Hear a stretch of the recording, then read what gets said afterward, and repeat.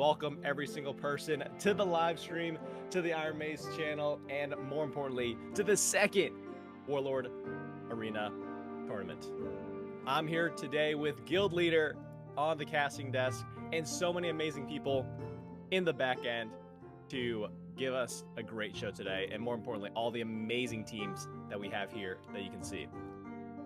Now, I'm going to pass it over to Guild Leader so that he can help us understand the rules and the format of this tournament this time around, because there have been some changes, right, Guild Leader? There have been some changes. Should make things a little bit more interesting this time around. So like last time, the format's going to be best of 3 with the grand finals being a best of 5. Let's see, Wow. So I think some of the things that are changing are what, one second, I'm getting a little bit of double audio on my end.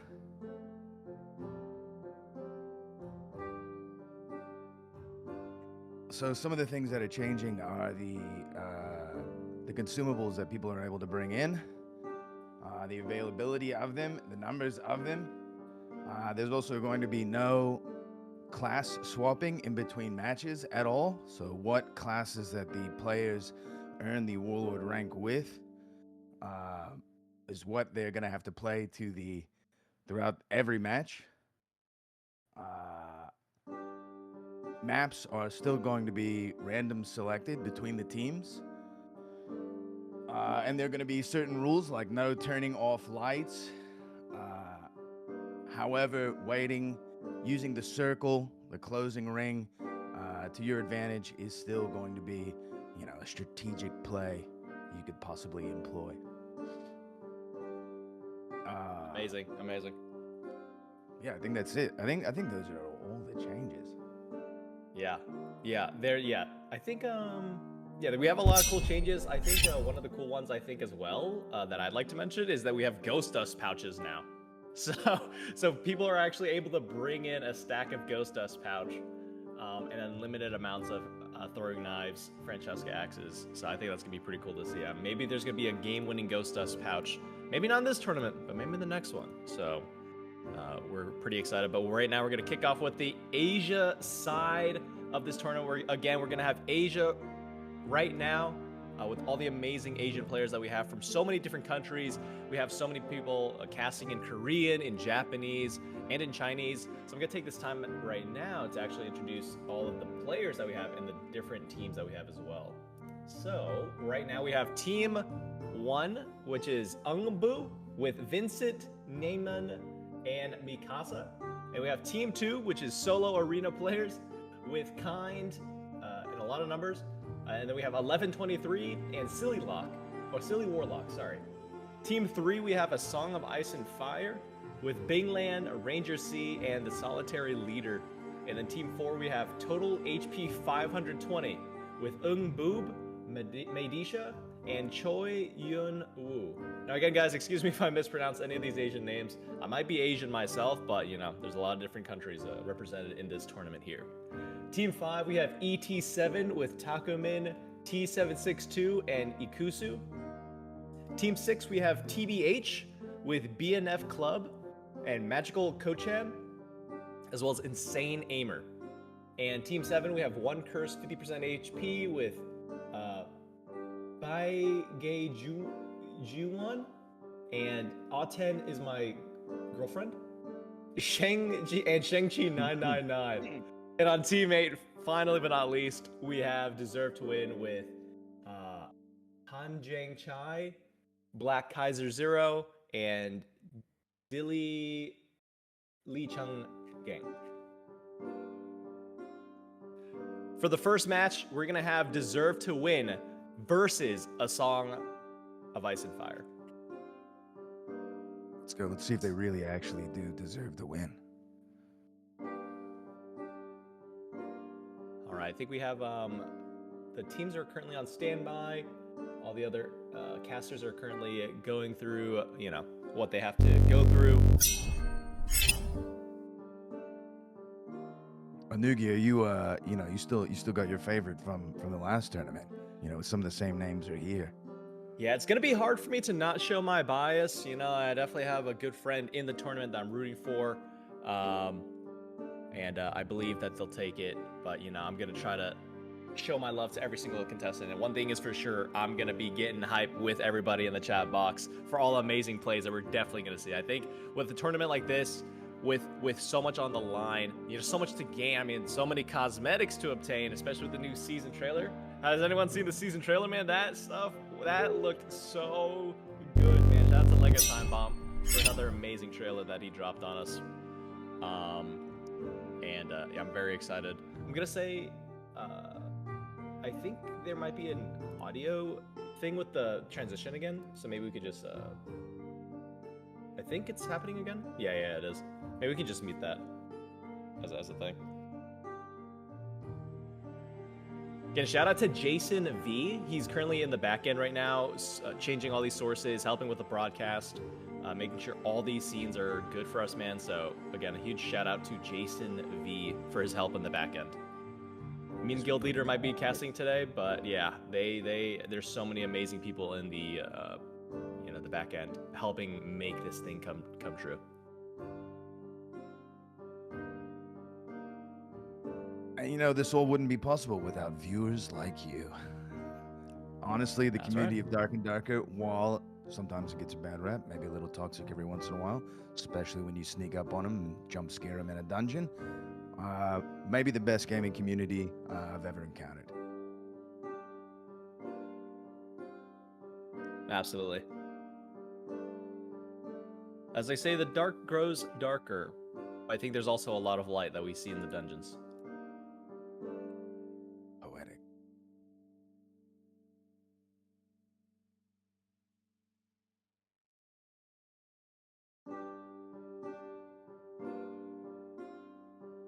Okay, so it looks like we got a fighter, wizard, ranger, a nice little classic combination. And if I'm not mistaken, Deserve to Win was playing fighter, barbarian, bard.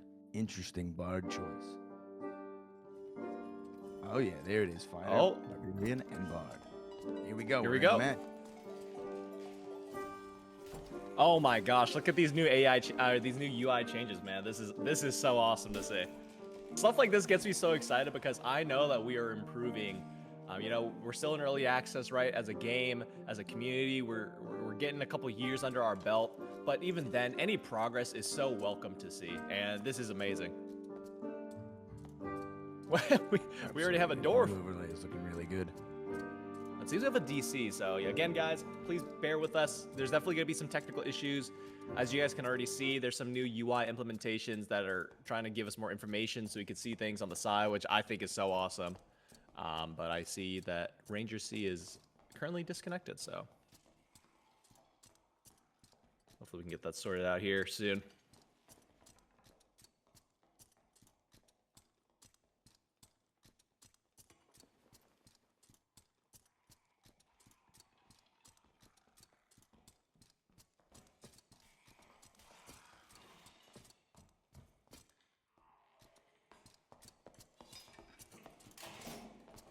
Yeah, so we definitely have a DC currently on our hands.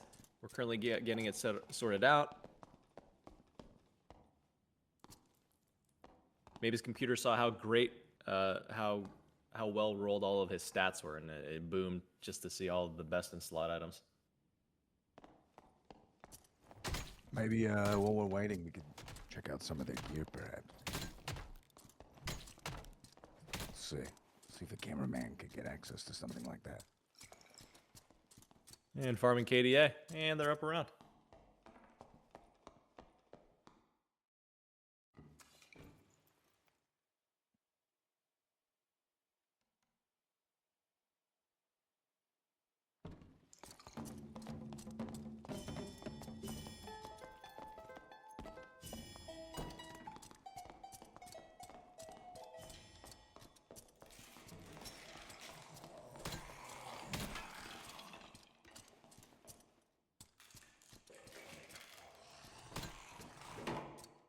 Yeah, we have confirmation he has DC'd, so we're gonna try to accelerate this match so that we can get a second, so we can get a rematch going here. Good old run it down.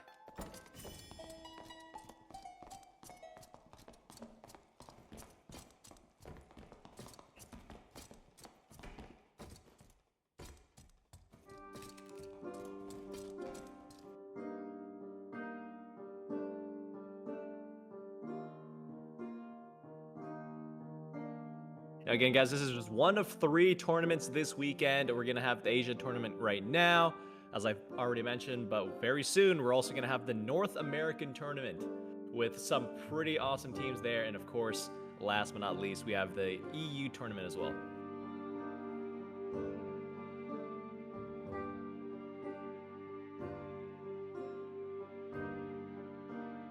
Man, I don't know about you guys, but I'm so excited for this new season, man. And I really hope to see a lot more. I can't wait to see with these new spells. As you guys saw, we can see some flying wizards. And I'm curious to see if we can also make other teammates fly. Surely gonna set up for some very cinematic fights and cinematic clashes in the dungeons.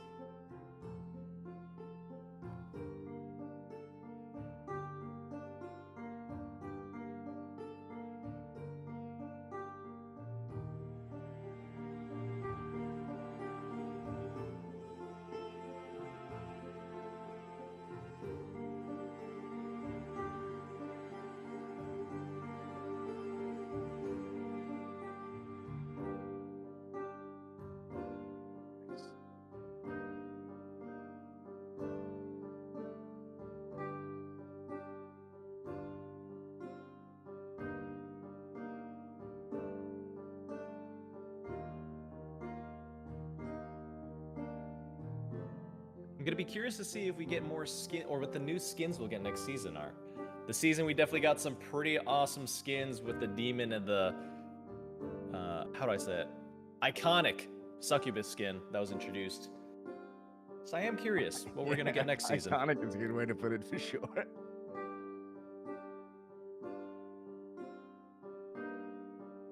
You know, it's nice. It's nice playing as a zombie, playing as a monster, an orc, a fish man, whatever. Having an attractive character model every once in a while, you know, mixes up the pace. I'm all for it. I'm all for it. We need some more representation in the Dark and Darker community.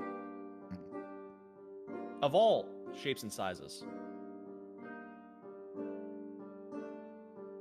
Men and women all deserve loot and the glory that lies await.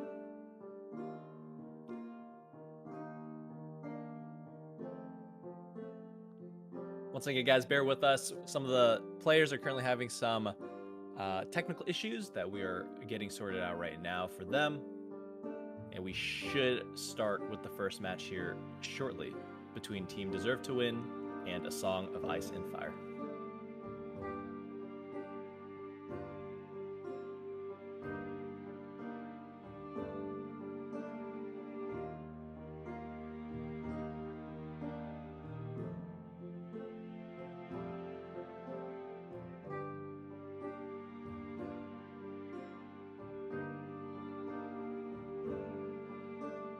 Anugi, the infamous wall climbing, mentioned who knows how many moons ago for Rogue is finally going to be unveiled. We've been practicing in the dungeons. You know, we've been double jumping. I've been holding on the walls, trying to practice on my grip strength and all this sort of stuff. Yeah, it's definitely gonna unlock some new cheeky spots. I wonder if it's gonna be a perk or a skill. I'm sure it's gonna be a perk. So I wonder how that's gonna collide with double jump. Maybe people will run it in tandem. There's definitely gonna be some new sneaky spots these rogues will be able to find themselves in. Will we be able to double jump into a wall climb, into another double jump, into another wall climb, into another double jump, and perhaps reach the moon? Now hold on. Now you're talking about infinity.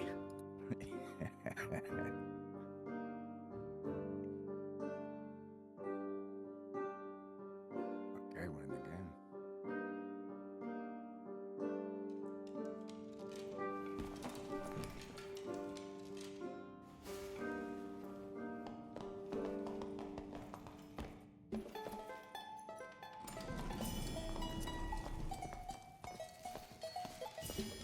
Let's go. Of course, everyone gets perfect BIS rolls when they're in the Warlord tournament.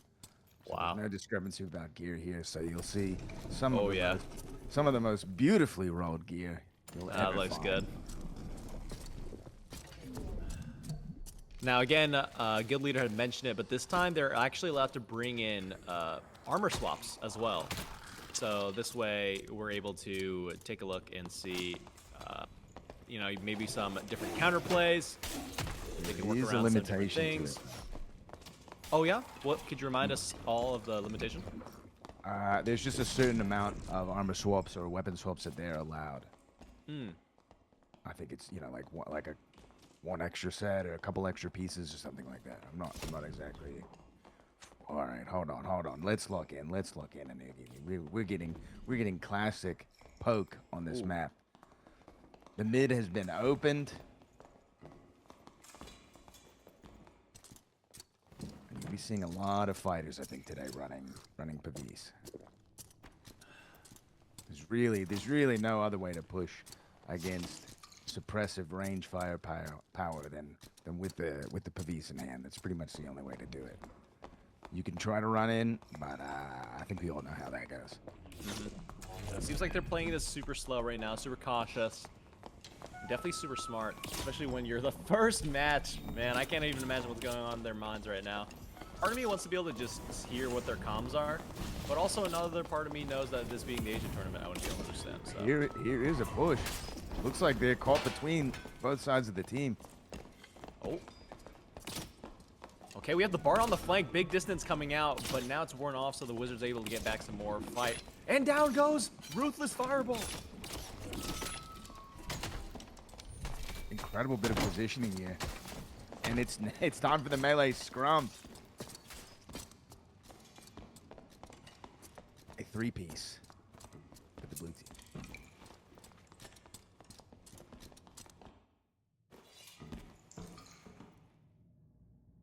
Yeah, that was a clean sweep. Not even a single life lost. Oh my goodness. We currently have a double melee composition centered around the Bard. The classic. On the opposition, we have a fighter, ranger, wizard. Now that distance has got some crazy value there. They were able to actually secure the kill on the wizard, I believe during the duration, so that was a huge dissonance with the Bard on the flank. Ranger getting ballsy.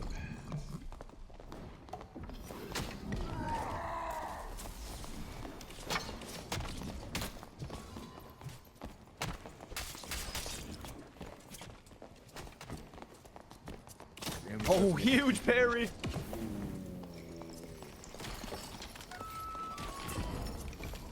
Goes for the crossbow, and he secures it with the headshot. Ruthless throwing out crazy zaps, fighting for his life, kiting for his life. This is pretty much Every spell is connecting. his fate is sealed. I don't know if you caught it, Inugi, but at the beginning of the fight, I think Hyukjin was going for a wraparound for a flanking position, and left his ranger and wizard to just get pushed basically. Maybe I'm no, sorry, Hyukjin's on the other team, my bad. But they basically tried to push early. The wizard and the ranger tried to push early on the melee team, and just got still Just separated. leaving their wizard exposed, yeah. I mean, it's just such a. I think with this sort of a matchup, you've really just got to play into the long game. You've really just got to kite as long as you possibly can, and just rely on the bow and spells to do work for you. Hyukjin getting caught again.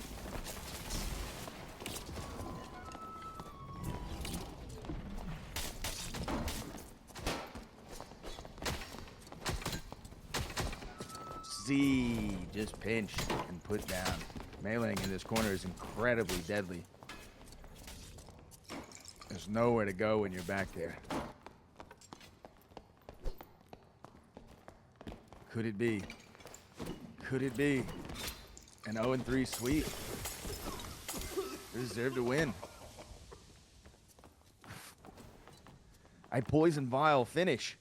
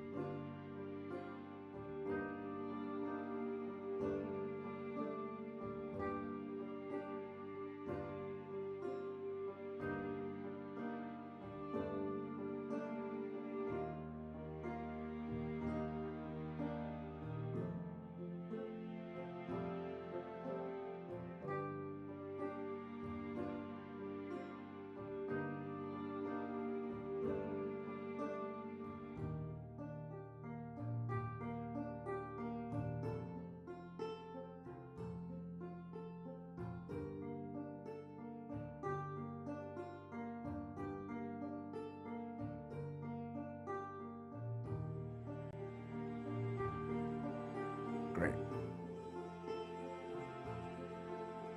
Team deserve to win. Team deserve to win with the 3-0 to take the first round. And we'll now be getting into the game shortly here. We're in, we're in.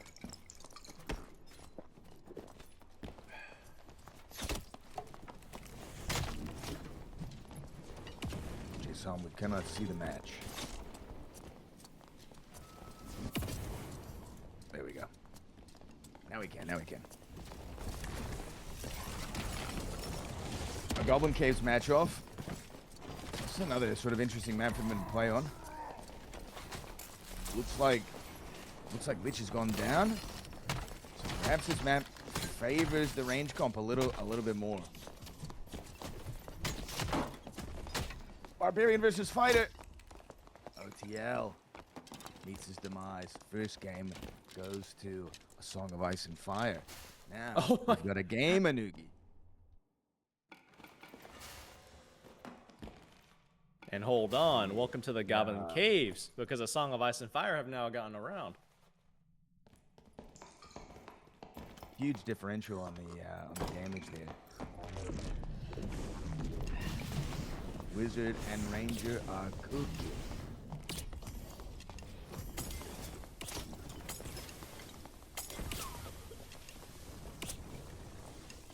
Poison vials deployed. I suspect we might be seeing a lot of that this tournament. See, putting down some crazy suppressive fire right now on Team Deserve to Win.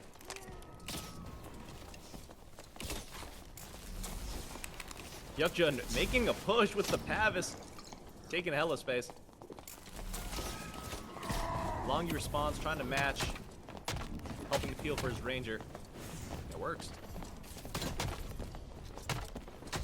Bichon trying to get a shriek off.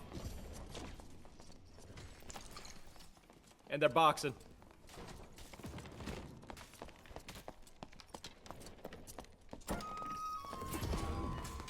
Yukjin. Oh, big kill on Longjun. Yukjin with the 2. And the Dissonance Bard versus the Wizard. Big block on the cast. And it's tied up. 1-1, still anybody's game. One thing I love about Dark and Darker is how that's even a thing. That, like, you could use your shield to block their hand. Now, sometimes it works inadvertently when you're casting a spell, then you hit your elbow on the wall behind you. But I do still think it's a pretty awesome thing.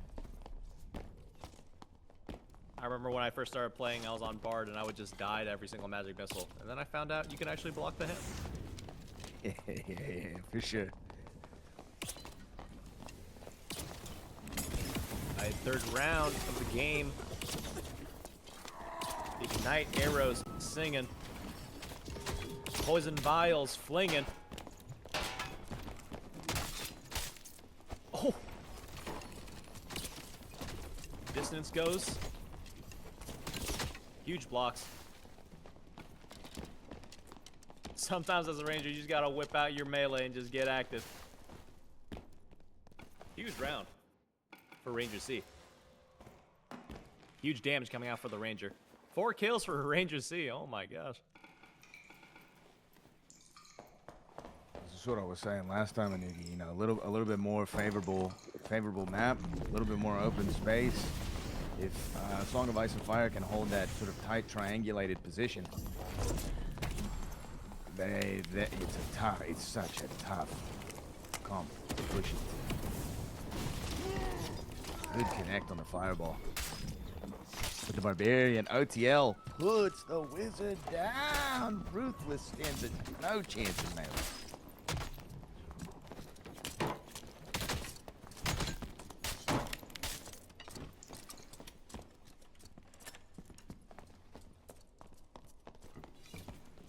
Just superior melee combat. If you can pinch him into a wall, there's nowhere for them to run except for into the edge of your blade.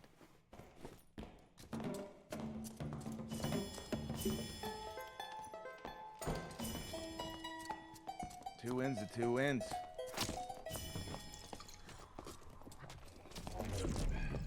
The final match with the mobs back.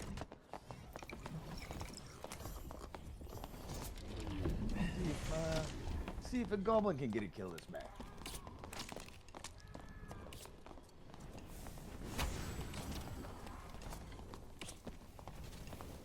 The disrespect with the ghost dust powder. I hate this stuff personally. It's like Song of Ice and Fire is holding frame here. The barbarian in yellow is deployed. The push is coming. Walking all the way from the other side of the arena, trying to corner them in the end. Oh. OTL put down. This is G able to escape.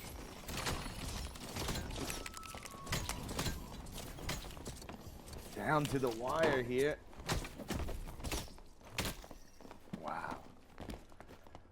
Wow, able to defend their position. Song of Ice and Fire pulls out the victory. Amazing. With all those pillars in that map, I'm actually surprised that Deserve to Win didn't do better. You know, they had a lot of cover to work around. But I think A Song of Ice and Fire was just able to find those angles to work around as well to recounter, reclaim, and retake this second game. And now we have a tiebreaker for the third map.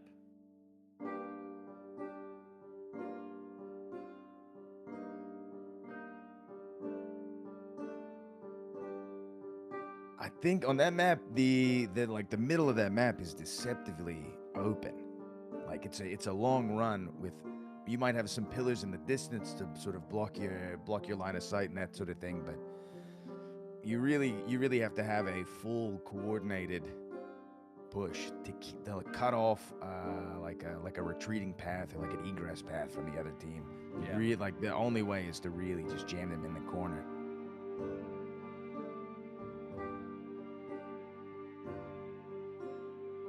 I'm getting a little excited. This is like a textbook matchup. It's like one for the records, you know? Ranged versus melee.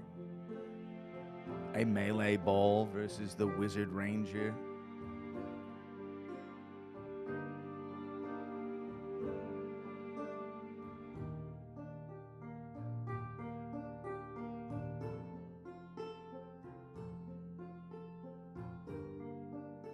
Sort of a bread and butter experience of Dark and Darker.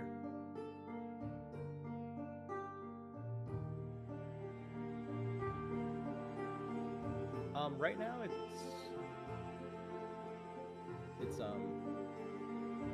No, and in the Discord we are looking at I think Observer 1. You're good, brother. That's what I'm saying. I think the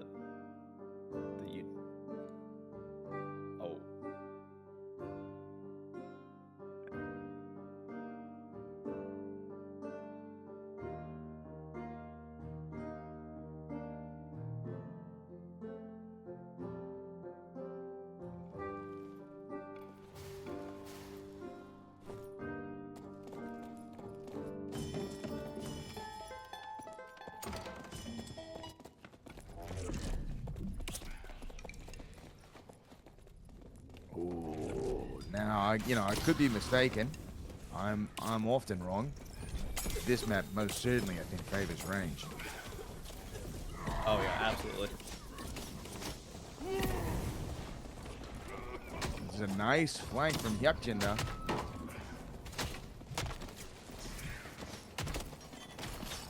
OTL's got Binglan in the corner.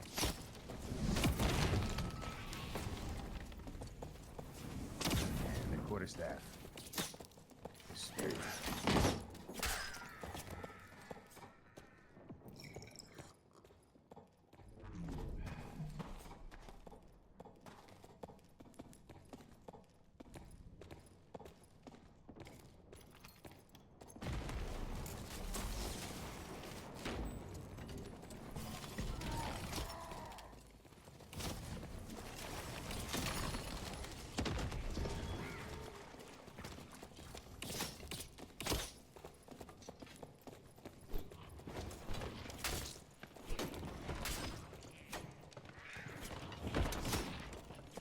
Yeah.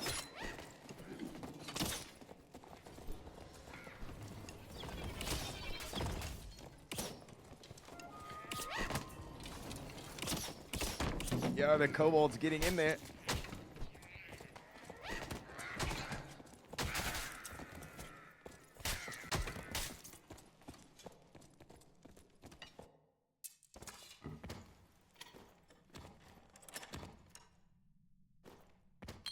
Yep. Yep, the UI is bugged.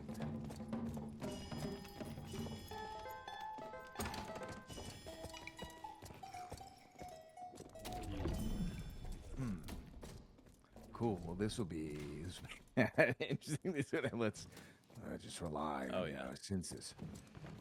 Oh yeah, there's that floating camera. This is already a worlds of improvement from the last arena tournament in terms of UI. So I'm super excited to see what else we're gonna have in the future as well. It's so cool that you can see the healing amount, the damage amount. Honestly, I'd love to see a damage taken amount as well.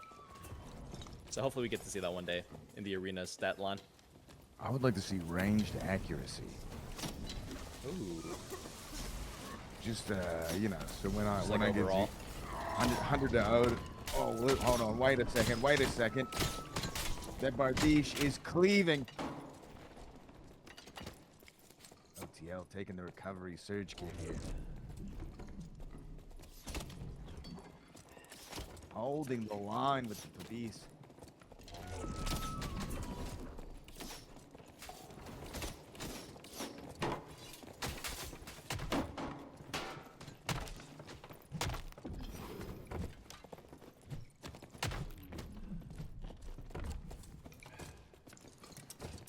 Have room to run. 2 wins for deserve to win here. Okay, you're. Wait. What's up? Nothing. Okay, all right.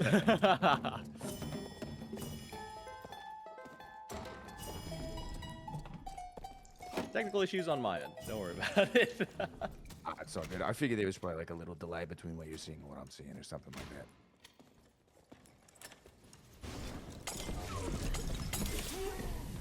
Poison vials have been deployed.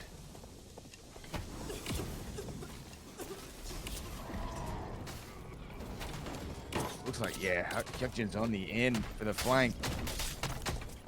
A full pinch here. Wonyu Binglan and Z both put down, leaving only Ruthless Fireball left. See if he can close the... Again, just pinching them in the corner. An age-old strategy, the pincer attack. Kyukjin doing some nice work on the flanks there. And just running everyone into Barbarian. So I do believe that means that Deserves to Win has taken the round. It's taken the match. Game, set, match. Deserve to Win.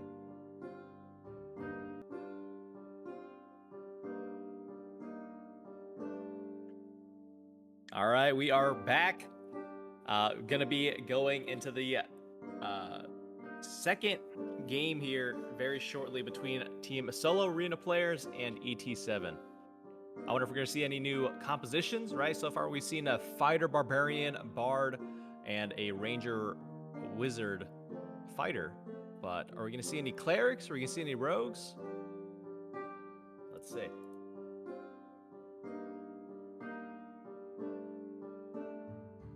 So for Solo Arena players, looks like we got Fighter, Cleric, and Warlock. A little Holy, a little Dark Magic combination.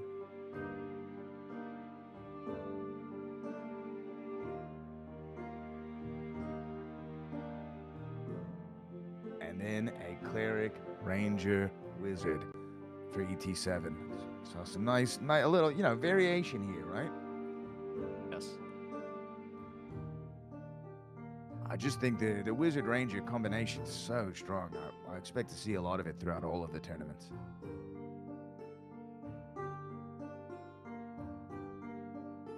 Well, we're back on the lobby screen. I believe. I think this is where we have to walk in, dude. Here we go. Oh, here we go.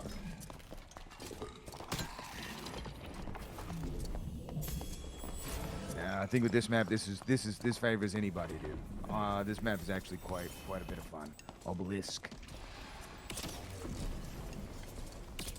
You've got flanking angles. You've got a big open middle of the map. A lot of tight corners on the end.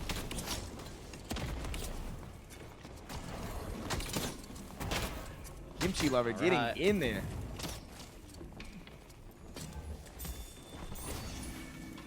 1-1 here. Is that both fighters taken out of the fray? Oh, the purge shot with the kill. Keeping that height advantage with range. Did he just pop an invis pop? I think he did. Yeah, that was definitely an invis spot. A little cheeky play, you know? Alright, so we have a double cleric matchup. That's pretty interesting. Last matchup we didn't have any clerics, and now we have 2 of them. Ranger, Wizard, Cleric versus Cleric, Warlock, Fighter.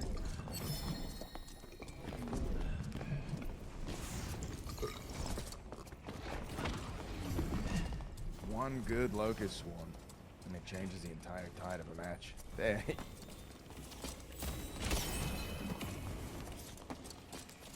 CLY taken out early.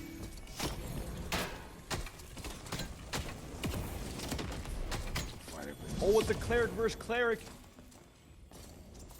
In 762. Proving that at least right now, better Cleric.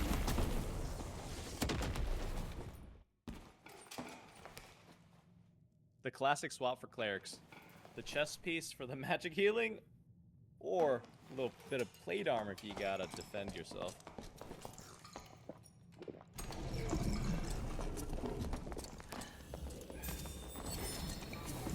Now, is it commonplace in Noogie to swap that in like mid-fight? You know, you get a little pause in the action, you swap into magic heal. Now, I've never seen that, but hey, if you have enough of that APM, you might be able to pull it off. 2234 taking down 762. See some big Dark Bolt damage, but it's not enough. Takumin taken down Silly. Big per shot damage there, and the explosion. Not enough to take him down. Getting some lesser heals off with that ceremonial. Lands a heal on Kimchi as well. Kimchi taking space now. He says, I got you, brother. You had me. Now I got your back. And the Sank coming off for the full reset. They're not full HP. Oh, he's popping a clarity. He said, I need some zaps back at least. And zaps he will do. Big lightning strike. Oh, 2 for 2.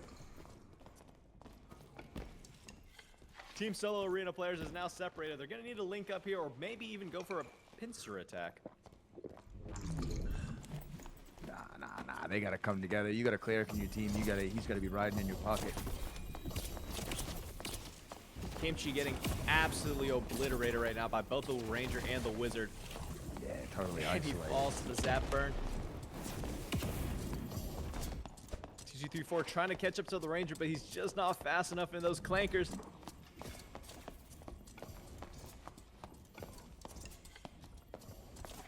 Caught between a rock and a hard place. Yeah, bow, an arrow, and a fireball.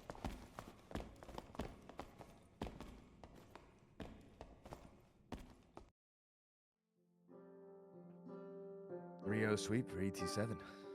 Akusu was looking really good in that round. It's a lightning strike after lightning strike. Young man might be a descendant of Zeus, I'd argue. Nice.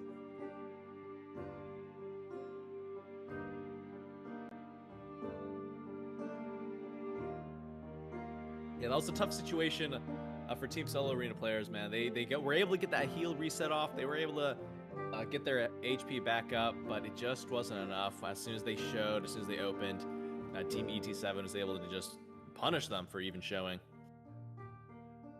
Well played by Team ET7. Absolutely. Well played. Absolutely. Yeah, the Warlock's definitely going to favor a longer match, but there's some serious aggression on the field currently between these two teams.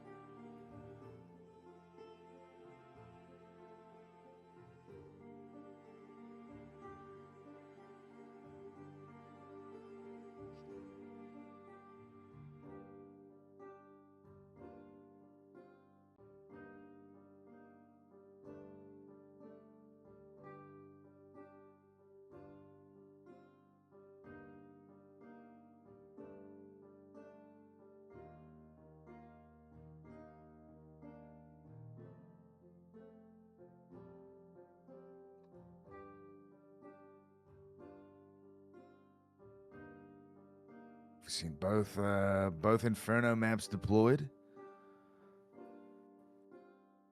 Will we get the hidden altar? Will we get the stone wall?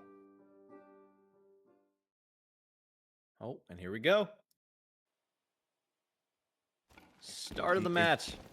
Looking like a ruins map.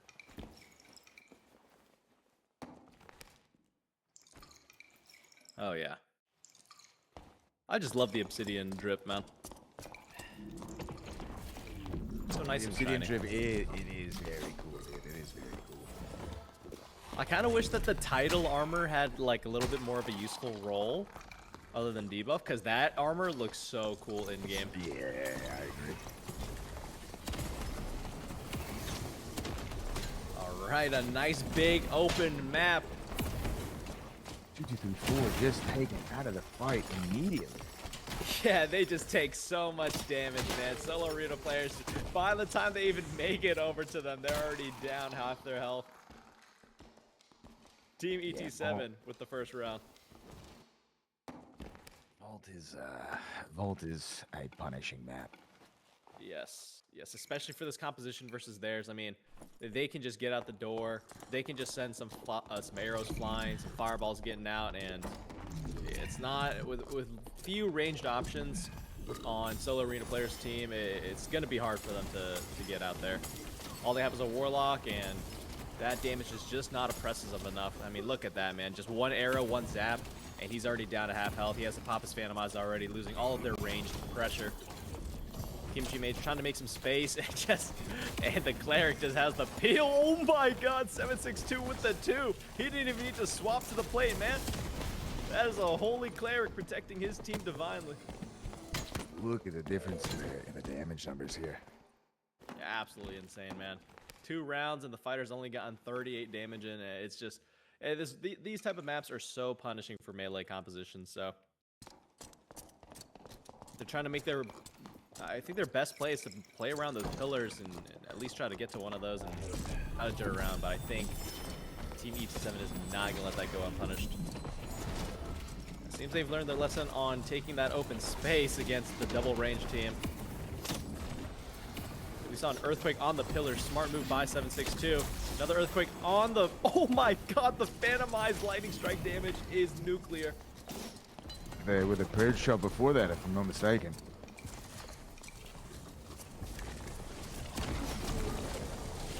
2-2-3-4, getting a little drunk.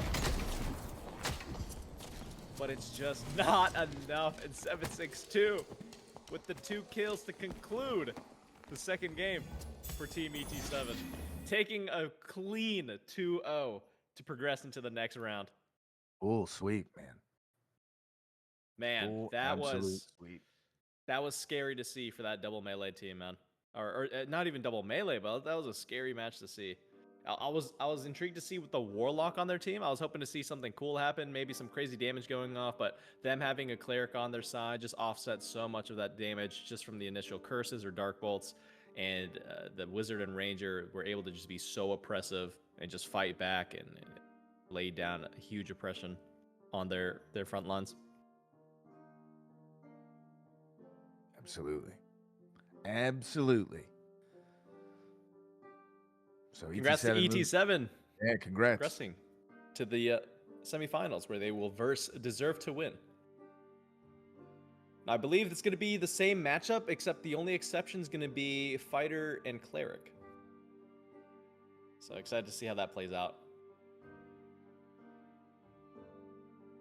If I had to make a bet, I would bet on the Holy Man. He's looking a little good right now with that smite on his hands.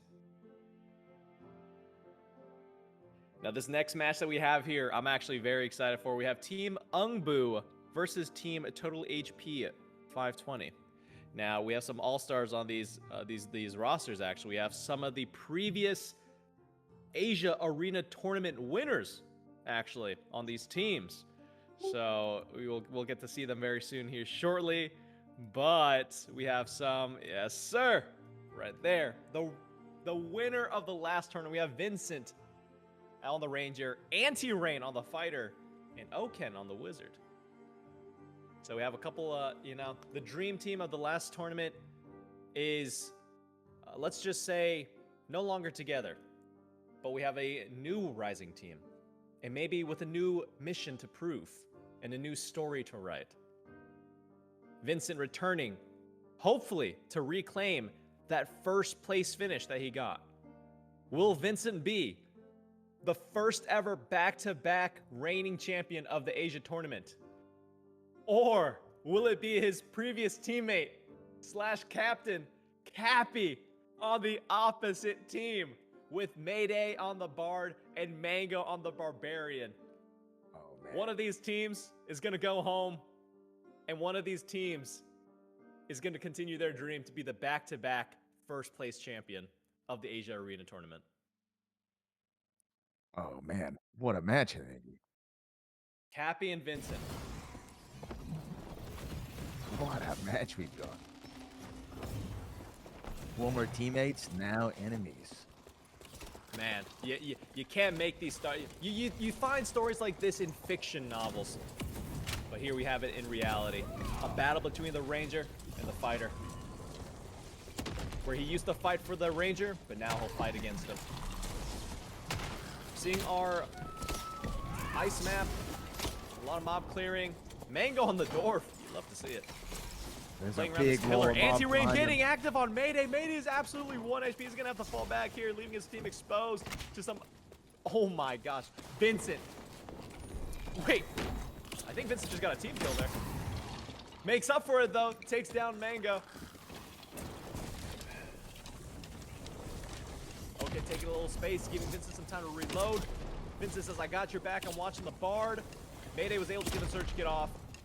Big explosion on Mayday. Just does so much of his health. Disso on Vincent. Doesn't work there.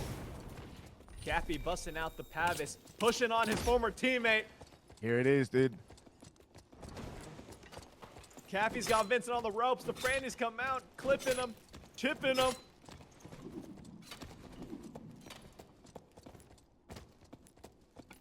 Vincent on the run. He needs to reload. He gets the chance. Cappy deciding to go and help his teammate. Maybe get the kill on Oken. Oh, and he gets the jump off, and it's just not enough. Pavis coming out. Vincent going for the toes. Oken and Mayday are both just one. Oh, Mayday. On the pillars. On the pillars, Hanuki. That's crazy. Oh, we gotta see Cappy versus... Oh, Cappy. That was clean. Oh, I wish we got to see that fight, but hey, we saw how it ended. Cappy, just, man. Yeah. Not total a HP, good look very for the aggressive first push. round. Staying locked into your starting point in this map is it's tough. They were able to fight out of it, and there was some good resets there. Vincent definitely looking locked in. Trying to make up for that last Team K. Taking some early space, early damage on total HP 520. Crossbow shoots, doesn't connect. Vincent with 2 out of 3. They're going Pavis for Pavis.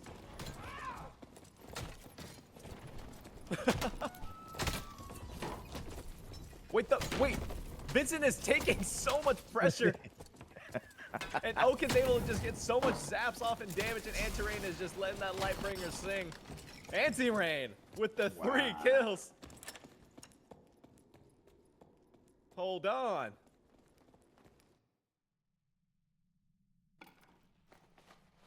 Maybe Vincent with the Pavis was the true answer all along.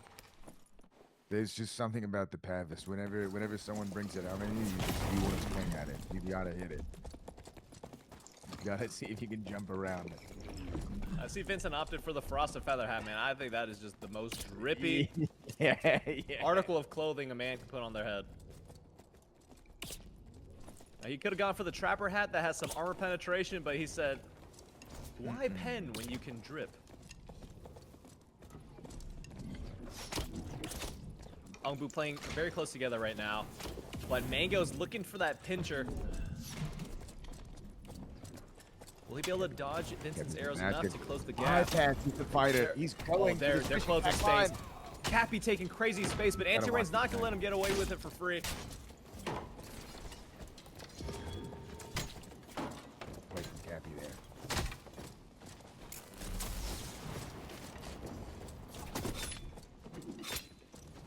They're looking to punish him. Cappy's moving crazy. It's making me have a headache.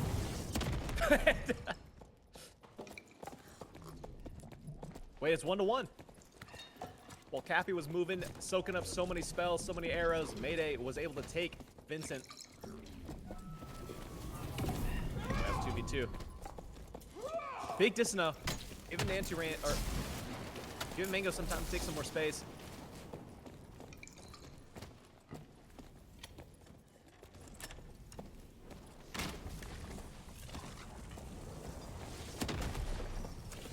If possible, I'd love to see some more bird's eye views, if that's possible for the team, because I think that would be so nice to see some of these hectic moments, just a little overcast view. Oh my gosh, it's a 1v1. Disso Bard versus the Wizard. Gotta be careful walking into that. Wizard's gotta be low in spells. Mayday's gotta be low in spells. Yeah. Oh yeah, you see, he gets a little clarity off. That's enough to get back his zaps, I'm sure. Now with 5 zaps, that's going to be enough to take down Mayday if he hits all of them. But Mayday's popping some bandages here. He's not going to let him get away with it for free. And with that dissonance range, he's definitely going to be able to put Oaken's definitely going to be a little careful around that. Oaken's being very smart right now, playing around those pillars, just giving himself a nice little tunnel to shoot and zap if need be. But that circle is closing. He's short on time. No more fireballs. One more explosion. Will it land? The dissonance is off. He's in the zone taking crazy tick damage. Mayday holding him. The explosion sticks. The zap lands as well. There goes the lightning strike. I don't think that one hits. Big chain. And it's just not enough. Mayday holding down the line. Able to take down Oaken with the serve bow. Well played, Mayday. I was getting my names confused there earlier. Forgive me.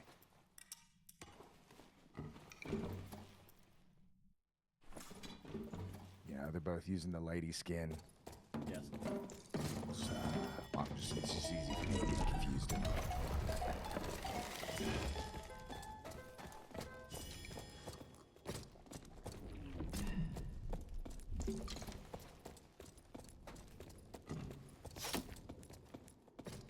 All right. HP in the lead. Total HP. If they take this one, they'll take down the first game. A little bit of splash going off the big lightning strike. Cappy now at 75 HP. 75% that is. He's gonna probably get a back off the heal. Very smart of him to do so. Anti-Rain looking on the flank. Playing not as... still definitely together. Giving Vincent the space to do what Vincent's got to do. Watching their flank. Cappy. The Pav is just taking up so much pressure. Explosion goes, sticks to the wall. Second one doesn't connect either. Vincent does catch an arrow in his back. Cappy taking some space on Vincent. Now he says, you put an arrow in my back, I'm gonna put a mace in your face. But Vincent says, no, I got a Pavis in this place. Blocking crazy, it's just not enough. Mango able to take down Vincent. Does get punished for it, but now he's gonna have the chance to heal. There goes the Surge Kit.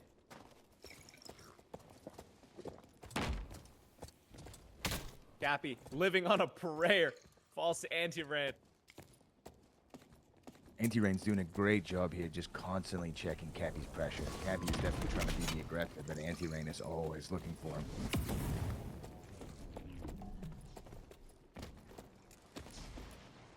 Mayday, looking to heal here. He was able to get that dissonance off, but the explosion was already stuck, and it just chunks him. Anti-Rain playing right with his wizard, smartly so. Mango making good use of that pillar to get a little bit of space. Getting some hits off on Anti-Rain without letting Oaken punish him too much. But Oaken looking good with those spells, man. Oh, yeah. It's down to the wire here. This is the camera. Oh my god, big chain from Oaken. He busts out the melee. Big pillar coming in the way. Anti-Rain was not able to help out Oaken because of that pillar, but let's see. 1v2 for the Anti-Rain. Big blocks coming from Anti-Rain. Oh. He gets one. He's got Mayday on the ropes. One for Andy. Big block. Oh my god.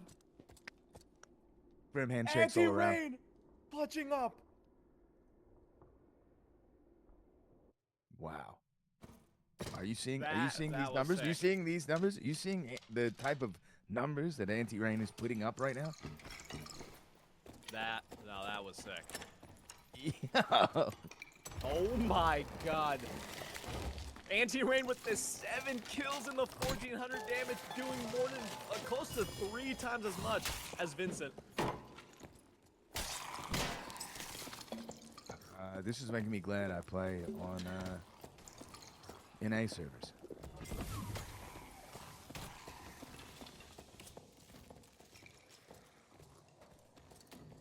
It's getting a little bit of damage off on Mango. And again, the mobs are back now. If you guys know anything about the Ice Cave, these Ice Cavern mobs are not to be trifled with. I wonder if we're going to see any unique mobs this time in the arena. Maybe a pair of Tangle Thread trousers to be found. Hey, nice damage from Vincent. Big perch shot on Mango. Mango just has this big, thick, juicy pillar to hide around, so. Vincent looking dialed in. Cappy, while Vincent was looking at Mango, Cappy was able to get behind him, but Vincent has this nice little corner. Has pillars to... Anti-Rain coming for the save. Anti-Rain says, hey, don't even worry about man, I got you. And Vincent says, thank you, brother. I got you with the finisher. Saw Mango there. Look at them all. Team Ungboo well connected right now, playing so together. Fireballs are singing on Cappy. Vincent looking for the toes, but the lightning strike secures it. And there you have it. Team Ungboo with a close game, man. It was just so back and forth. That was awesome to see. Anti-Rain shining that time. Absolutely. So much damage from the Lightbringer, man. Wow. Wow. That was awesome. That was a good match. Between two titans, two previous first place winners, two previous teammates. But Anti-Rain showing that, hey, Vincent, we were meant to be together. Wow. Patience and positioning, always the critical components of victory.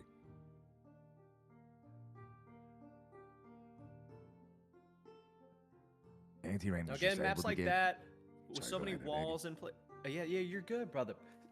I was just gonna say, with maps like that, so many walls, so many pillars, it's so hard for a ranger to really find those connecting shots that he needs. There's just not that much space or there's so much space for the fighter and the barbarian to play around. Cappy was able to really make use of his Pavis as well, and Mango, we saw him on the pillars so much. Let's see if we get a more favored map for Team Ungboo. Or maybe a better map for Team HP, so they can get better pinches. But I don't know, maybe even if they pinch Team Ungboo, I think Anti-Rain has proven that he's not going to go down without a fight. He's not going to let his team get squeezed. As a matter of fact, it seems like he will be the one doing the squeezing.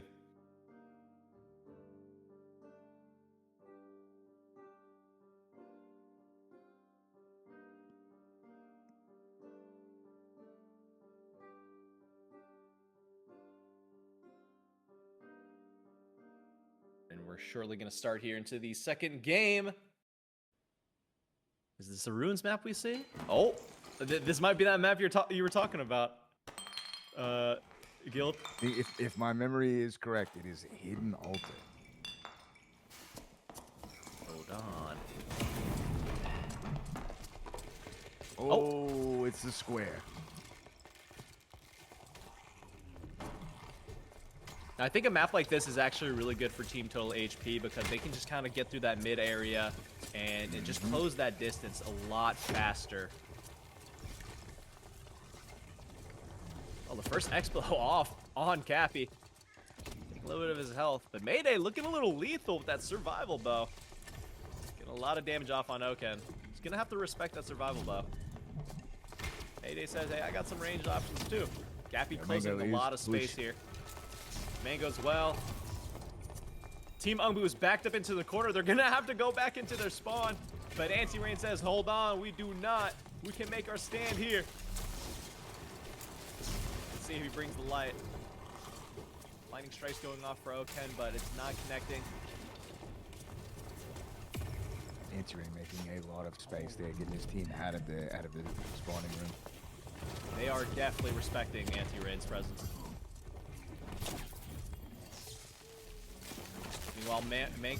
Meanwhile, Vincent and Oken are able to get a little bit of damage off with the zaps and the arrows. Anti-Rain propping the breakthrough, not able to close the distance on Mayday, but getting a huge headshot on Mango with the Lightbringer. Team Total HP is looking low on their HP as Team Ungboo pushes them now back. Big perk shot. Oh, Mayday's just taking so much damage. Oh, big kill by Mango, but I think Mango's gonna fall for it. He does. Second win going off for Anti-Rain.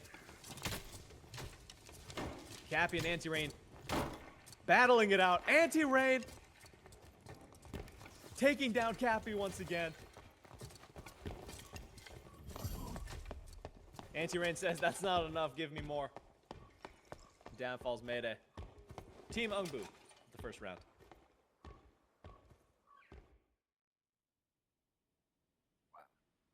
Team Ungboo is looking real solid right now, Nagy. Yeah, you're telling me, man. It wasn't looking so good for them initially, but then, I mean, after the Anti-Rain busts out the Lightbringer, that might have struck some fear into the hearts of Team Total HP. Because they respected it, they backed off. I'm surprised then they didn't just full collide and start just brawling, but maybe this round will be different.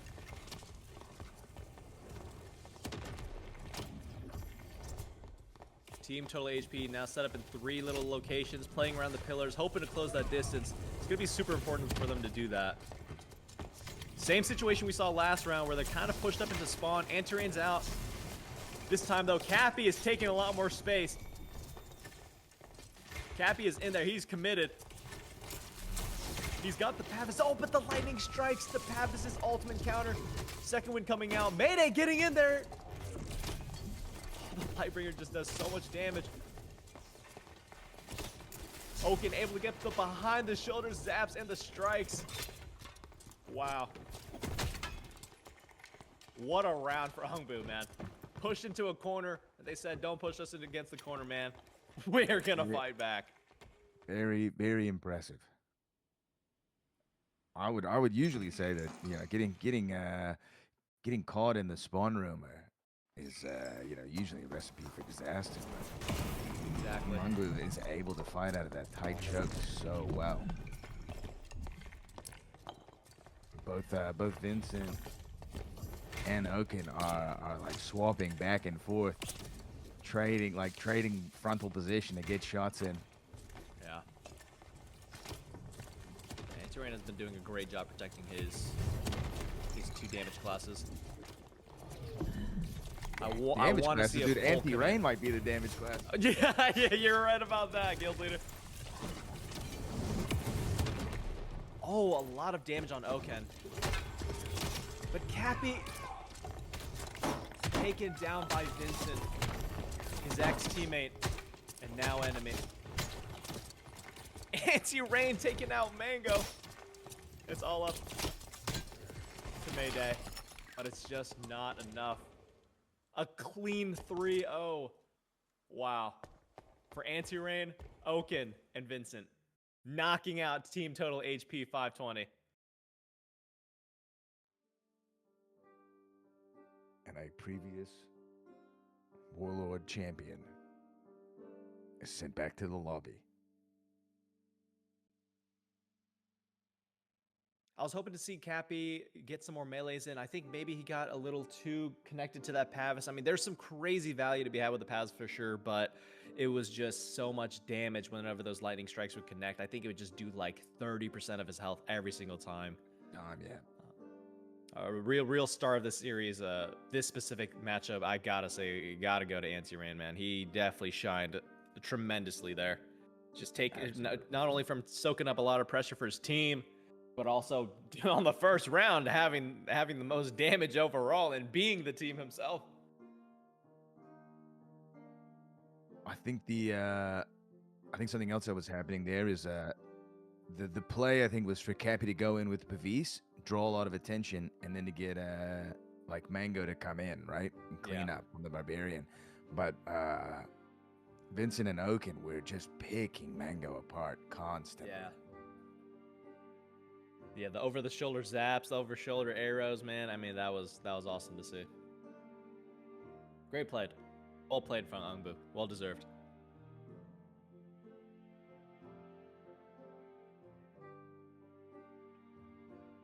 Team Ungboo progresses to the semifinals.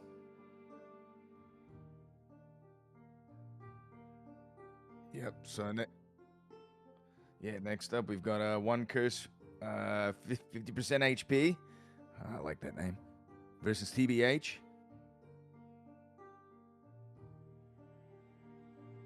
Curious if we'll see a Warlock on that team. And now, if I had to guess, I'd love to see maybe some Dark Offering shenanigans. Maybe if the one curse does 50% HP, maybe we'll see a Cleric Warlock, and yes, we do.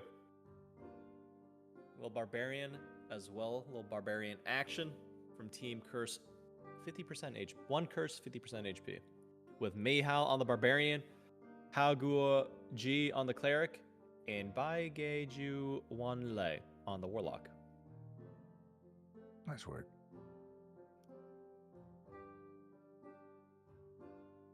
Here we have a returning all-star. We have on Team TVH, we have Cian on the Ranger, Rupal on the Fighter, and Coca on the Wizard. Hold on.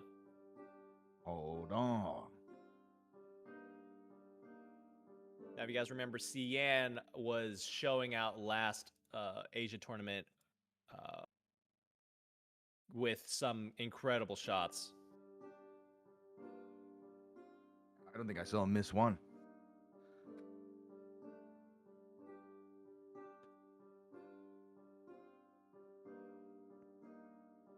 Now, didn't we see this matchup earlier? Fighter, Wizard, Ranger versus. It was what? It was Cleric. I think it was Cleric, Fighter, Warlock. Warlock. Yes. And the Warlock Cleric team definitely felt the brute force, or the magical force that is, of the Wizard company with the Ranger.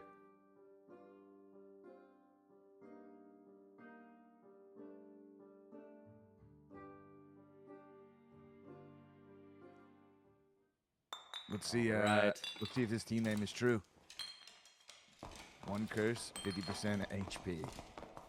Oh yes, sir. You can see in the right side. You can see he's currently doing his Dark Offering. Oh my goodness. I play a little bit of Dark Offering in the arena myself. I think it's a little bit of a cheeky build. And the setup takes a while, but with the Cleric, you're able to get it back so much faster. And with an additional 50% not only magic damage bonus, but also 50% physical damage bonus, Vigay is gonna be he's gonna be a force to be reckoned with, not only in the range, but in the melee range as well. See if he has enough time to get off value on it. Those Dark Bolts are going to be hitting, and those curses will be inflicted. Oh, big Dark Bolt damage already. Curse going off on Rupel, and Mahal taking advantage of that with the Bardi Shay. Oh, down falls the Warlock. Judgment going off on Coca. Mayhall chasing him down, not letting him get away. The grapple on Cyan! The grapple, dude. The grapple. A little bit of a love tap to the teammate. Thank you for the heals. As team 1 curse 50% HP takes the first round. Mayhall was looking very good there. Seeing a little bit of damage from his Warlock, and he says, I'm gonna full commit. Boonga boonga, I'm getting in there. There you have it. Barbarian only has 2 keys, but now with grapple, he's got a 3rd. W key, left mouse click, and grapple.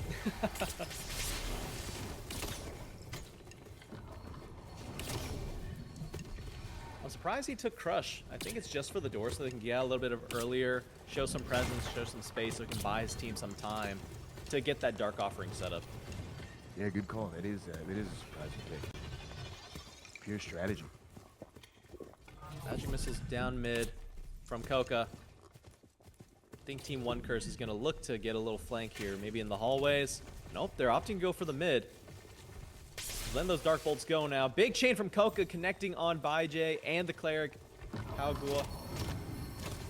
Big Sank going off, and Cyan is punishing him for it. Taking a lot of heals from Halgua right now. Mayhell says, I'm going to get in there. Takes a little time for my team. No, he hits the wall. Rupel able to do some massive damage. Big lightning strike as well. He's absolutely 1 HP. He rolls out with 1 HP. Incredible. I can't believe he survived that. Some ghost dust pouches. Interesting. Good challenge from Rupel there. Now, this is the drawback with the Dark Offering build, because now Bygay has now run out of his Dark Offering here very shortly. Rupel in between 2 falls. Coco hoping to secure the kill for his team. Utilizing that closet space very well. Ice Bolts weren't able to connect, and Mayhell catching up with the Francescas. It's all up to Cyan. 1 HP in a dream. Oh my god! Wow, dude. Wow. Put down. Oh! That was a hard matchup for Cyan, and of course. But he can say he got his.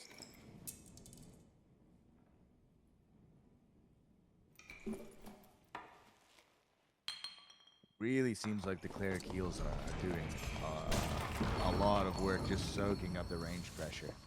Oh yeah, absolutely. TBH.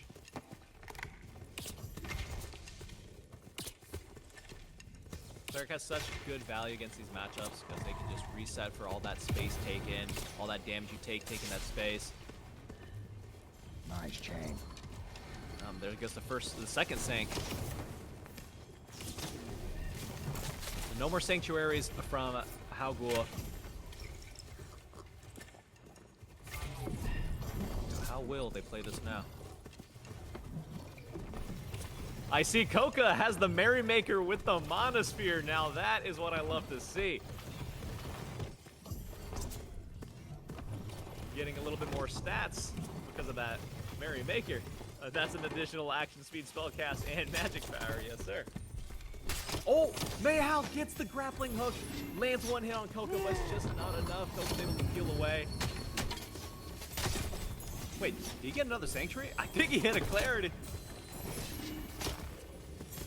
Mayhal's soaking up a lot of space, a lot of heals, a lot of damage. He's just pressing W and just hoping for the best. Oh, big parry. But Rupel is able to finish with the Lightbringer. Let's see if they Rupel can now recover. popping his Surge Kit. Second one already down. Cyan in a corner. 1 HP. Cyan falls to the judgment. Can't dodge that. Rupel looking to get active. Yes, he is. Coco's able to get a little bit of reset off thanks to his fallen teammate Cyan.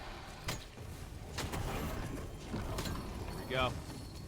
Another Sanctuary. Does this guy have overload? Yeah, I mean, he must be drinking clarities like this. Oh, I think he judged the Hydra. Rupel holding the door, though. Haugo is not in a good position right now. Team TBH might be able to take their first round here. They're holding it down so well for Hugo and Rupel. TBH takes it. I'd like to see TBH get a little bit more active in the early part of the game. But yeah, I guess they've got to be incredibly careful about any sort of HP loss. Yeah, I think they're respecting that Dark Offering because they know if they get cursed once, it will do 50% of their HP.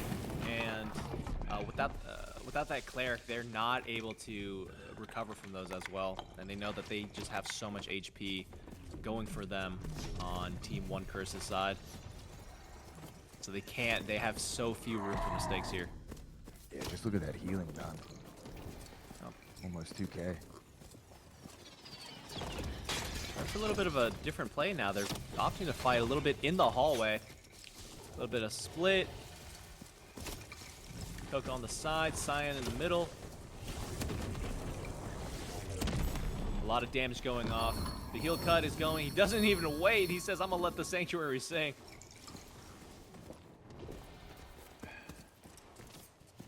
How cool. Yeah, Popping the clarity, popping a squat. Yeah, he's clean with those, man. Keeping his spells topped off. Yeah. Bygay not able to get too much value. Oh, big damage. Oh my god. Mayhel with the 2 hits and the curse to top it off. Does break through and gets back, and just like that with 1 Sanctuary, they're all full HP.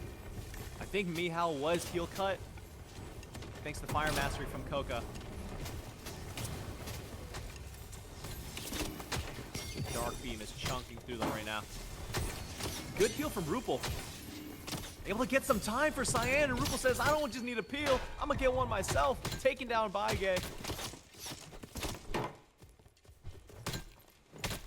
Oh!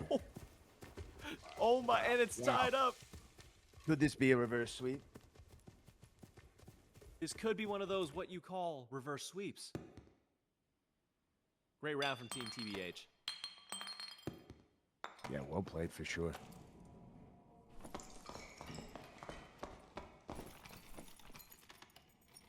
Rupel saw that dark beam coming out from Bygay. He says, wait, I gotta get in there. I gotta start boxing. Box he did. See, Bygay's definitely gonna need to do what they were doing first round. Take a lot more space. They're getting a little too much time.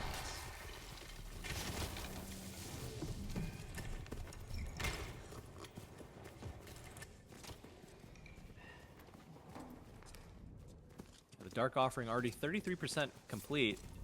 Got just roughly 45 seconds left, unless he has buff duration built into his kit. Gonna need to be getting active here to make the most use of their team composition. Clean chain. Oh, Punished though. I think Coca just fireballed the tree. Oh. He's gonna need to heal for it. I think Mayhel and their team knows, and they're pushing them. They got him on the run now. Bygay gonna get some free Dark Bolts now. They connect. There's 1. There's 2. Cyan buying some time though. It's the tight church to push. Cyan in an open hallway are not any good combos you want to run into.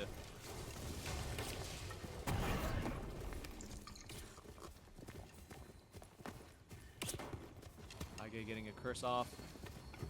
Dropping heals. It seems like both teams have kind of reset. I know Team 1 Curse is low on heals, but they will probably have time to reset here, and yes, they do. I know now, though, with their team, they have definitely run out that Dark Offering. Grappling goes out, and it misses. Oh, he was able to Dark Offer again. Amazing. You don't see that every day. The double offer in the last round. Mayhel getting active, closing space on Coca. Coca falls. Parry on Rupel. Rupel blocks it. Baike getting in there now. Another parry for the win. Cyan 1v3. Busts out the melee. And it's just not enough. Team 1 Curse 50% HP taking the first match. Now that was pretty awesome. We almost saw a reverse sweep there from Team TVH, but Team 1 Curse 50% HP was able to lock in on the final match and take it home. Solid effort. Completely different strategy from the last Warlock team that we saw. Yeah, I saw that the other Warlock, I think he was just normal. He was like a tank build. He had a ruby silver leather cap on. But yeah, we saw that we had similar team matchups, but they both went drastically different ways, just because of certain armor changes and perk changes, and also player changes as well. Yeah, last tournament we saw a lot of Wizard Ranger. I mean, there's still a few teams going with that combination this time around, but a lot more clerics, right? The Yes. cleric plays. Absolutely. Absolutely, and that's a great observation, Guild, that you made, because last Asia tournament, I believe, now it's definitely different for the NA and EU side, but last Asia tournament, I believe we only saw one cleric, and that was Cappy when he was on Vincent's team. Mm-hmm.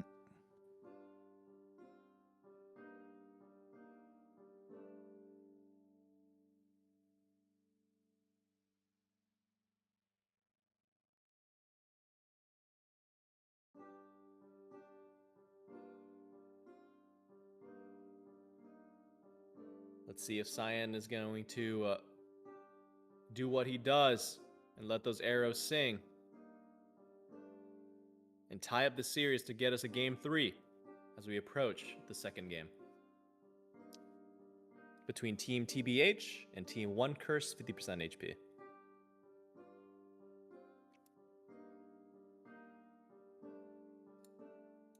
Again, thank you to all the amazing viewers in the chat box. I know it's super early for a lot of us here in North America, but wherever you are in the world, guys, thank you guys so much for tuning into the stream. I hope you guys are enjoying it, enjoying the Iron Mace production, man. There's so many amazing people working on the back end, and we've been going through this transition period with Iron Mace, right, with a new team as well, working with Iron Mace, and they've done an amazing job rising to this occasion.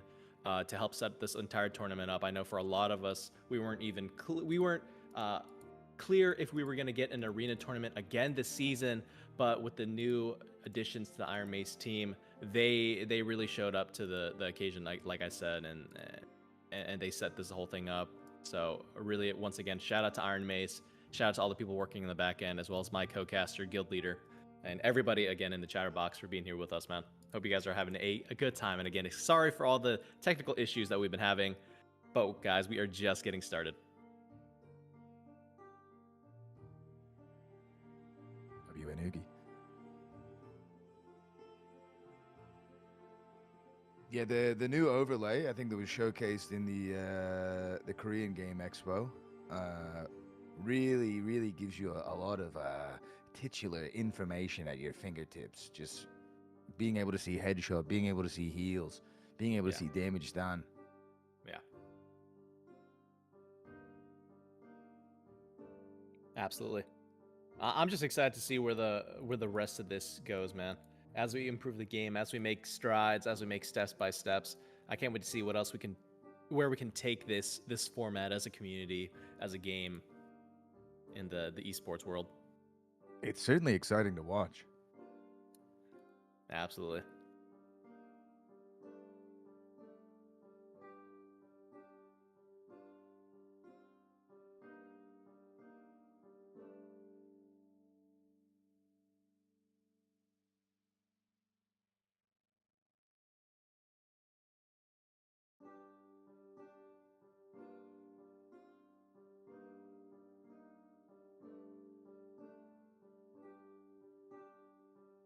right, we will shortly be starting the second match here soon.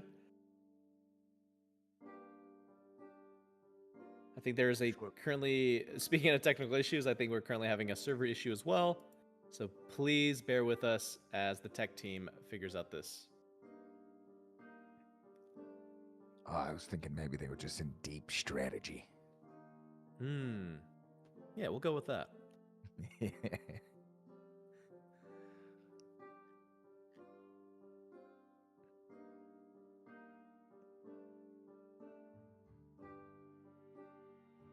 Nugi, when I mentioned earlier about Cyan's team trying to make an early play, do you think it's worth it for them to try to get aggressive while the Warlock is doing the Dark Offering, or having a cleric just able to just makes that recovery time so minimal that there's not really an opportunity?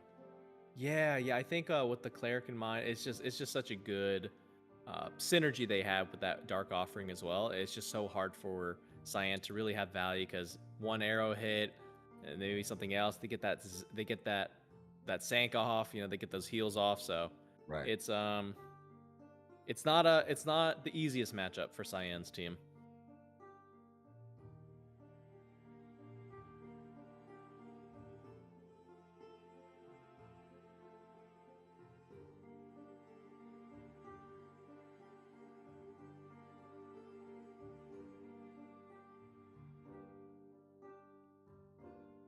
I wonder if one day we'll see a different type of arena, you know, maybe like a I don't think we will see it, but it would be interesting to see all these amazing players using the artifact arenas right now that we have in the live servers.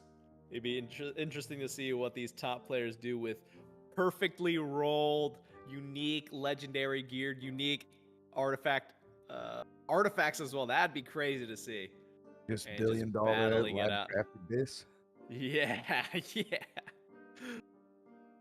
If it would trend anyway right now that the live servers are going with the end of wipe event with artifact arenas, man, fights would be over so fast. So fast, for sure.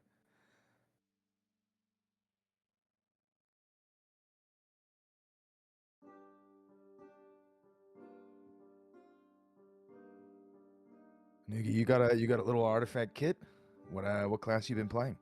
Yeah, I'm definitely an enjoyer of artifact arenas. I think it's a very fun way to enjoy the end of wipe. You know, it gives a chance for a lot of people who maybe don't necessarily grind all wipe to get all the artifacts, and you know, they can't really bear to lose that one artifact that they work so hard for, and it gives them a chance to really you know, have fun with it and get some practice at least. So I really love the artifact arena wipe events or end of wipe events, and Yeah, I I think they're a agree. great addition to the game.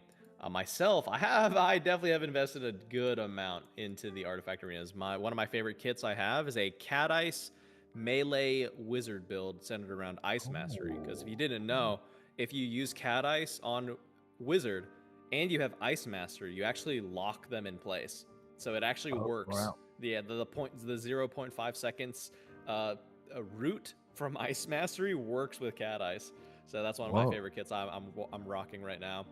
And it's Actually, I didn't know working that. pretty good. I use the illusory to buff myself up. I put on ignite, haste, and then I get in there and I just start boxing. And then I get 2-tapped by a bloodthirster. Right, yeah, you catch a couple pestilence shots. Yeah, exactly. I also have another healer melee druid set. I definitely do some unorthodox things. So That's fun. Artifact that, Arena is definitely the place for it. yeah, that one has 40 magic healing on it, so I'm pretty proud of that one. And even the pulverizing prayer I have on that kit has a 1 magic healing roll, so pretty proud about that one. Not that good though, if I'll be honest.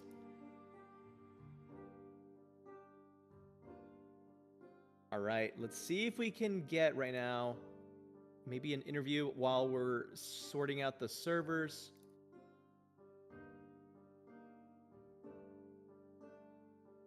Let's see. Okay, let's see. Let me ask.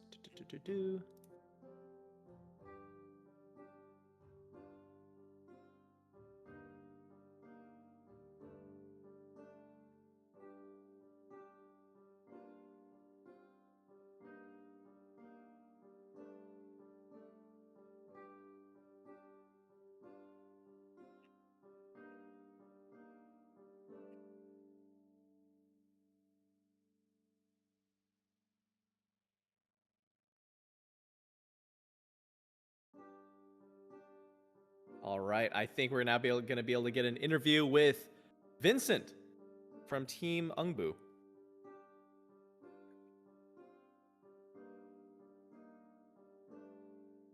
While we're taking this little tech break.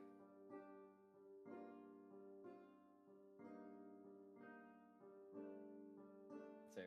Oh, hello, Vincent. hello. Oh, you. Okay, it's just me. Yes. Hey guys. Yes, just you. Hello, Vincent.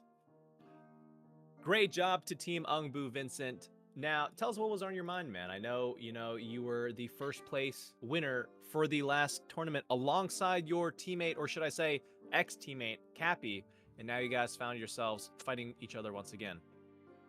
What was your mindset going into that game, brother? Listen, I really did not want to fight Cappy on the first round, but it was fate. And, hey, we had to do it, It is what it is. Wow. Comptive them, Nerf Ranger, Nerf Wizard, please.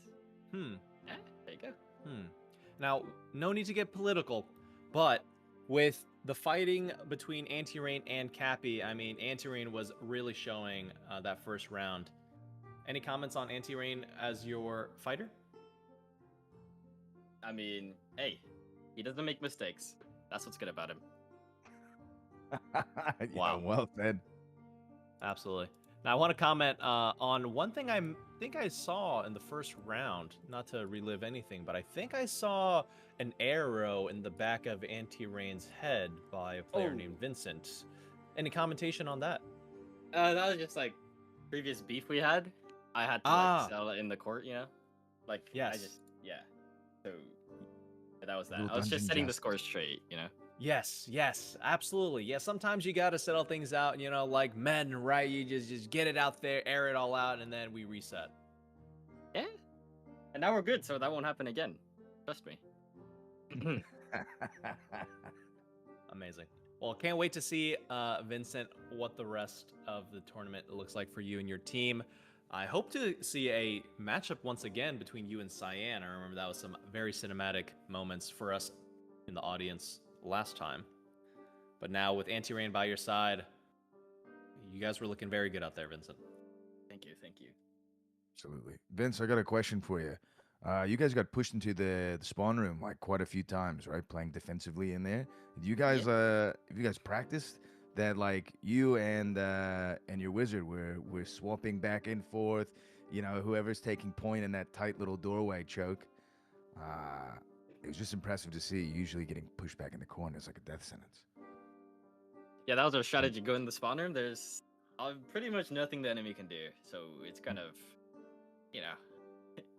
it's a little cringe, but hey, it is what it is. I didn't make Arena like this. No, I mean, I think it's pretty impressive. Usually playing into the spawn room is like a game over, I think. No, we made the game over our strength. Oh, yeah. Impressive. Yeah, Anti-Rain was able to really take a lot of pressure for you guys. I also like when you busted out the Pavis with Cappy, one of those first games. You guys went Pavis for Pavis. That was pretty funny to see. Can't get third. All right, Vincent. Well, thank you so much for your time, Vincent. Can't wait to see your performance in the rest of the tournament, and best of luck out there. Thank you for your time.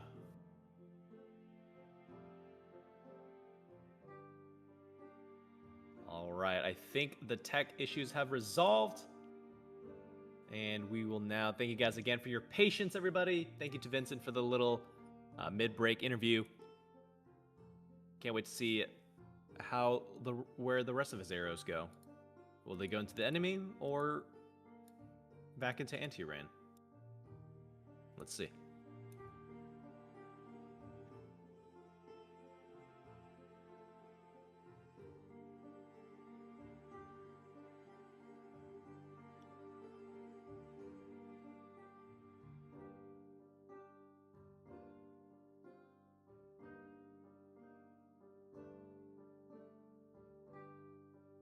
Now, conversely, we actually, for the NA tournament, to skip a little bit ahead, while we still wait for the second match to unveil, we have kind of an inverse thing where this tournament in Asia, we had a match between the previous first place teammates, Cappy and Vincent, Whereas now we'll have on the North American side, we'll have a matchup between the previous 8th place teammates, Fred Fireball and Repos versus Party Chip. Ooh, salacious. Yes. One of them will go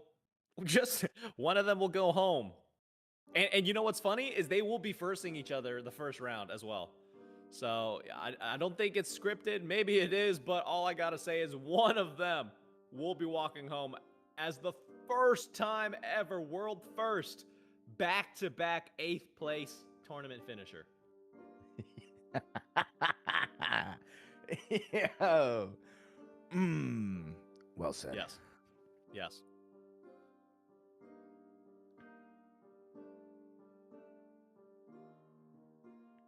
Yeah, do we see the dwarf skin get run again? Or has Party Chip learned his lesson? What's funny is that when Party Chip was on the dwarf, they actually won that round. Yeah, true. That was the funny part. I'm pretty excited for the North American tournament, so make sure you guys tune in for that one as well. That's going to be happening later today, I believe, at 8 p.m. Central Time.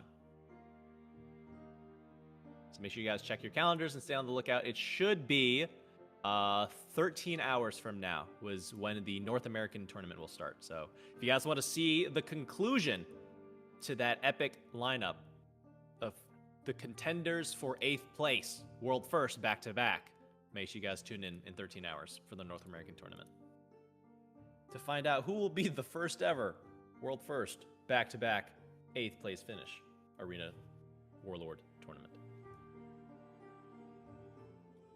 Will it be Party Chip, or will it be Fred the Fireball and Repos? I guess there's only one way to find out in 13 hours. I myself woke up at 4 a.m. my time for the tournament. So hopefully I'll be awake by then. I think I will. I don't think I can miss that.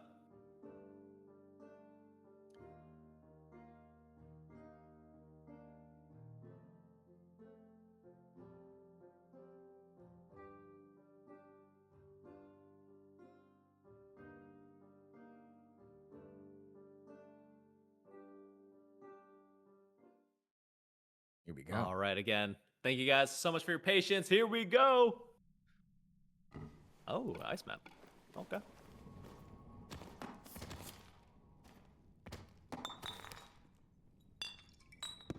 Well, do be liking this map.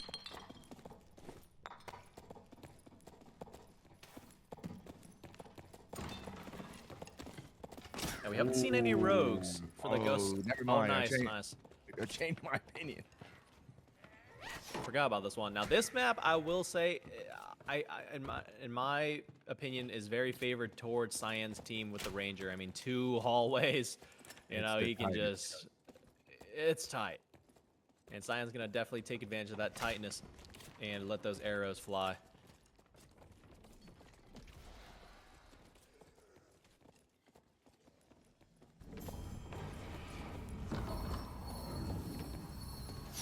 Ooh, actually opted to wait for the Dark Offering. Interesting. I think they know they're going to have to play a little bit long now. With these hallways, they definitely are playing it smart. You can definitely tell their experience from Arena that they know these bridges are not to be pushed when you're facing double range compositions.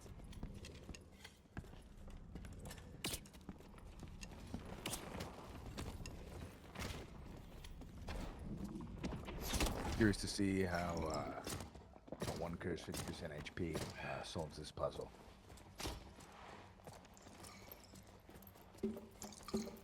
I'll go getting those resets off.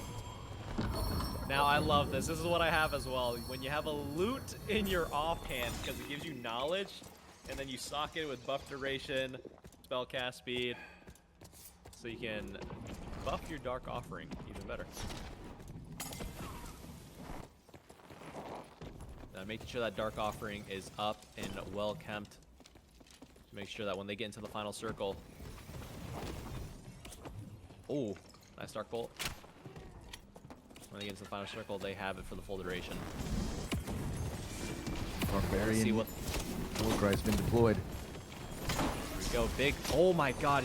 Mayhal taking so much damage from Cyan. I saw him have 100% to 0 in like 2 seconds. You gotta try it on the first round. Oh. Hugo missing 1 heal there, and Cyan taking the 3. Again, man, what you do not want to see is Cyan in a little short hallway. Because he will be obliterating. Yeah, a play I like to pull on this map is, you know that ladder? The ladder that's in that shadowy corner. Yes. You hit the bridge early, you jump off into the water, you catch the ladder. Just get a different angle. Cyan's team got a great circle for them last round. Team One Curse had to push into them. I wonder if they're gonna play it a little more fast-paced this round, maybe, for Team One Curse. TBH taking some space.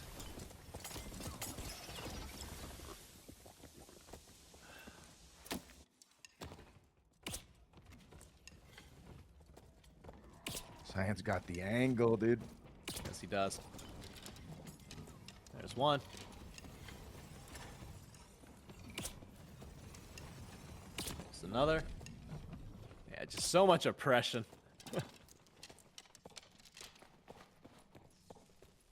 Backed into a corner. One Curse. Gonna have to make a play to get out of here. Sanctuary off from Halgo. Cancelled by the fireball, but not too much damage. The grapple connects on Coca. Coca getting out with 1 HP in a dream. Halgo and his team pushing, not letting him get that chance to reset. Coca, instead of healing, sending fireballs. Coca says, HP is fake. I'm getting back in there. I've got to help my team.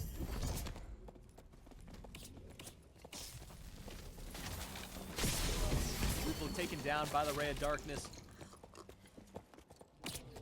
It's up to Coca and Cyan. Hugo's definitely looking low on heals, so. Oh, the judgment for the finisher.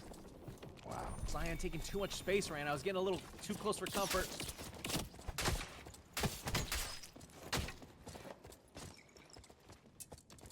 Down falls Cyan. Giving Team Curse, One Curse 50% HP. Around.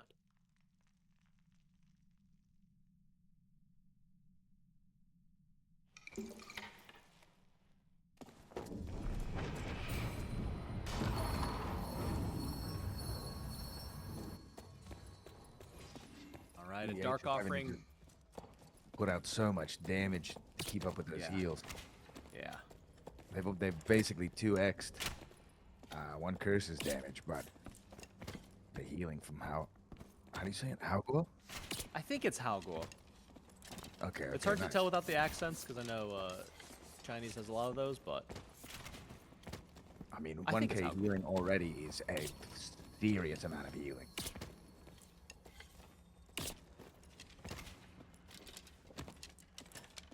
And playing off of the grappling hook to the judgment. yeah. Yeah, that was sick. That is a lethal combination. Infinite amount of slowing. Yeah, not the best map for Team One Curse. 50% HP. Halgo now looking for another sit down.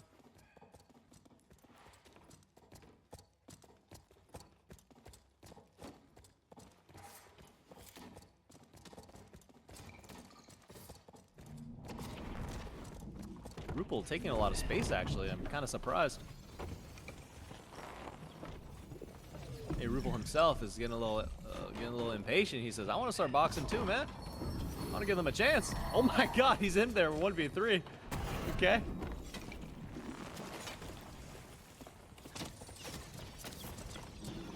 He's trying to stir him up, get him to push out, chase into him. Actually, very smart play, now that I think about it. It looks like it worked a little bit. Yeah. Cyan and Coca with the high ground now. Oh my gosh, huge lightning strike from Coca. Another one. Nice fireball to disrupt the snake. Oh my god. Coca looking like prime Zeus with those lightning strikes right now. 3 for 3 on the quick shot, I'm pretty sure. Crystal sword swings coming from Baige. Those are doing so much damage, but none of them were able to connect. They take down Rupel. Cyan takes revenge, taking down Halgul. Baige with so low, and an ice bolt to the brain secures it. Team TBH, another round. Dude, great play from Rupel there. His little bait and switch did work.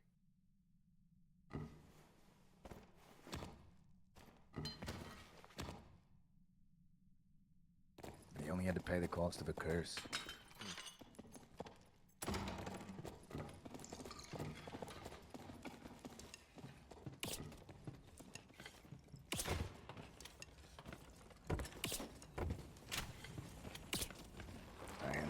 Dude. He is looking good right now. Centaur's madness stings. Oh. Baige going on the down below. This is going to be punishing. Yeah, that is going to be punishing. Just a straight line. Down to 50% HP. Halgul's going to have to use some of his heals here. I think they're going for... Yep, they're resetting the Dark Offering.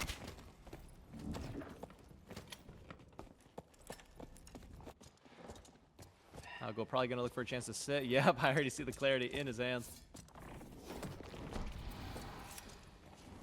Rupel going for the ladder. Not full committing just yet. You know, if they play this patient, they got those bridges to play off of. I think that's just what they'll do. With all these redstone shards on the line, and who knows what kind of succubee type skins will come out in the future. The desire to win really shows. Maybe a little incubee.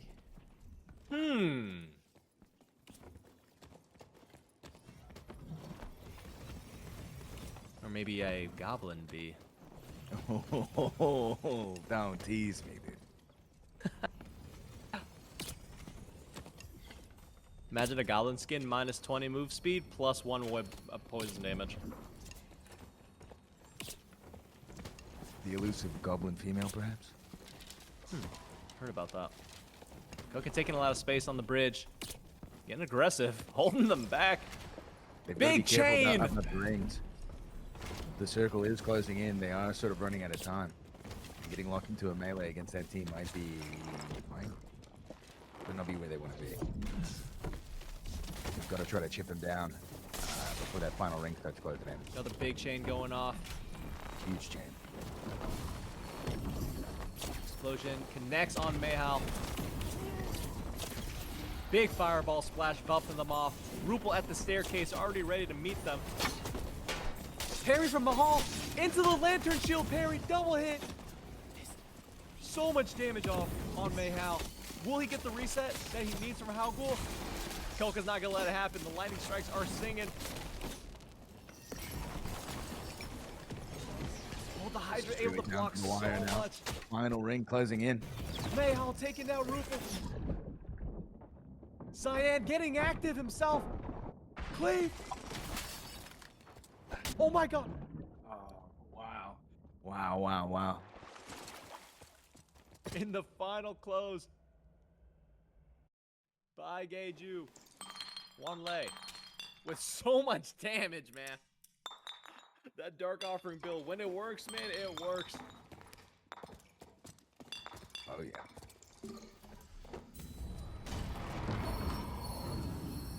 If TBH just had a little bit more time there.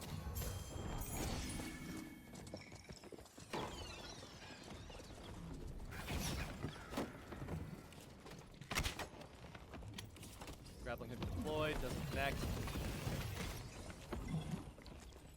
A lot of magic missiles. Maybe we actually crossed the bridge this time. And now we're back in the same situation where we were. We go bridge cross for bridge cross.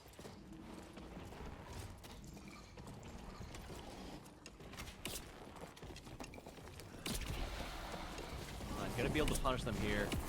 A lot of obstacles in their way, though. Cyan can't find the angles that he needs. Sank to top them off and hit the reset. Just looking for an opportunity to land a grappling hook.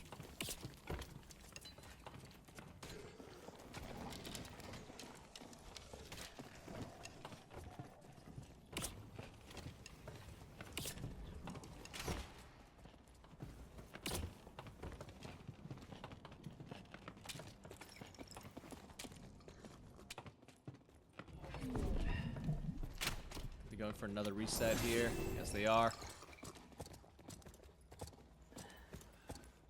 Team 1 Curse 50% HP. Really good right now at making sure their Dark Offering is kept up. I think they kind of have to against this team composition on this map too as well. Absolutely.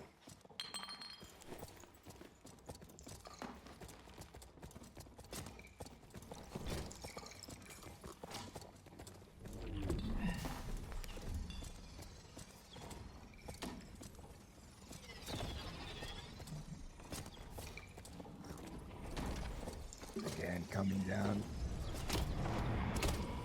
to the final circles here.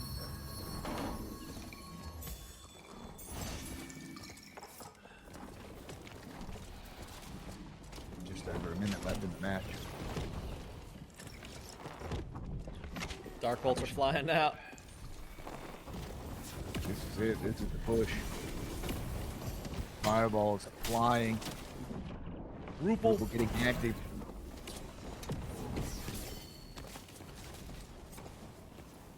Going for a surge kit. Let him reset. There's that cheeky ladder. Wow. Oh my gosh. Yeah, if they could just make it to the final circle. Clutch sanctuary there. Wow. Team 1 Curse.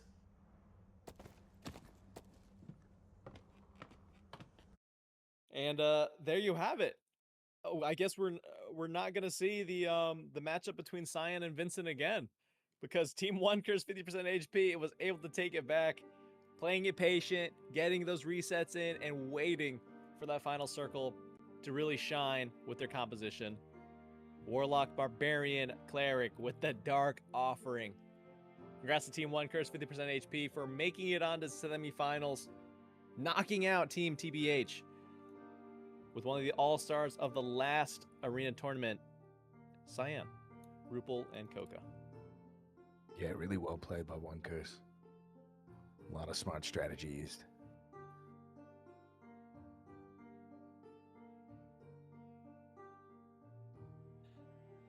All right, and now we're gonna have the first match coming up here shortly for the semifinals to see who goes into the finals. Between Team Deserve to Win and Team ET7. Now again, correct me if I'm mistaken, but I believe that they're a very similar composition, with the exception of, I believe they're both Ranger Wizard, and they have a front line, but one of them has a fighter and one of them has a cleric.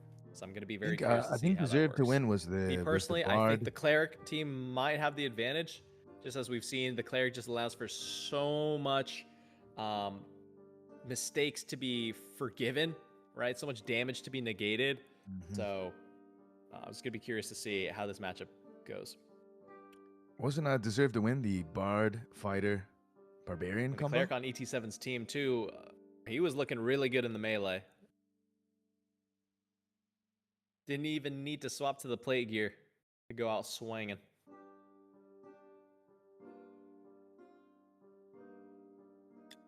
Oh, I'm mistaken. Team Deserve to Win is actually a fighter, bard, barbarian.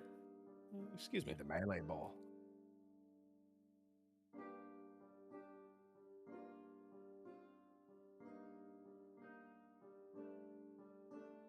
There it is. 762, yes.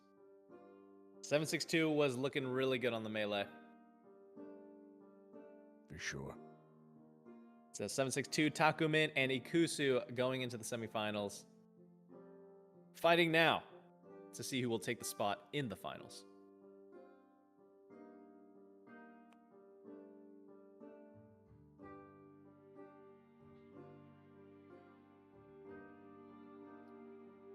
Anugi, have all these matchups been essentially like a melee comp versus a ranged comp?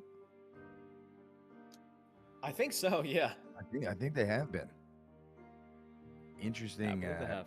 Just like luck of the draw on who's fighting who. Yeah. I feel like a lot of the outcomes are determined just by who you're playing, the team composition you're matched up with, and of course the map as well.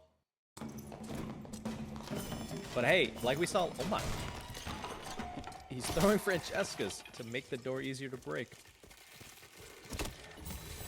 Now that is some technology if I've ever seen it. All right, here we go. We've seen this map before. Team ET7 already taking so much space on them. Usually a team like this, you want to take some space. You want to keep your space so you can get the damage off, but they are already in there. 762 with the Morning Star. My God.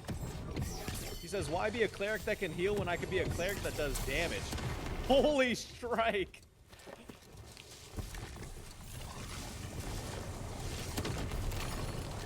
I've been loving to see how aggressive 762 has been playing with the cleric, man. Oh yeah, for sure. He's not afraid to get in there and take space. They ran that one down pretty nice. Wow. I didn't even see what happened to the Bard. He just got evaporated.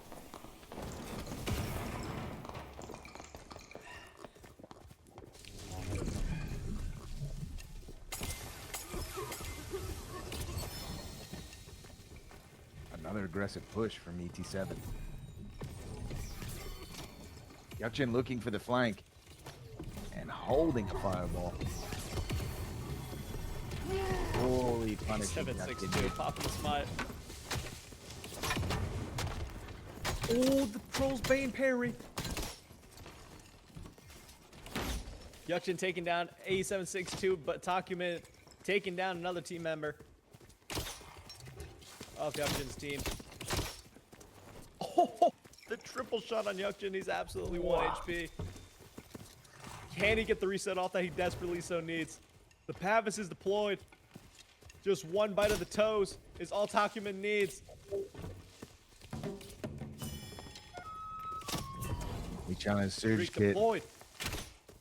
Oh, the crossbow headshot. Nice work by Lee Chun to take his team and tie it up 1-1.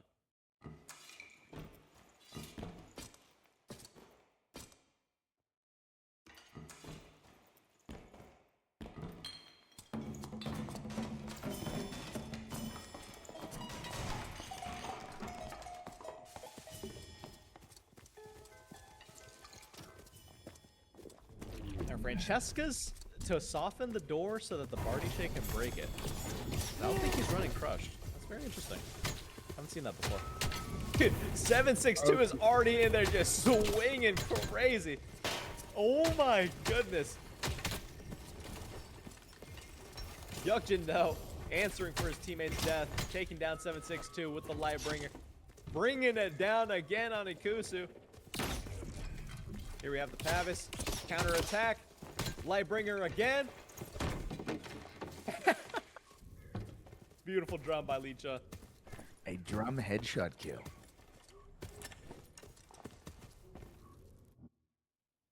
Gotta love it.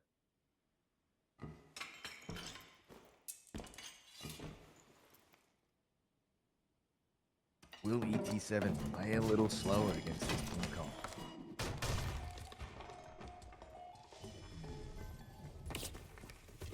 No shot. I'm actually really enjoying how ET7 is playing this team comp, because usually you see in this specific team composition, like I said, they let the Wizard and the Ranger cook, but A762 is just in there boxing crazy. Splash Fireball. Lightning Strike just does so much damage to Yukjin. away. OTL buying some time for his team member. But he In might a pay bad for spot it. though. Explosion doesn't connect. Explosion was missed. He's looking good. He's out of there. Deserve to win. A little split up right now, looking to get back together.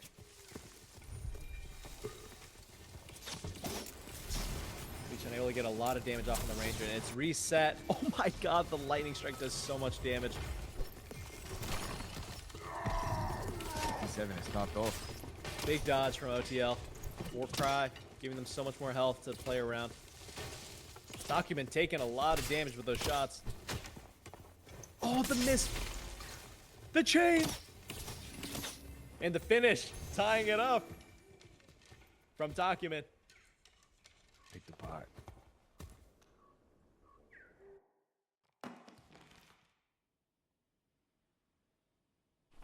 Now this is another close game, and we love to see these games, man. These close games, well fought.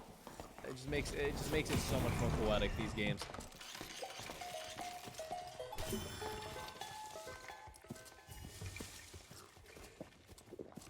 Monster's back in play.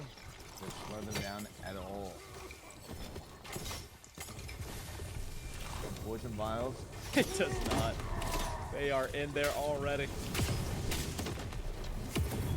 Oh, A's for it this early. time. Yukshin is in there, blocking spell after spell. Damage in play right now. Yukshin bucks into a corner. Beach unable to get the surge off, maybe? Huge magic prot.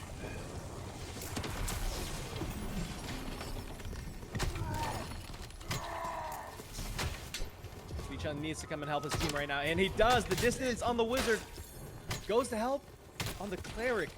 I'm surprised he didn't go and kill the wizard there. Maybe that's what he needed to do. Team. Wow. Team ET7. They lost a Taking it man home. early and pulled that out in a 2v3. Yeah. It was looking really good for Team Deserve to win there. And ET7 was able to activate there. And with I Document's think that- double sacrifice, they that's that has Smite secured the first Cleric. round. A noogie. Yeah. Smite Cleric, dude. Man, 762 is looking good on the Smite Cleric. I'm not going to lie. Who says clerics can only be a healer? This man is in here boxing first, healing second.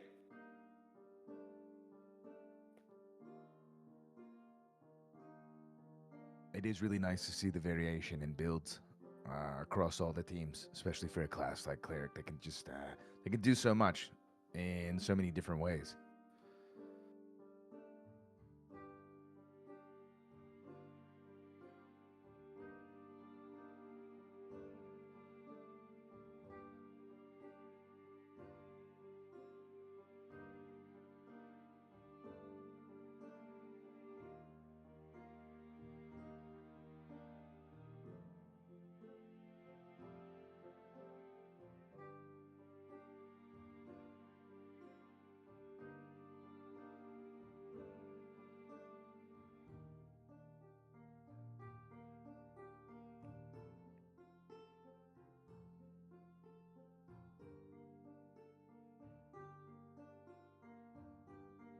All right, preparing now for our second match between Team ET7 and Deserve to Win.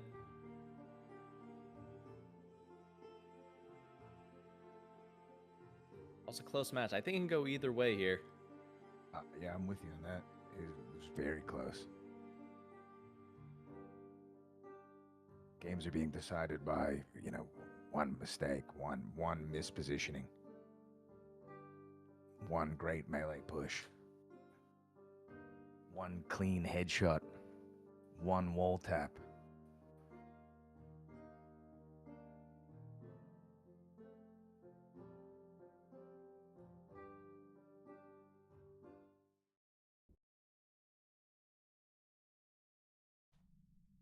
Let's get in. Here we have it. Ice caves again. Will it be bridge or will it be that one with the Wendigo behind the ice? Here we go. All right, all right. Oh yeah. The dividing hill. And we saw here when they were playing, when Vincent's team was playing, not the best map for the Ranger comp. They were still able to take it away. Let's see how they play it now. With 762 on the Cleric instead.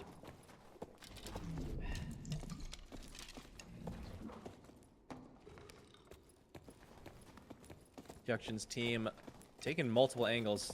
Definitely looking to pinch them here. They gotta respect those little hallways. He likes that flank. Oh. The invis pot. Invis The pot. invis pot.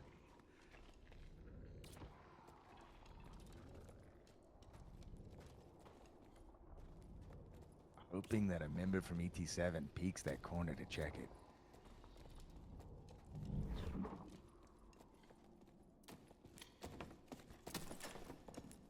Dice.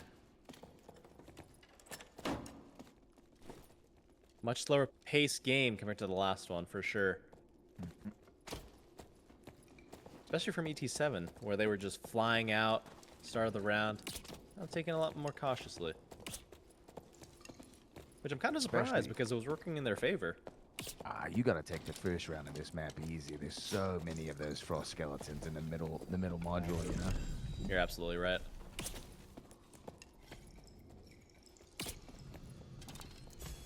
It might be it. They're all just afraid of spawning that next skeleton mob that they forget about. Mm-hmm. I mean, if you let that imp go unnoticed, unslain, and get some of those snowballs out on the field, dude, yeah. I've stepped in those things so many times. Oh yeah, those landmines are lethal. Savage going off. Oh, and that's the Savage. It was the Warfire earlier. Oh, OTL taking out 762. Hoping to get another one. Oh my, two-shot on OTL. I mean on Ikusu. Both headshots looking real good, OTL. He says, my team's got this. I fought my right to heal. And there we go, another mob that they gotta play around. Really nice double kill by OTL there. Great round for OTL. Right place, right time. Bardiche in your hand. He's able to get that little tuck to swap to the Bardiche to go for the wizard.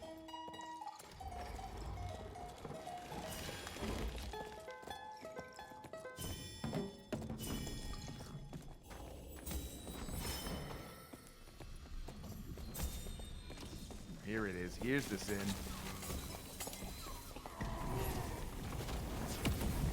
Earthquake. Poison vials, we haven't seen those in a bit. Oh, doubling up on 762. Oh, but they get Hyukjin gets punished for it. Big fireballs coming out for Yakusu, claiming Hyukjin. Great swap. They're kiting and healing. The resets are going. The fireballs are flinging. OTL falls. It's all up to Lee Chun. And the sling! That might be the first sling kill we've seen. Kill. Might be the only sling kill we see this entire tournament. I would even say across all the tournaments. I don't think we've seen any sling kills. That was funny. ET7 tying it up. Incredible plays from Ikusu there. Able to tag in when his teammates were low and just connect on so many back-to-back fireballs. Yeah, that was a great show from Ikusu.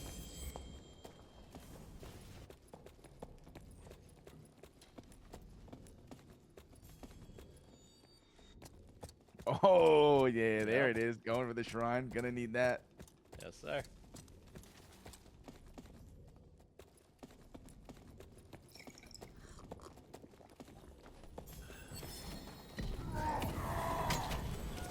Buffing himself up. The smite is deployed. Both shouts are down. They're doubling up on 762. Can he take out OTL? He can't. OTL's gonna be able to get a reset here. Optimin. Oh! think they said, let's just go Kusu next round fell into because the void. yeah, because my teammate fell into the void. Great camera work. It's happened to all of us.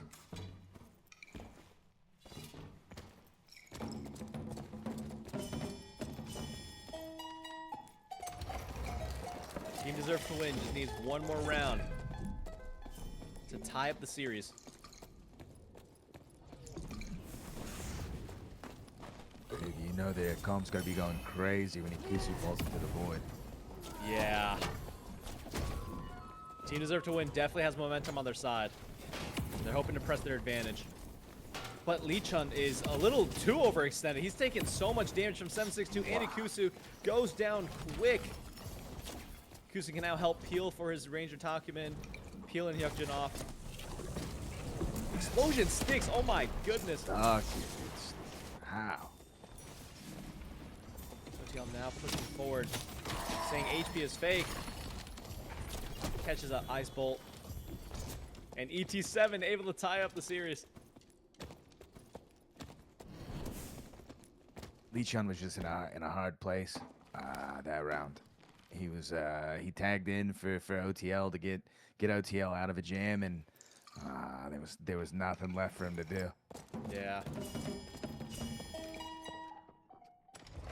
Definitely a bit of an overcommitment from Lee-Chun.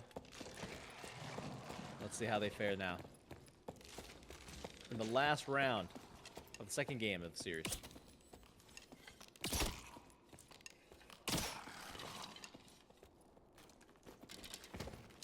Mob's back in play.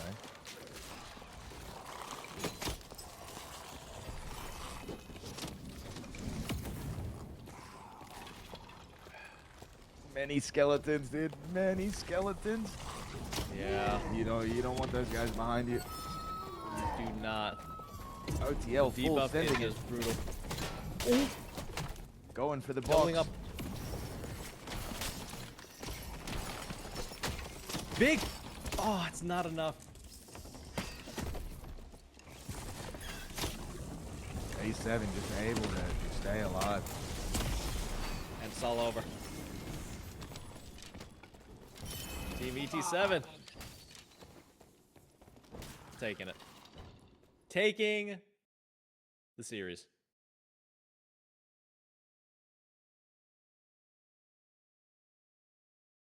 Very, very well played from ET7 there. They'll move on, right, to the finals. Yes. Congratulations to Team ET7 moving on now to the finals. Massive.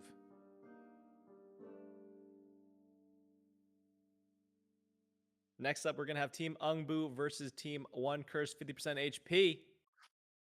Let's see if Vincent and his comrades, Anti-Rain, will be able to combat the Dark Offering from Team One Curse.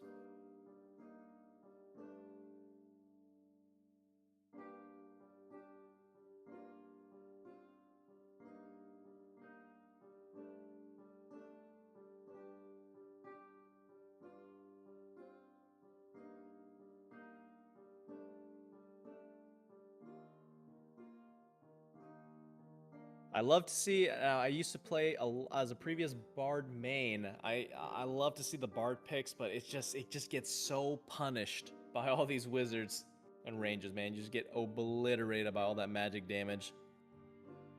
Yeah, absolutely. You really got to get some value off and at least go for the one-to-one trade with the wizard. But it's hard when you have a ranger that can peel for you, and especially a smite cleric that can punish you as well.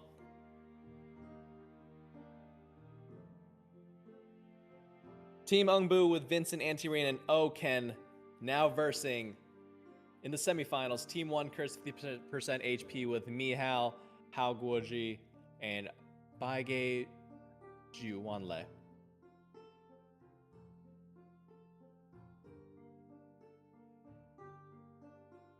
Noogie, I'm excited for this one. Absolutely, man. The dream is still alive for Team Ungboo, or at least for Vincent, to hopefully be the first returning back-to-back first place champion of the arena tournament. The winner of this series will go on to the finals. Now, again, we haven't seen the last of Team Deserve to Win with Hyukjin because they will still be going and they will still be playing for the third place finish, actually. So we'll still have that one to look forward to. After this series, of course, or after this game. So the loser of this series will go to face against Deserve to Win for third place. And the winner will move on to the finals to face against ET7.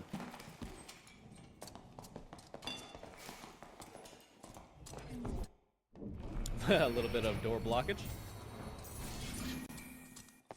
You can hear him play that lute from all across the tavern. The sound of his dark offering on the hidden altar. There we go. First time we've seen this map all series, right? Mm-hmm.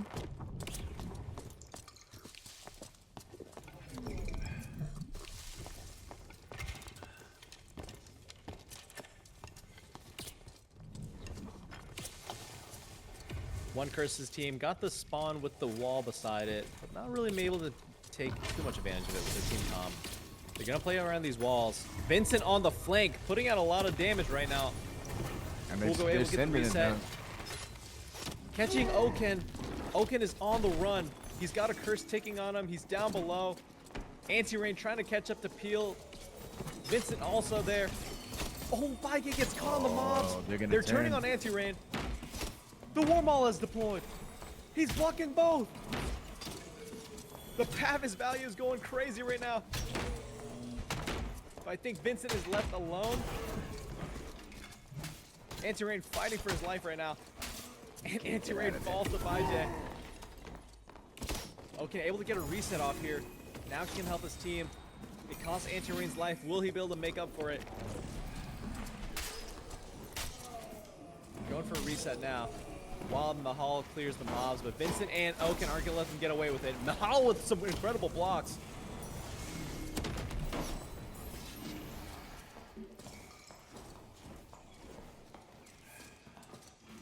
Team Ungboo both looking like they need some more HP, but Team One Curse completely full, and Haugua just got a full clarity sit off. Now they're going for the full reset. Ooh, Vincent with the first aid. Healing up his team member. 2v3 here, this light into the match on second to last circle. It's not optimal for Vincent and Oaken, but they do have that wall. They're getting some chip damage off because of the storm. It's working in their favor. One shot hits Haugua. Vincent gets off the wall, giving up the high ground, giving it to Oaken, his teammate. Vincent looking, hits the Hydra. Hits Mahal. Big chain. Oaken taking so much damage from that curse. And the Hydra and the bolt to finish. Vincent in a corner. And Haugua able to take it down. 1,000 Team One healing Curse. in game. Jesus. Team One Curse, man, taking it home for round one. The Dark Offering build, man. It is doing a lot of damage right now.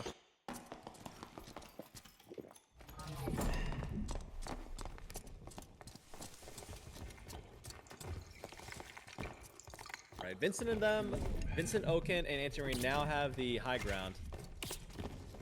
With the wall, Vincent playing aggressive, knowing he has some damage off, so pushing his advantage. Big fireball from Oaken. Sanctuary deployed, reset enabled. Now they're gonna look to turn and burn here. Team One Curse. They're not gonna let them get that for free. Up the staircase, it's gonna be a hard push for Team One Curse. Haugua going for the clarity sit again. Yeah, very smart. You never know if you need that one last heal. Keeping the Dark Offering topped off. And another clarity.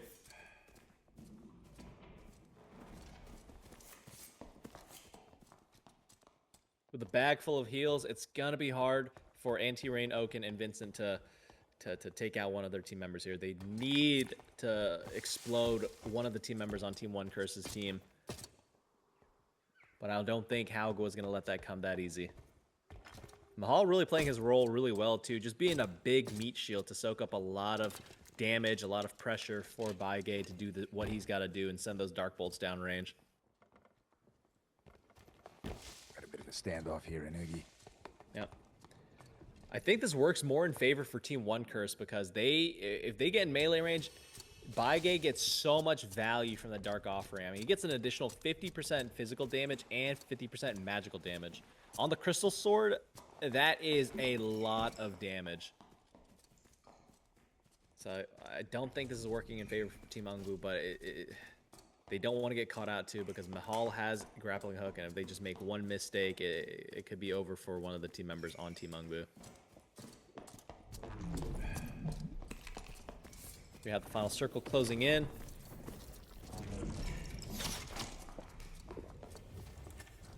Ungboo's gonna have to get active or just maybe draw the match. We'll see.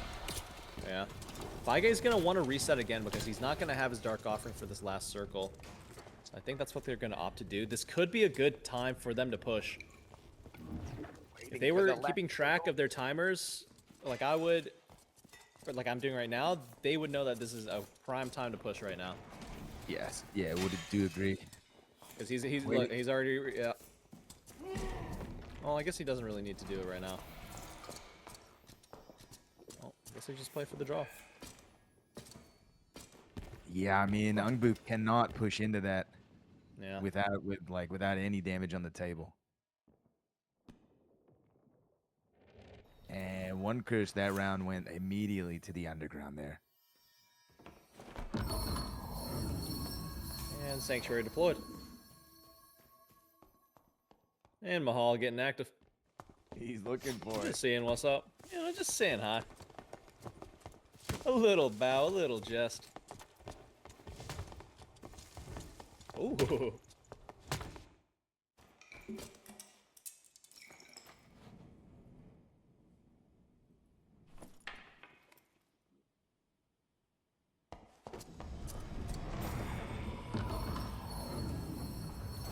Team Ungboo really not respecting that Dark Offering damage.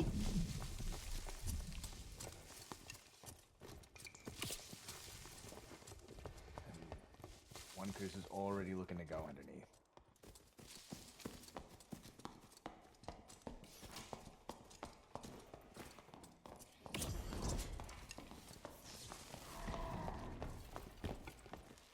Okay, trying to get a curse off.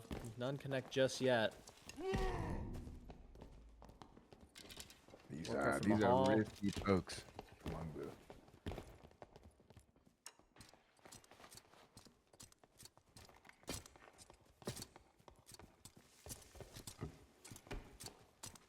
Bit of a stalemate here. Vincent taking some space. He gets grappled here. I think actually Mahal has Warcry Savage, so I think they don't have to worry about that. Yeah, true. Yeah. They're going for the reset now. Oh. If only Oaken was on this side, he could have fireball splashed Baige out of that. Fortunately, he was on the other staircase.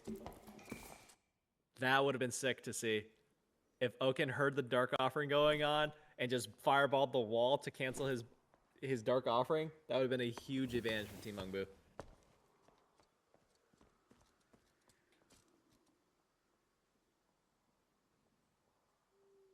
One of these teams is going to have to come up with a plan.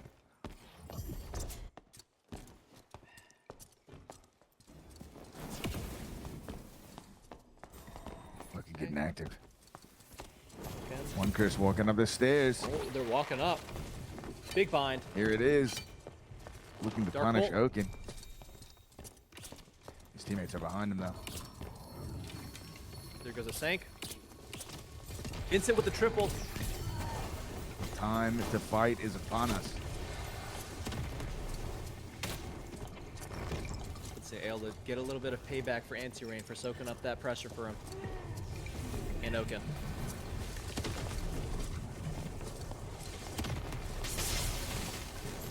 Big chain from Oaken. Fireball direct. No! Oaken falls down. The Warmaul is busted out by Mahal. Anti-Rain now just fighting to survive so Vincent can do some damage. Vincent going in melee range. Gets taken by the Ray of Darkness. Oaken now has the Storm. Maybe this was intended after all. It just wasn't. It wasn't enough. Team 1 Curse taking round 2.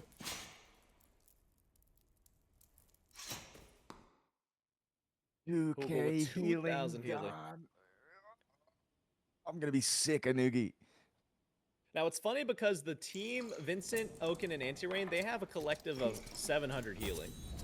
So most of the healing is just from the Dark Offering. They're doing more damage to themselves. Oh, I guess no, I read that wrong, but yeah, Hogo's definitely healing a lot, but a lot of it is coming from the Dark Offering, but not to be discredited. Vincent's doing a lot more damage this time around. Now again. We are looking for, what's he looking for in the... What is he searching for? Getting a little bit of loot, I see. A little bit of loot, I see. Always a good time to loot.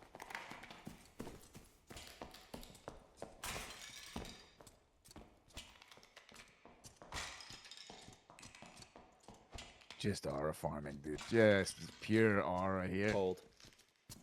Cold. Said Rocket, he's looting. Now we've seen, if we remember from last Asia tournament, we've been here before. We've seen Vincent down 0-2, making the reverse sweep. Maybe we'll see it again. Now with Anti-Rain by his side.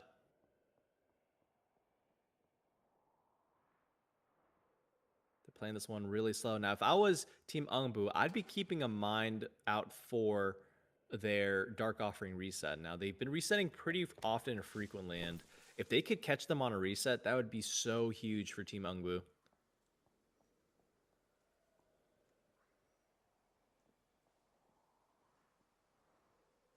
Some riveting gameplay going on right now.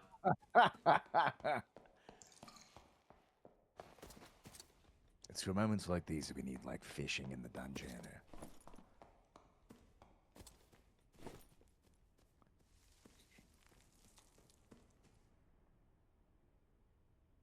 Maybe a dice game we could all play.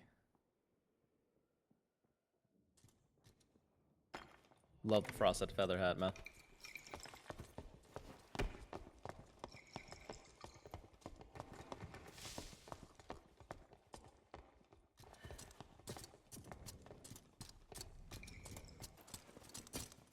And it's looking like... Going for a draw again?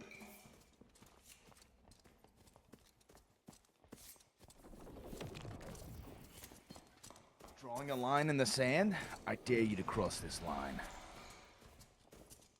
Neither team willing to commit. Baigate is doing so much damage with his Dark Offering, so... definitely respecting it.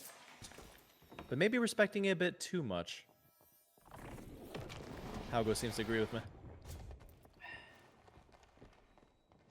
Oh! Oh my god! They didn't get the circle they needed! Wow.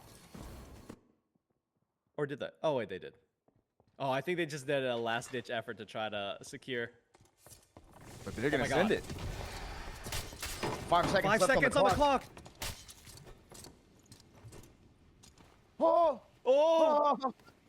Anti-Rain able to hold it in. A little bit of action there at the end. That was pretty close, man. What a hold by Anti-Rain. That He's could have been got it, bad for Team Ungboo. But Anti-Rain, being who he is, was able to hold it down.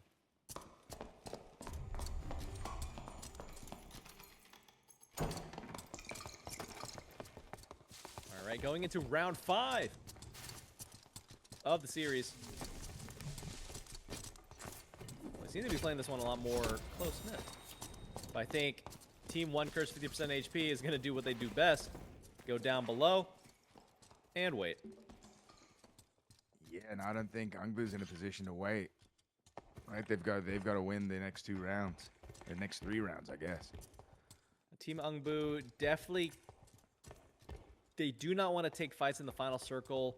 So I understand why they want to be patient, but if they know 1 curse, they are not going to push out of that down below. So Team Ungboo is going to need to do something to shake things up here, but I think the best bet is catching them on a Dark Offering reset, but it's going to be hard to time that.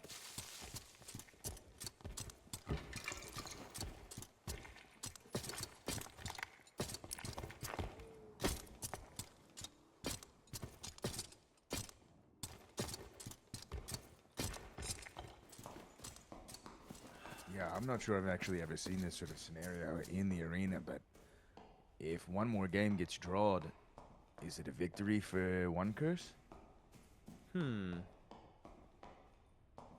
Sick. Yeah, because it's round 5, so they draw.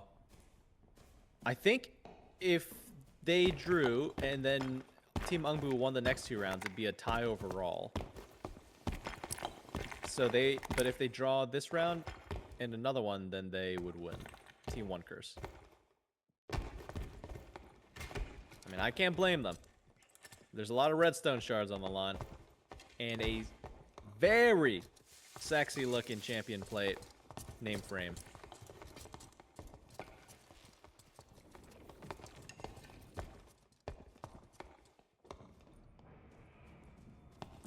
Oh! That could be the moment. Oh, if Oaken just threw a fireball. I mean, maybe he wasn't close to the wall, but that...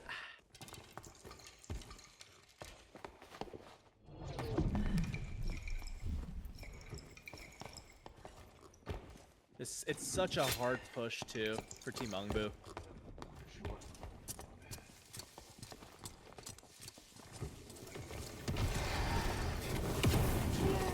Oh! 1 curse is walking Team out, though. 1 curse. Walking out. Into the storm. Anti-range. Down falls by Jake! And Mayhall taking down Anti-Ran. It's a 2v2. 1 curse desperately going for the reset here. It's a long walk. Oh, they got to mobilize. Team Ungboo, with the grace they finally were looking for, able to get a good circle. Holding it down. Oaken. Oaken said, Vincent, you sit over there in that corner and watch. I'll secure this round for us.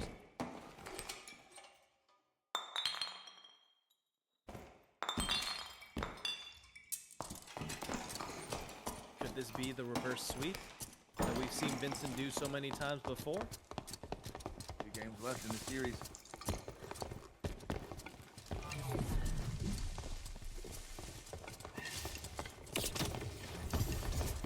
Vincent shedding first blood. And underneath. And there we go. Underneath. 1 arrow was too much, huh?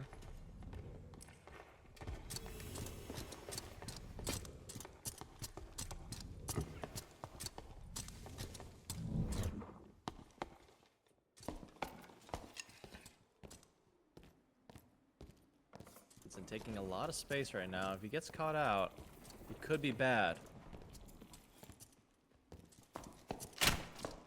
But he's looking to make something happen, and I respect that. Yeah, they got Oaken on the other side as well. Here. I think they're going to push out on Vincent's side. Vincent on the kite now. Shouldn't be able to get caught out. He's dodging those frannies well.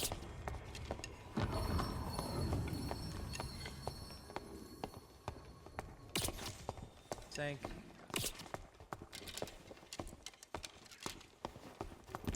Just got a Dark Offering reset off.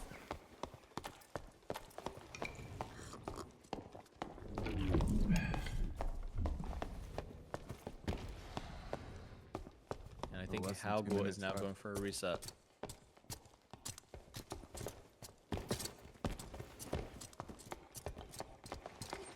Yeah, I'm super excited to see, because I remember it was teased very long ago, and I still hope to see it one day, where we can get custom arena maps designed by the community. I think that would be so amazing to see, with Steam Workshop and all that good stuff. Yeah, that'd be great. Oh, Getting active. Here it is. This could be it. a lot of Clean damage going off from fireball. Ungboo. Nice fireball to cancel the sank. Oh! Mayhal taking a lot of damage by Vincent. Anti-Rain able to follow up and take down Mayhal. He's getting active. Wow! Hold on. What are you doing? Final match. 2 wins to 2 wins. Now, if I had to Both bet, I teams locked do in. not think one curse is gonna go out of that den anymore, because both times back to back they tried to make it out, and it did not work in their favor. So let's see what one happens curse if we does draw here. the last? If we draw the last game, do we go to like penalty kicks or something? Did he shoot out? I have no idea. Maybe we get another 15 minutes of arena time. Arena tournament. Ooh. Big chain from Oaken. Saint goes down. Vincent looking, gets some damage off.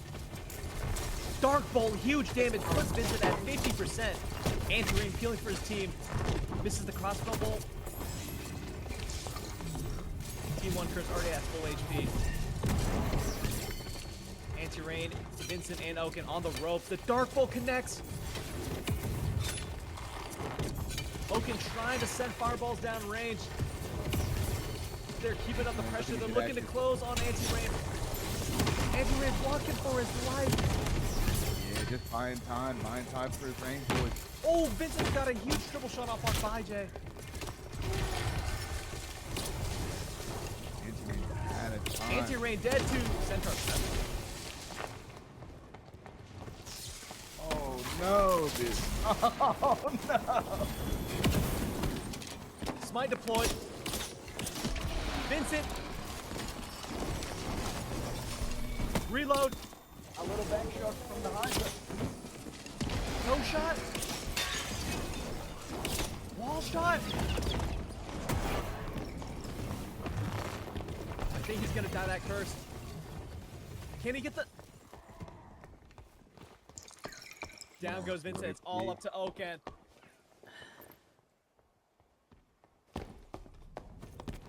Mayhal seeing that he's sitting down, he's gonna push here.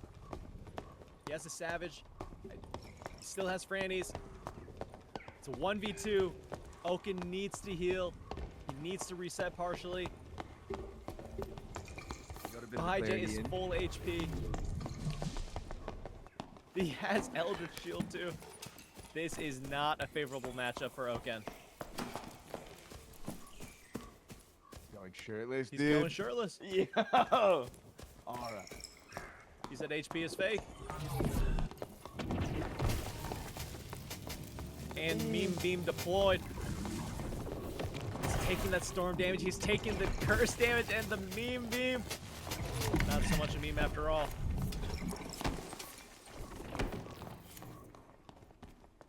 And there you go. Going 7 rounds. Team 1 curse has taken the first game of the semifinals. Wow, that's just the first game? That was just the first game. We're in for it. Really smart plays by both teams. Doing everything Now- they possibly can to win. Yeah. Now, we have been here before, at least from Vincent's side, where he's down the first game, down 0-2 the next game, but then winning 8 games in a row to secure the victory they needed. The only difference being he had Cappy by his side, where now he has Anti-Rain.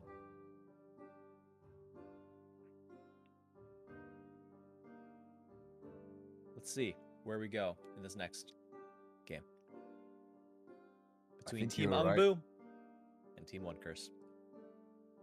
Anugi, I think you're right about the strategy of having to push when they're trying to reset the Dark Offering. Yeah, I think that's a very important time for them as well. It's hard to catch it though, because they do it so frequently. Right. If they get caught out, it's risky, but letting them get those Dark Offering resets so freely, uncontested, because then Hauge gets to sit down. Haugo gets to sit down as well.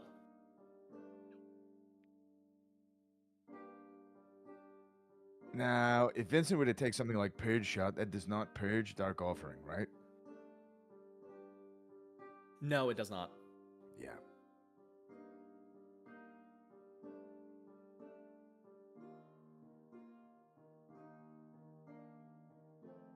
Wonder if we'll see some like perk or skill swaps this time around. Now That would be interesting, actually. I don't know if actually, I actually don't know if Purge Shot cleanses Dark Offering. I don't think it does. I'm pretty certain it doesn't, but that would be interesting if it did. And I am just incorrect. I'm pretty confident it does not, though. If Mihal will swap to grappling hook, you know, on a less favorable map. Yeah. Between the double melee matchup, Warcry gets to use so much more value when you're just straight out fighting fist to fist, box to box. But in a composition where there's more range, more distance to close, I think Rage or Grappling Hook definitely makes a lot more sense over the Warcry slot. Well, can't go wrong with more HP.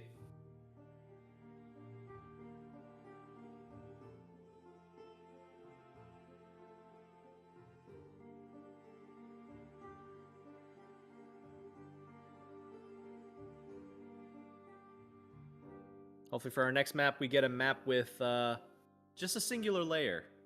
No underground, no above ground.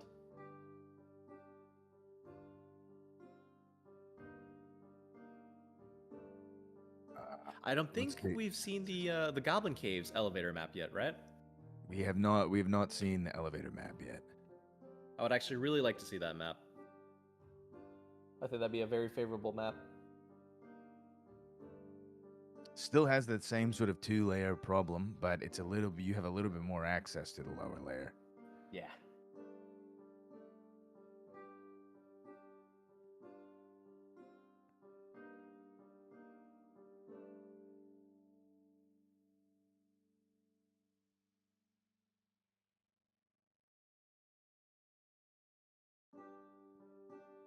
Or the other one we haven't seen is the ruins map with the large staircase in the middle. It's like the Wraith room. Yes, you're right. You're absolutely right. I feel like that's a pretty solid arena map. Yeah. I think that map would be pretty good for Team Ungboo. If they were able to get that one.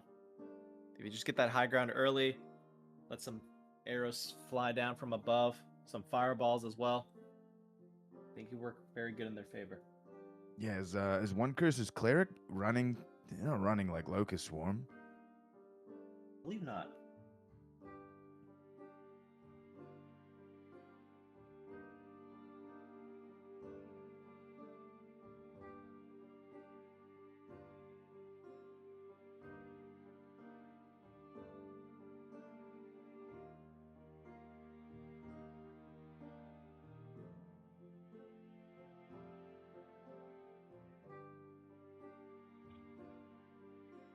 Nugi, I'm sure you'll try them both next season, but you know, any interest in maining the cleric or wizard? You know, which one of those new titillating tease spells, you know, was doing it for you? Yeah, great question, man. I've played. A lot of people know me for playing a lot of cleric this wipe. I have definitely a couple moments where my build, which is a CDR Judgment Cleric with max CDR, cooldown reduction for the Judgment to make it 10 seconds. I was definitely having a lot of fun with that this wipe. So when I saw the teaser for the Cleric, I was hoping to do some Cleric action next wipe. But I don't know, man. The wizard flying spells, that looks like a lot of fun. So I'm definitely going to be playing a lot of cleric and wizard next fight for sure. I'll definitely be dabbling in. And maybe even playing dead as a rogue. I thought that was going to be super interesting. Yeah, dude, I'm pretty How about yourself, excited Guild about them. I mean, I only play rogue. Come on, it's not even a question. Right. I'm fingers crossed that all the new spells are so exciting. They're so good that wizards forget to take light orb. Yeah, they have what? Meteor Strike. They have Fly. They have Polymorph. Yeah, wizards are getting so many spells. Sleep. Actually. Transmogrify. Yeah. Turn into a I can't- barrel. Oh yeah, you could sleep someone too. Now, do you think if a rogue is playing dead and a wizard casts Transmogrify on them, that the barrel will be sideways? That's a good question. That'll have to be an experiment that needs to be conducted. I'm questioning, like, how well do I remember barrel placement in every module? We're gonna be playing Prop Hunt in Dark and Darker. Yeah. You're gonna have a rogue wizard, and the rogue's gonna go to sleep, and then the wizard's gonna turn them into a barrel. I have made some pretty good use in the past of the like the laying down, like sit emote, where if you just take like the sleeping one.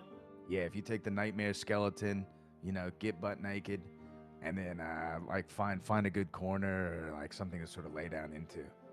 Yeah. Especially with some new players, you can voice comms to them and pretend you're a ghost or something. It's pretty funny. I think we're having a current issue with the server, so we're gonna take another technical break. Again, guys, thank you guys, everyone in the chat box across all the streaming platforms, so much for your patience. We're doing a lot of new upgrades to the UI, as you guys can see, improving the platform a lot more to make the viewing a lot more easy, better to see. So guys, thank you guys again for your patience, and shout out to everybody who's watching right now. So thank you guys so much, man. And shout out to everybody at the Iron Mace backend as well for making this all possible.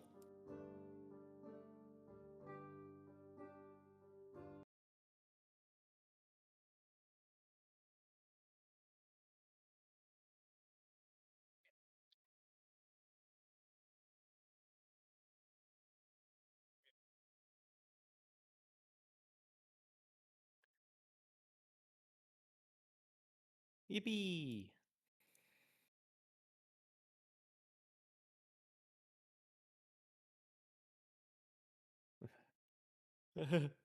Yeah. Yeah. I need a I think nap after this. was pretty exciting. Yeah, I'm working off about 2 hours.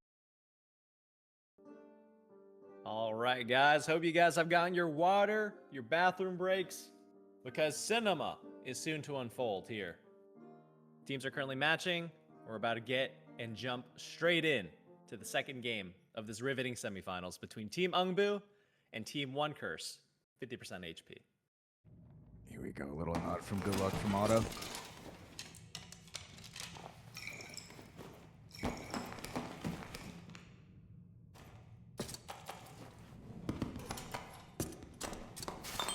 All right. In the Inferno we delve. Doom Cage. And some doom we shall see. Getting it up and fast.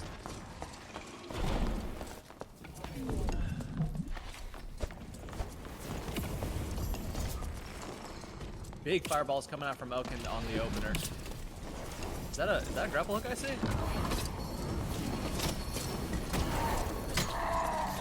Anti-rain with the spell reflect now. Interesting choice.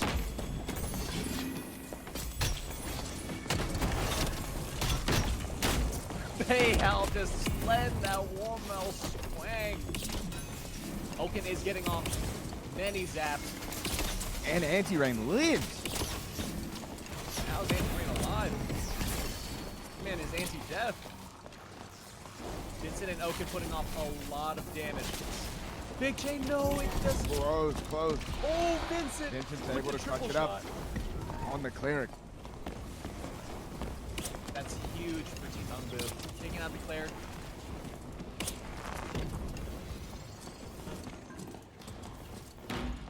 Fighting ML. Opting not to heal, but to go down swinging. And go down they do. Vincent with the 3 kills. That trick.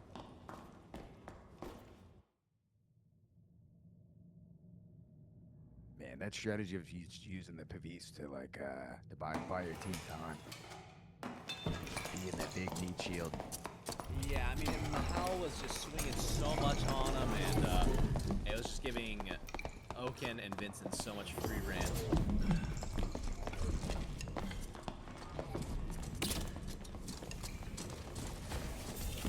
Shedding first blood.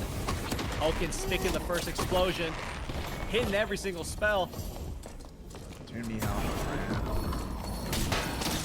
Anti-Rain getting a little active now with the Thorn Shield block into the Lightbringer headshot. Hogwarts is dumping heals, keeping his team healthy. Cappy fighting in the corner. Hogwarts swinging now, doubling up on Anti-Rain. They know they got to take out this threat. They can't get through the Pavis. Vincent now shooting. Hits 2 for 3. But Hogwarts just has those heals for him. They take down Oaken. They take down Anti-Rain. It's all up to Vincent. He busts out the blood saps.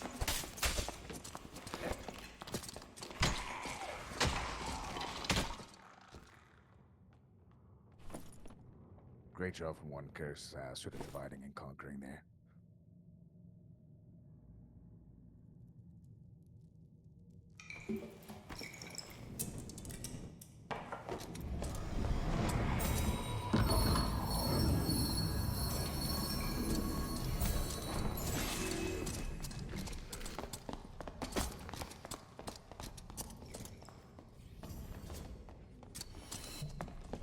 You got time? Take a shot. The next blow down from Oaken. Vincent getting a little bit of damage off. Anti-Rain making a lot of space for his team. It's definitely not the most favorable map for Vincent and his team, but they need to win this game if they want to make it. If they want to win this series. Here we go again. And I honestly forgot that this was a thing. But Team One Curse 50% HP has found a way to go down deeper.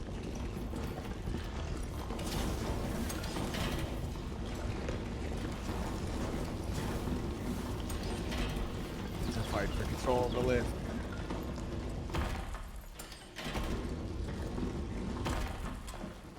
I'm not gonna lie to you, I seldom find I totally forgot that was an option. Yeah, I think I've been down here once. I wonder how far it expands. Like, you know, if they don't get the circle, then it might just be a free win for Team Ungboo. Good point. I hope this shows that it's gonna. That it would be really nice for us to have those community maps designed by, you know, just have community maps in general, specifically designed for Arena.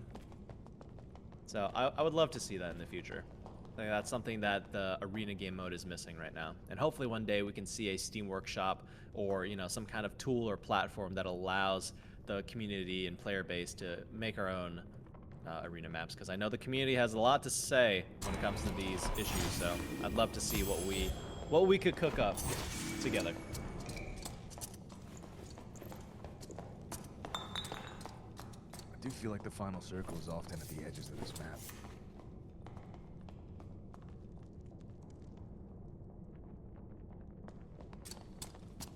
See where the map is headed. Let's see if Team One Curse can get there, and I don't think they can. I don't think they can either. It looks And like it's a now wall. the tables have turned. Anti-Rain keeping them locked down.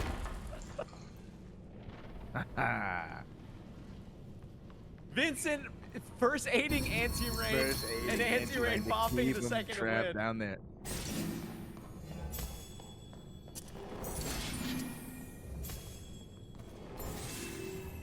Vincent dodged the swarm. They've got to be careful here if they try to send it at the last second again.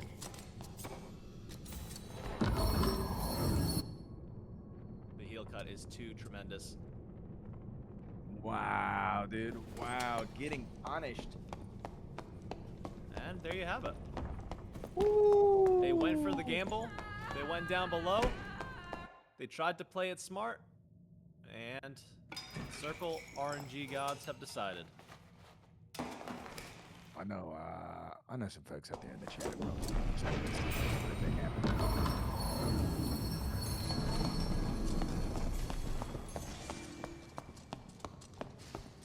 Let's see how Baige, Talgor, and Mahal play it now.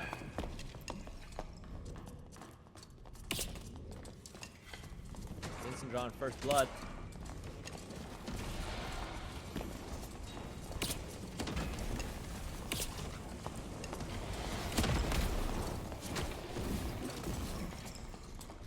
Oh.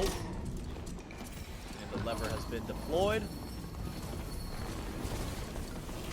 Taking a lot of space. Gets a curse off on Oaken. Mahal gets a swing off on Anti-Rain. Getting hit behind now by Baige. Anti-Rain fighting to survive. Getting so much healing off from a second win. He's still alive. He's blocking every single War Maul swing. His second win has got him almost back up to full. Oaken falls. Talgor chasing down Vincent. Vincent with the quad shot. Anti-Rain peeling for Vincent. Oh! Mahal taking off Anti-Rain's head. Vincent in a corner. What is he gonna do? Talgor finishing what he started. Tying up the round.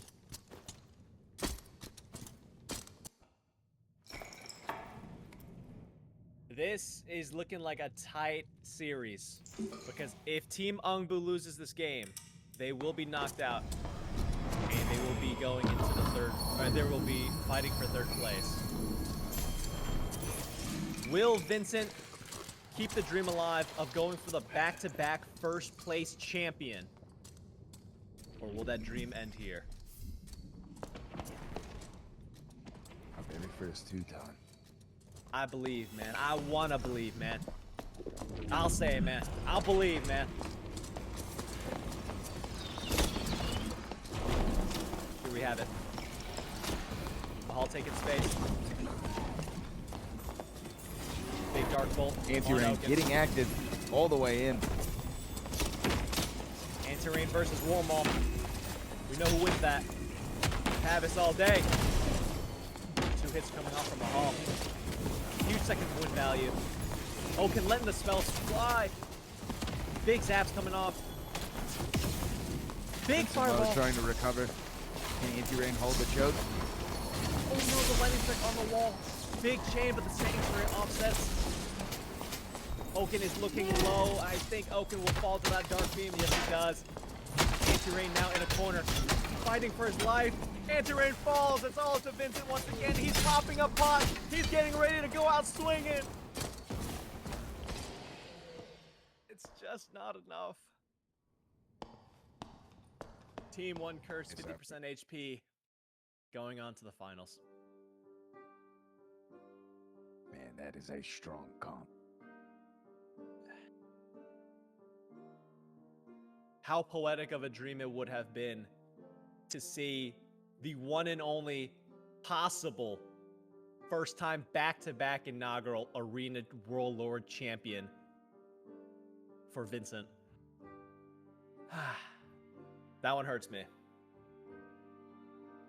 It'll be okay, Anugi. The only thing that can make this better is to see the next world first inverse 8th place back-to-back champion on the NA tournament coming soon in 12 hours between Party Chip versus Fred the Fireball and Repose. for the contending of the world first 8th place finish. Back-to-back Warlord tournament. So what's it looking like for our finals? ET7 versus One Curse. And if I do remember correctly, ET7 is also, it's like Cleric, Ranger, Wizard. If I'm not mistaken. Yeah. Third place match, though, I think is coming up next. Deserve to Win versus Ungboo.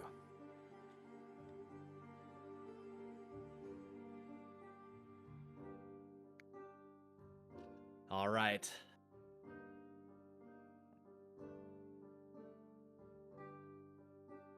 After a short break, we're going to have Deserve to Win, which is Bard, Fighter, Barbarian versus Ungboo. And Vincent might still be able to get back-to-back nameplates. Though I fear he... I will bet he will still rock the first place one, I'd imagine.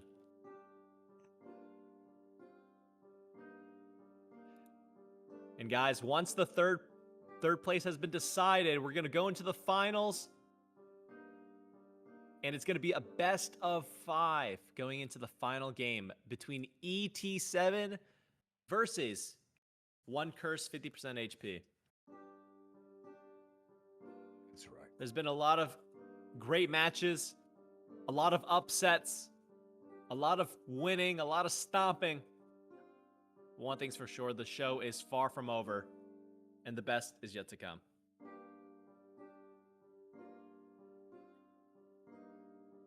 Yeah, the contestants are really putting on a pretty decent show.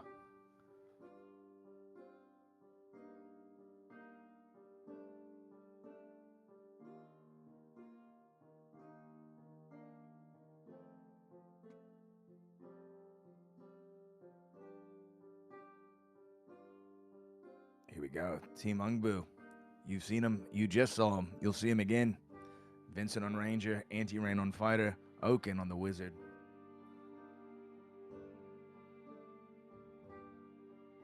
Fighting against Deserve to Win. Hyukjin on the Fighter. Chungang on the Bard. And OTL on the Barbarian. A melee comp versus a range comp. We've been seeing it all day. About to see it again. Very curious to see how this one goes. Hyukjin's flanks are pretty solid most of the time. Absolutely. But Chungang's done a really good job at getting the dissonance jump on the Wizards. So if he can get that on Oaken, and then OTL and Hyukjin can finish the job on Anti-Rain and Vincent, it could look really good for Team Deserve to Win. But maybe now, Vincent and his Anti-Rain and Oaken might have a reinvigorated fire after that last loss to go out swinging. I mean, Vincent and Oaken are just so clean on the range damage. And Anti-Rain is almost unkillable.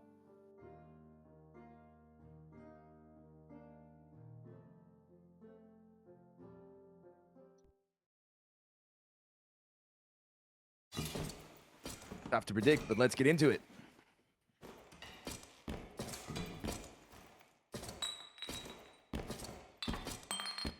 Yeah. Excessive gaming can interfere with your daily life. Strong message. Absolutely.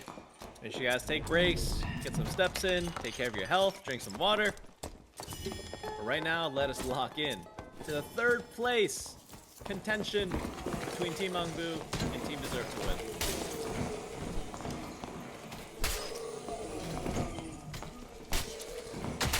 Already clearing the underneath. Very smart from Team OTL. Come on. I want to see him go out swinging. I know it's the smart play to make, but I'm not the smart.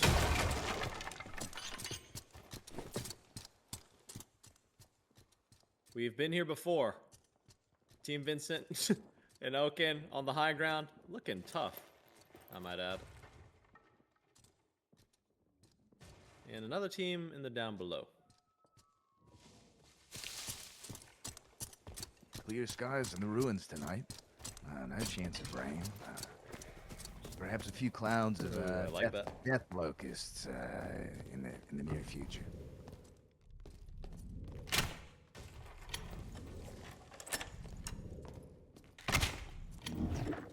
Oh, Big headshot or big crossbow.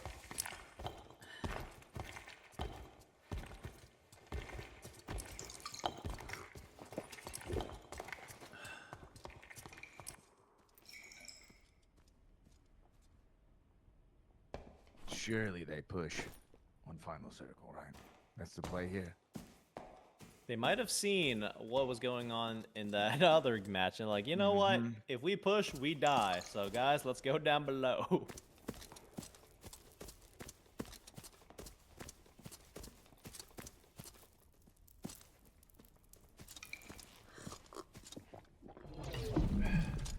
Although it does seem like the circle is favored towards Team Ungboo, and they're gonna have to move here soon.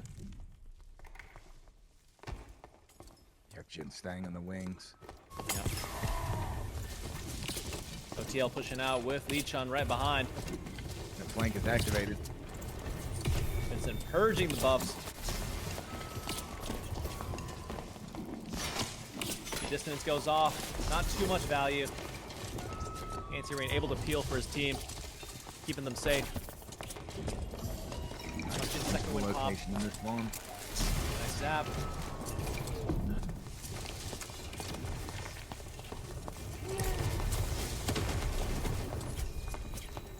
Been looking to get a little poke in here.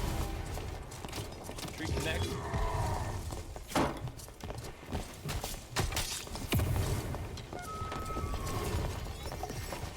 Taking a lot of damage from the storm. OTL! It's in, Oh but he's my! in. Wow. Lee-Chun versus Anti-Rain. Whoa! He Dark kept him out of Storm. the circle. Dark Storm with the 3-piece. Yeah, just saying it. Death Locust predicted.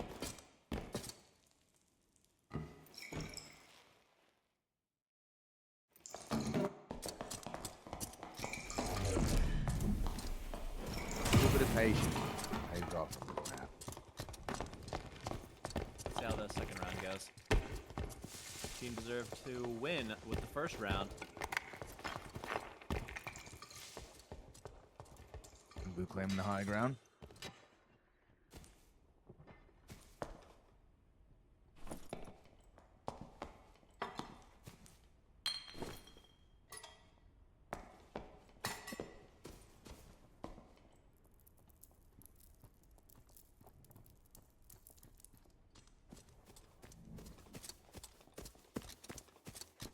Now the game of waiting begins.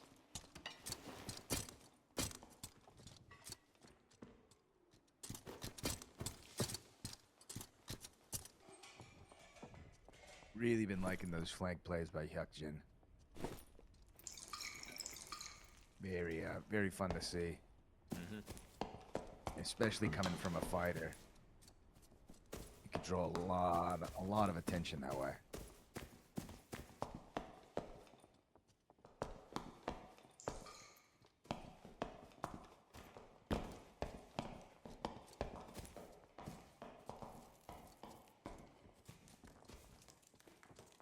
I had to wake up super early to, for the tournament, right? And this, I'm due a nap after the tournament, but man, the nap might start right now if this keeps going the way it's going. A couple of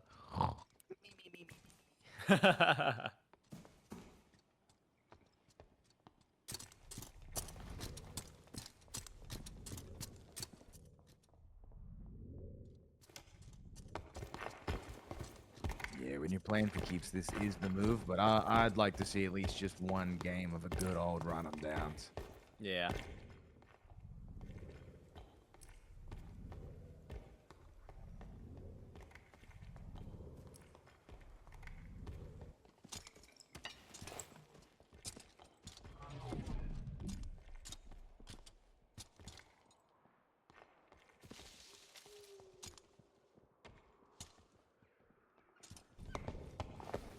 One minute left on the clock.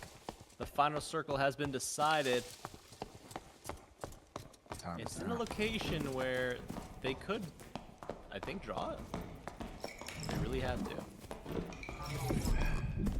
Or maybe not. Please don't draw. Please don't draw it. Here we go. Looks like they're getting active. Deserve the win. Pushing up from underneath. First fireball out. Taking a lot of damage from the swarm here, though. Distance. Not too much value. Dark Swarm takes one. Dark Swarm takes another. Yuck, going for the. Oh my god. For the draw.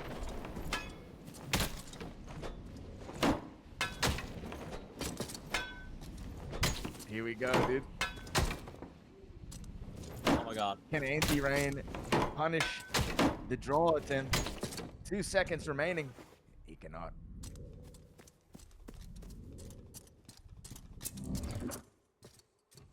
But it was a draw. Yeah. Oh, because Oaken was up top as well. Correct. Yeah, Oaken was up top, just chilling. And there you have it. Another draw.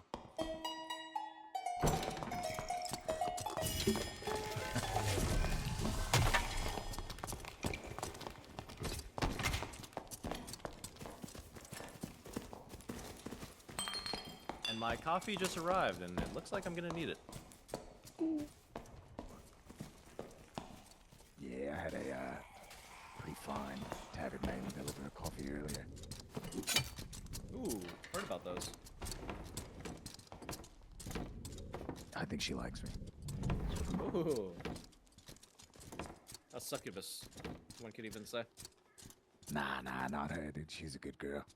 Hmm. Pure of heart, strong of virtue. Wow. Unlike these criminals here in the arena right now, performing forbidden technique of time theft.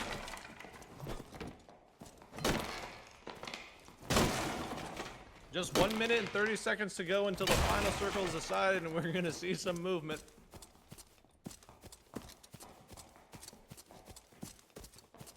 Someone call the King's Guard in for improper use of dungeon.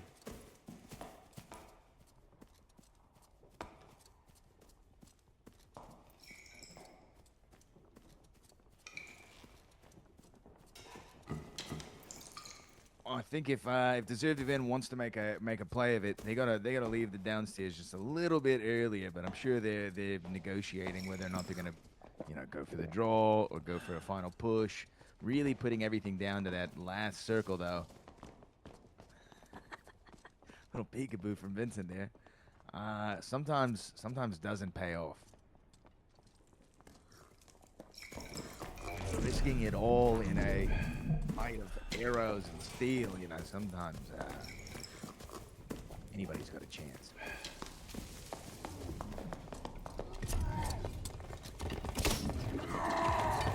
They're making moves. Final minute remaining. Here we go. Walking them back into the spawn.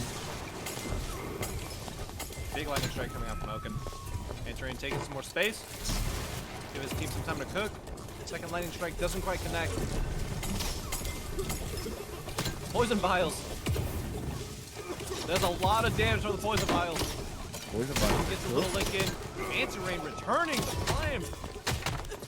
OTL is in there foxing. The shouts go off. He still has the Savage. I don't know what he's saving it for, but...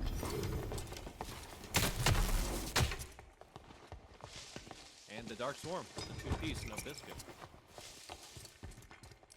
Team Ungboo tying up the series.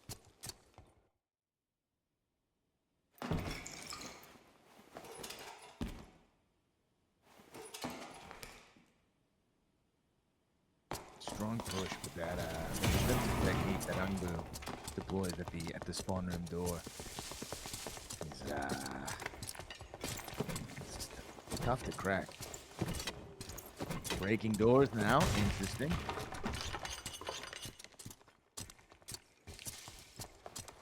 Interesting strategy from Anti. I think they're just setting it up, just getting it ready. Prevent someone from getting trapped later on.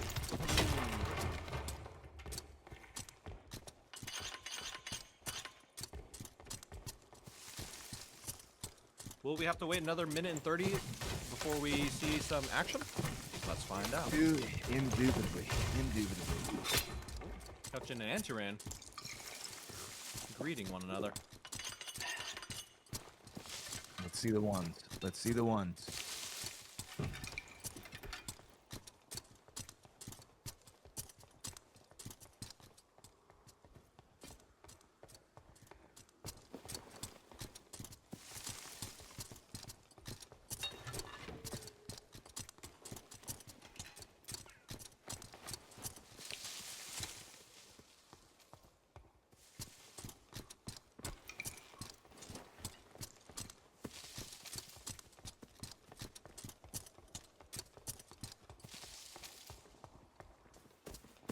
Two minutes remaining. Will they go for the push again? Didn't work out last time, so.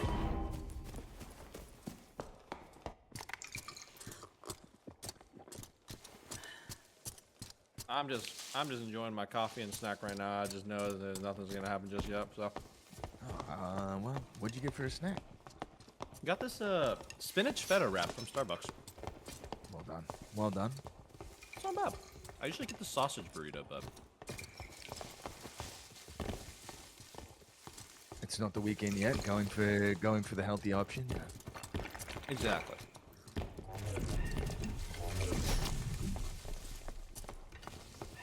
Here we go. Coming down to the last minute. All right. Where the final circle ends. Deserve to win is walking Deserve up. to win. Yep. Not gonna wait for the final circle. Vincent team actually has the circle with their on their side.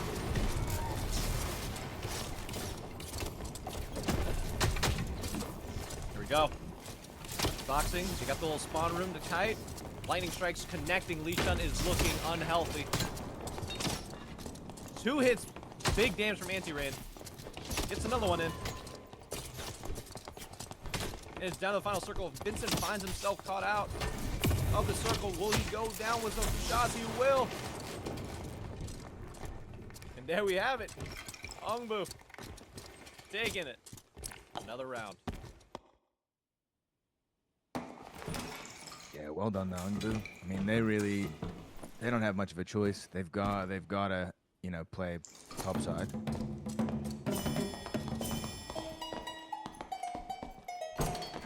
Got more room up there, more mobility, and the spawn room to play off of.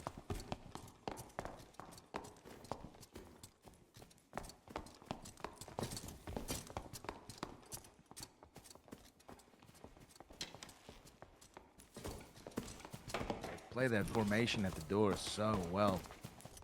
You'll notice Anti-Rain sort of always is off to the side, away from the door. He's never backing up into his teammates or anything like that. Oh, a little fireball exchange.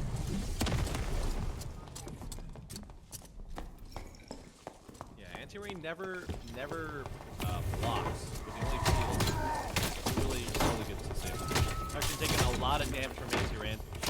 Are they able to take out Anti-Rain before Anti-Rain takes out Hyukjin?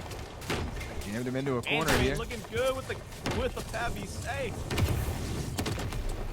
OTL gotta say, OTL walked the explosion into Anti-Rain. Lee Chun taking out Vincent. All up to Oaken. The dissonance.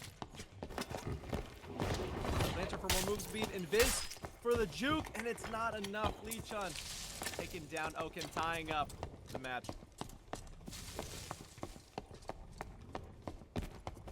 Strong push from Berserker right there. Worked out for him. This is sort of what I mean by if you push, you've got coin flips, chance in hell sort of thing. Just adding some chaos to the battlefield could provide an opportunity to capitalize.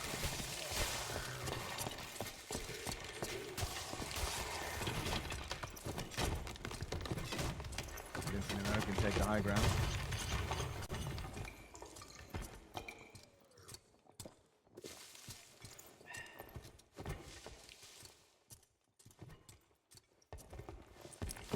What's worse? Going for ultimate high ground or going for ultimate low ground? do the viewers think? What's worse? Going for high ground or going for low ground? God, Running downstairs or running upstairs?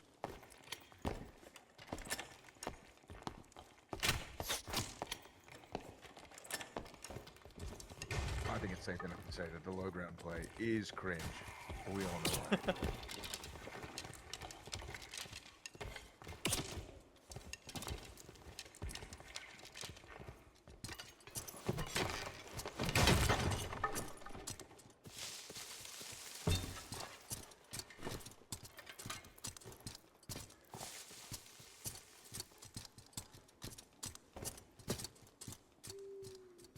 Guys, Riveting again, after, gameplay. yeah, after this, third place. Now these two teams are currently fighting for third place, and after this, we're gonna go into the finals, where it's gonna be a best of 5.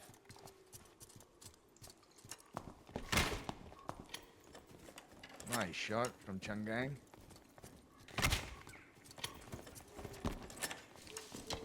Anti-rain coming to check him.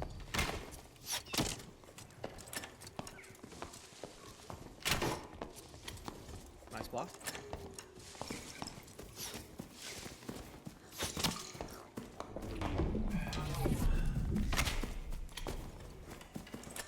Vincent holding another crossbow bolt.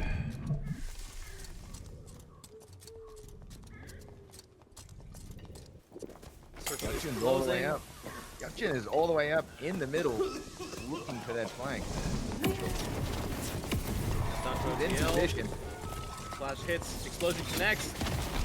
We've seen this formation before. Lightning strike doesn't quite hit. Nice zap.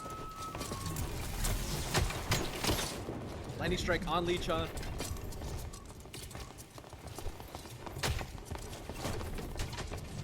Vincent is doing a lot of damage this round. Anti-Rain takes out OTL.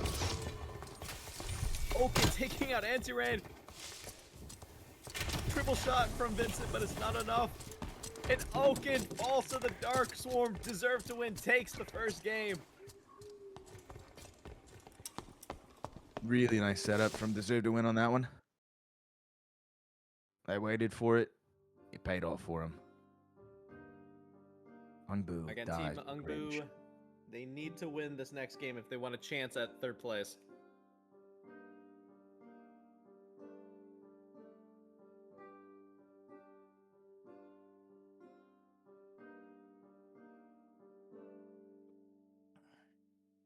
But we get an elevator map. Will I also get a spinach burrito?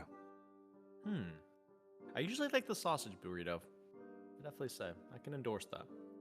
Not paid, by the way, but definitely delicious.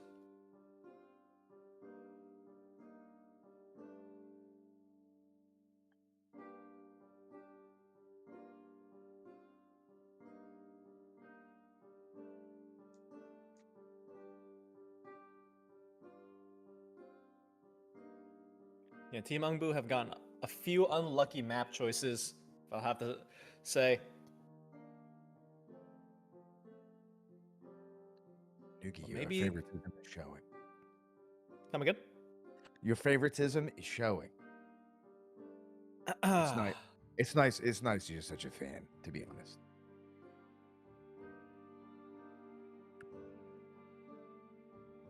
Yeah, Who can I really mean, just say who I'm a fan of? Who can really say with certainty who I've been rooting for? No need to speculate. That being said, as we approach our second game in this series between Team Deserves to Win and Team Ungboo. Let's lock in.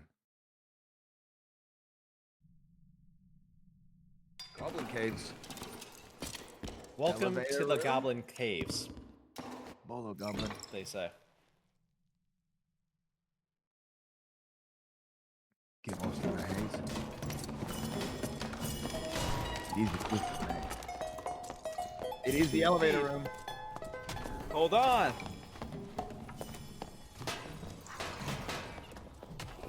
You guys have been playing towards the end of the wipe. This is one of the favorite places to have full third-party central and solos right now. Yes.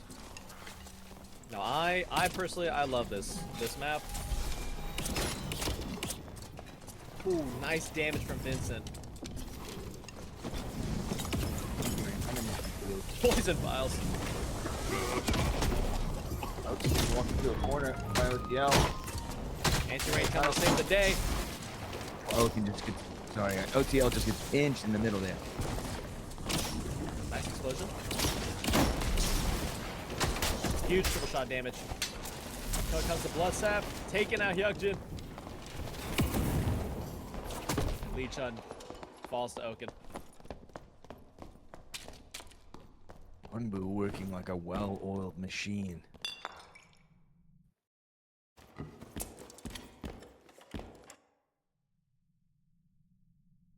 Looks like there's a bit of a UI bug.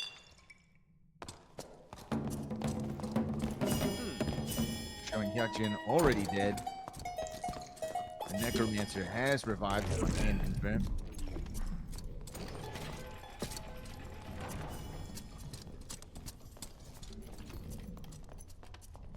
And I can't wait to see where else these improvements for Arena go, man.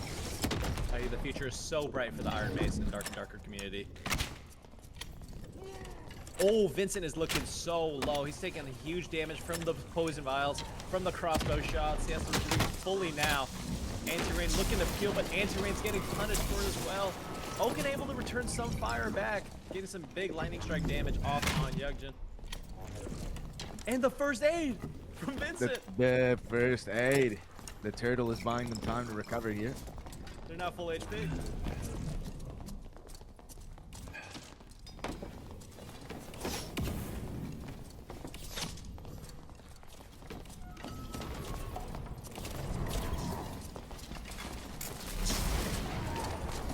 Lightning strike from Oaken does big damage on Hyukjin. Nice triple shot from Vincent.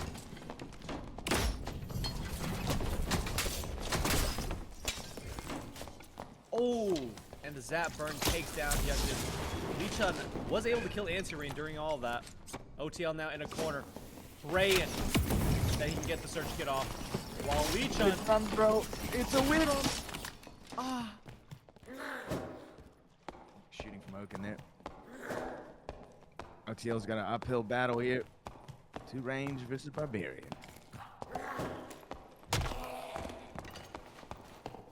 it's definitely a tough matchup for OTL, but if he plays it right, he uses those pillars, he uses those walls, he might be able to take this round home for his team.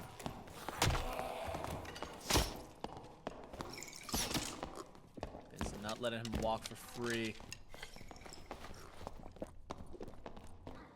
Yeah, at least here, if OTL tries to go for the draw or something, there's a little bit of action from the top side. Ungboo has some options. Absolutely. Just waiting. Absolutely.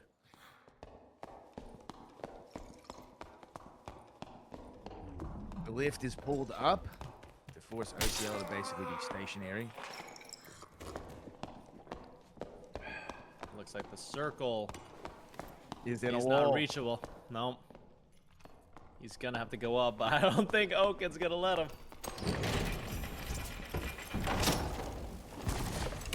One arrow, one explosion, second arrow. Zap. And he drops the And control. there it is.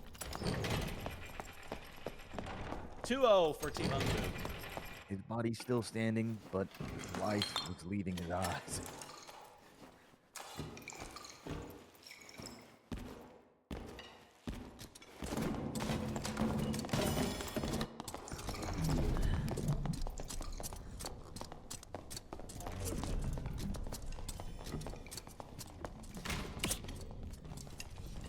The wind's got to lock in. A 3-0 sweep is devastating to the morale, you know. Yeah.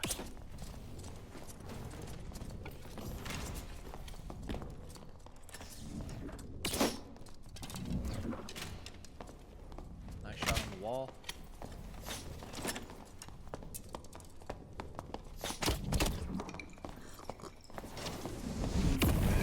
Oh! He's not holding it. A fireball Between from the planks. downtown. It's a boom shakalaka.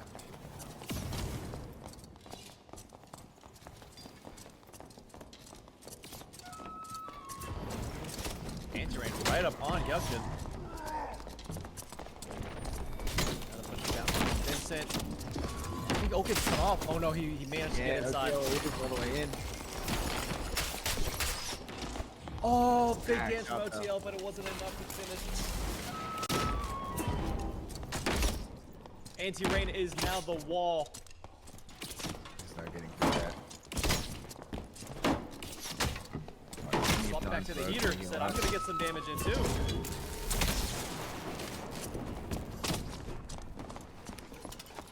Clean 3-0 game from Team Ungboo to tie up the series. Clean door jam technique deployed there, even though OTL snuck in from behind. 1-1. Deserved the win, took the first map. Ungboo took the second. Victory Now the seems question, dependent. who will take the third match to secure third place?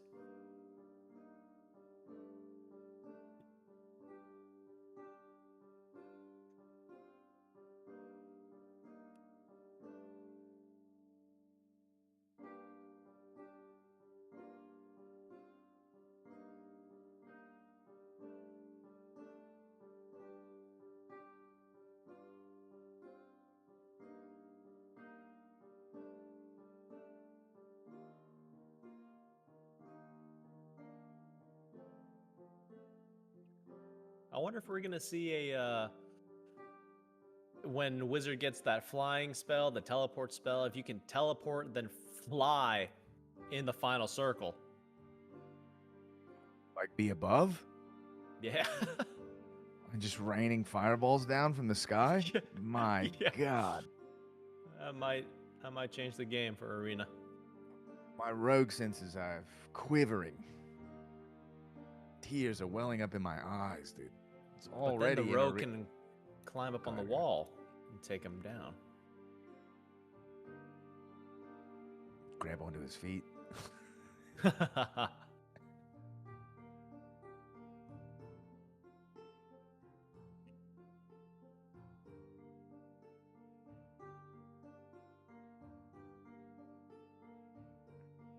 Yeah, I already spend most of my time in the arena mostly just shivering in a corner, scared and alone. But some of these new cleric spells and wizard spells, I'm gonna be doing a lot of playing dead for real. Yeah. I'm curious what the scaling for the new cleric holy sword is going to be. Looks pretty interesting. I wonder if cleric's going to get more though, because it felt like they only got a couple spells. They have that new bubble spell as well. I wonder how that one works. And it seemed like Yeah, they but- got a group resurrect. I wonder if that's like a temporary life, Hmm. or if it just maybe has like a really high cost, because that is very strong. Yeah. That's gonna go hard in Squire Royale for sure. Hmm. I can see that. Maybe even Arena as well. The Forbidden Arena resurrections. Truly a forbidden technique, dude. Right, the final game to conclude the series to dictate who will be the third place winner for the second ever Asia Warlord Arena Tournament.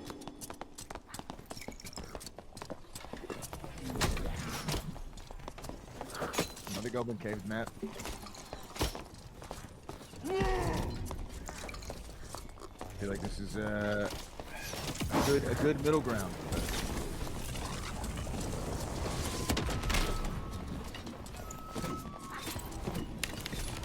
Warpide down.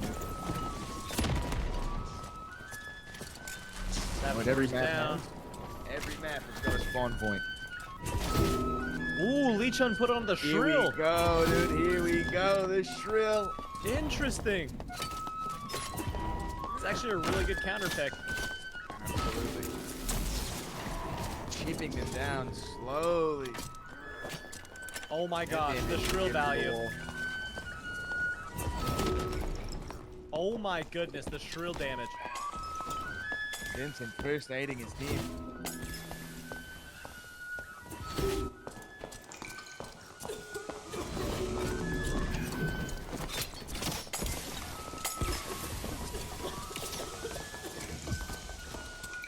Poison vials out.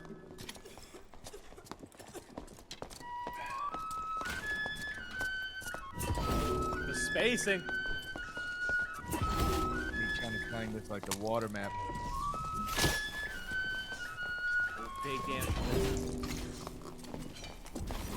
Buying some time for Anti-Rain to get out. Oh, they're able to get 2 on to Anti-Rain. Anti-Rain living though. Oh, not long enough it seems. OTL taking out Anti-Rain, but Vincent claiming Lee Chun as retribution. Huge headshot from Hyukjin. OTL looking to heal here. They're gonna have to get out of that corner. Vincent is not letting OTL get those heals off. Nice lightning strike from Oken as well.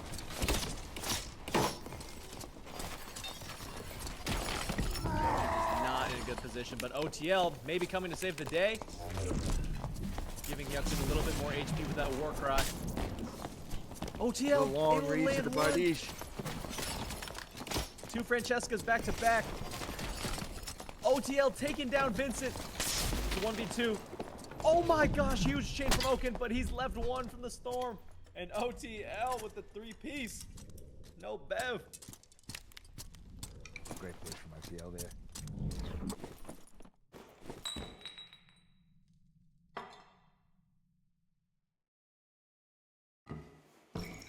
And the Shrill had him reeling for a second. Now the Shrill was an awesome choice, I'm not gonna lie. Actually, that's such good value. Let's see if they can. Let's see if Team Ungboo can play around the Shrill. Maybe they'll know not to go back into the spawn this time. I think because of first aid, Vincent's first aid, I think they can just tank him. Hiding now. Might be able to get the jump on Oken. He does. Anti-Rain OTL beaten up, dude. living on a prayer. Pops a second win. Can he get the full duration off? OTL now peeling off. It looks like he will. It's getting so much damage off. Hyukjin falls by the lightning strike. OTL is back to hitting. Clanks the ground. Those are Vincent. Another Vincent ground blocks clank. the Troll's Bane with the Oh, he bow. blocked it. That's sick. Huge block by Vincent.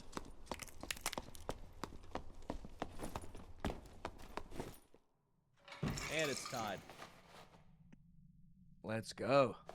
Tied in the series. Tied in this game.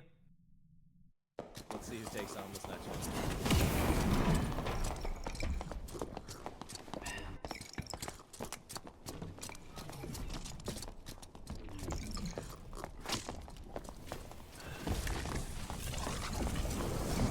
Dangerously close to the wizard.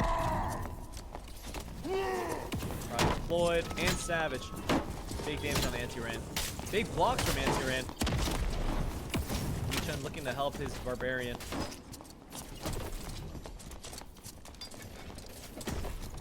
Oken and Vincent getting so much damage off. The block again! Huge block! Vincent showing that he doesn't just need a bow.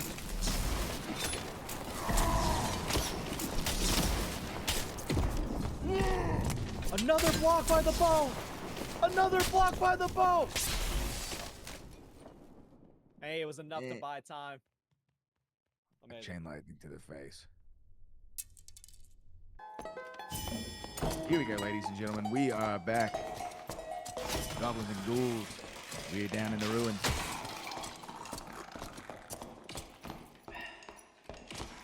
All right, The we treasure are room. back.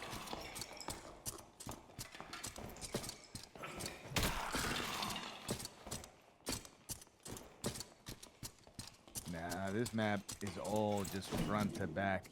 Not a lot of opportunities for a flank, to be honest. It's a long walk around.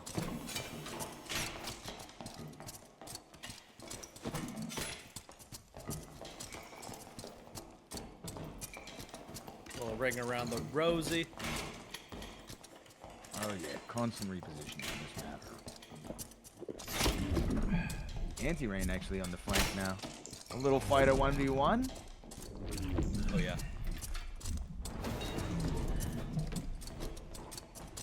Oh yeah, I want to see this. Here we go. Ooh, the second one pop.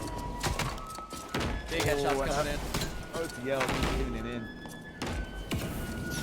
You can't Big chunk sneaking to the shrill. Days for it. OTL also falls. I don't know how Anti-Ray made it out of that one. I could have sworn he had Still 1 HP alive. to his name. But somehow took down OTL.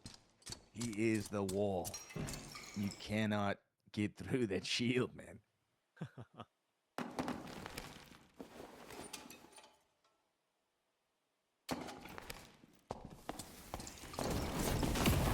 Team Ungboo taking the first round.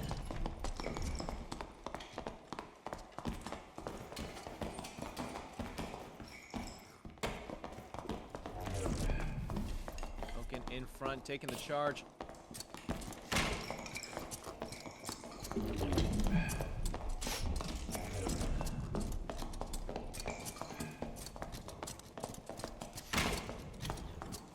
Nice dodge. Anti-Ray. Oh, Here comes the shrill.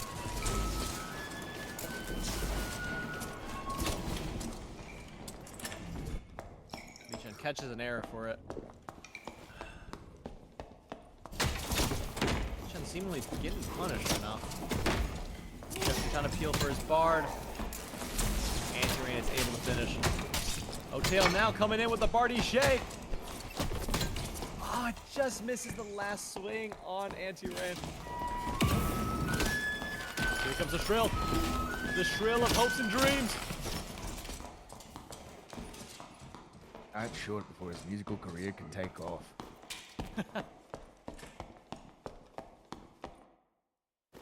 Deserve to win's got to be careful here. He's sort of getting caught out. Yeah, they're gonna need to finish. They've been trying to go for a pinch, but it's just not as coordinated. They're taking too much damage, trading off, and they're able to just lose one by one. So, Team Deserve to Win really needs to. You really need to play more synchronized here. Because the war cry. Nice Franny. Good deal by Anti-Rain there. Absolutely. Kyukchin in his ones with Vincent. Vincent getting some big damage off of the bows, now going for the blood sap. Just out meleeing the fighter here. Oaken somehow fireballed Anti-Rain. Is it Vincent to the rescue? A little invisible juke. Oaken falls. And Kyukchin taking off Vincent's head. Keeping them still.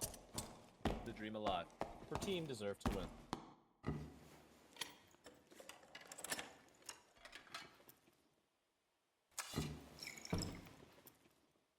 You always got a puncher's chance and just send it.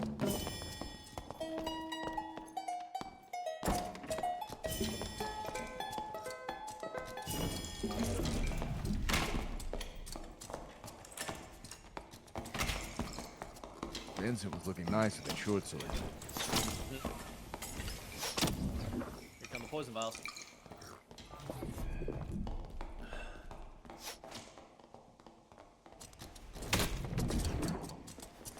Kyukchin getting a little bonkage in.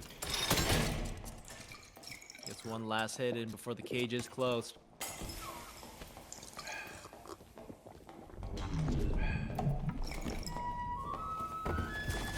Here comes the shrill.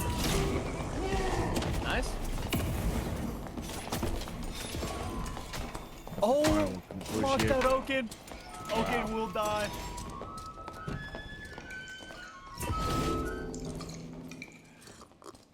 Wow, good use of that cage door there. Absolutely. Deserve to Win really showing that they want to win this.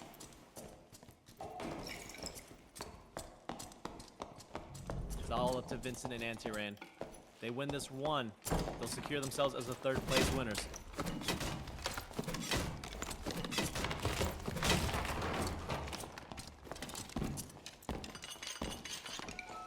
See what their plan is here.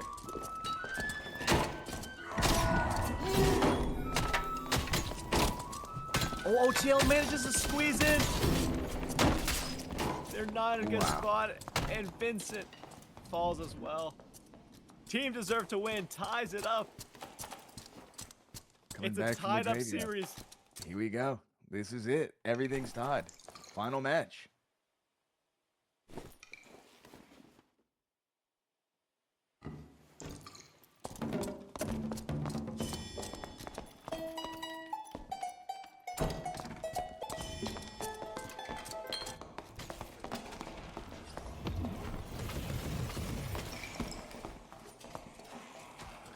Back in play. Gotta take care of him. Can't afford. Skeleton shot in the back. No, they cannot.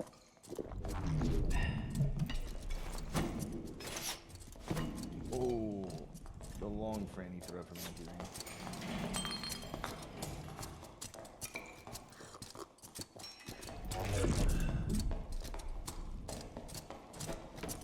Little dance between Helgjin and Anti-Ren. Crossbow doesn't connect. Nice shriek from Lee Chun.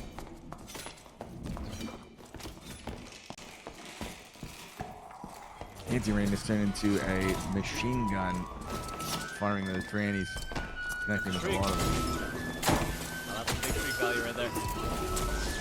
Yep.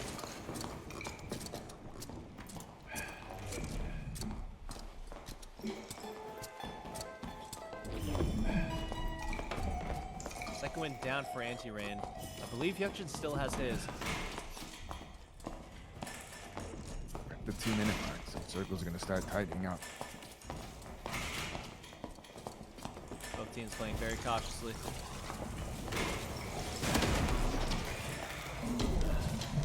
Hyukjin looking for a chain, misses one of two.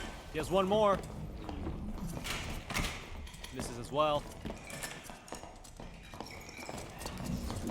Big damage from that crossbow. Probably gonna look to push off of that. Invisibility potion. Hold The on. invisibility potion, dude. Here we go. Here we go. Let's see if it works.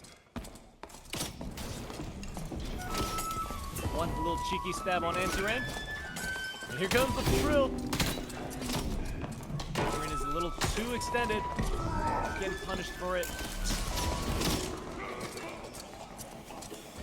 Both teams are both so low. It's anyone's Everyone's game. hurt. Everyone's hurt. Hyukjin and Anti-Rain going band for band. Lightbringer for Lightbringer.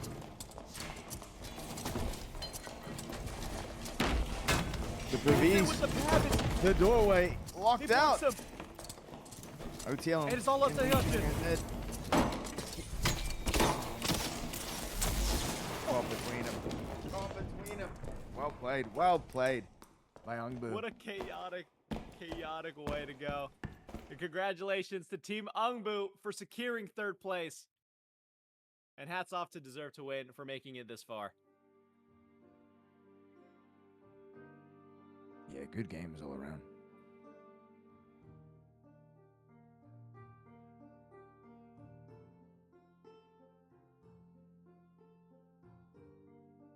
Wow. What a way to finish. Now, guys, Anugi. remember. Yes, what's up? I was gonna say, you ready for the finals, man? It's time for the finals. Yes, sir. I was just, same track minded. I was just gonna say we are headed into the finals now, and it's gonna be a best of 5 series.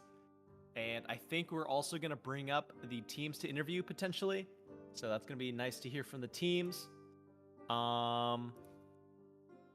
And yeah, I'm pretty excited to hear from these teams. These guys fought hard. They made it all the way here to the finals. It's gonna be a best of 5. They haven't been playing, for a few rounds now, for some time now. So I don't know if they're warm, they're cold again. But one thing's for sure is we're gonna see them put it all out there, and that I'm very excited about. Oh yeah. Oh yeah. I'm ready to see some of the more hot cleric action. Potentially some cleric on cleric type fighting.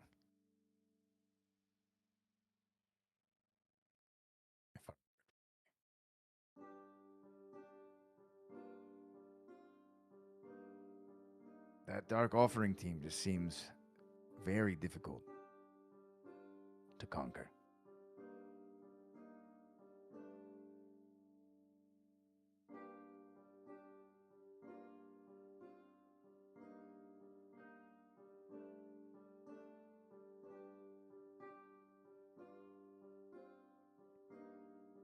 Yeah, we're going to be seeing that Dark Offering build once again. Will it have been enough to go all the way?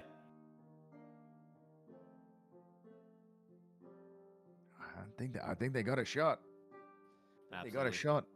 I mean, Absolutely they good seem. leader. I bet they have a lot of experience fighting against Wizard Ranger comps. So, and you know, you don't get an opportunity that often to fight against such a tight, strategic Dark Offering team.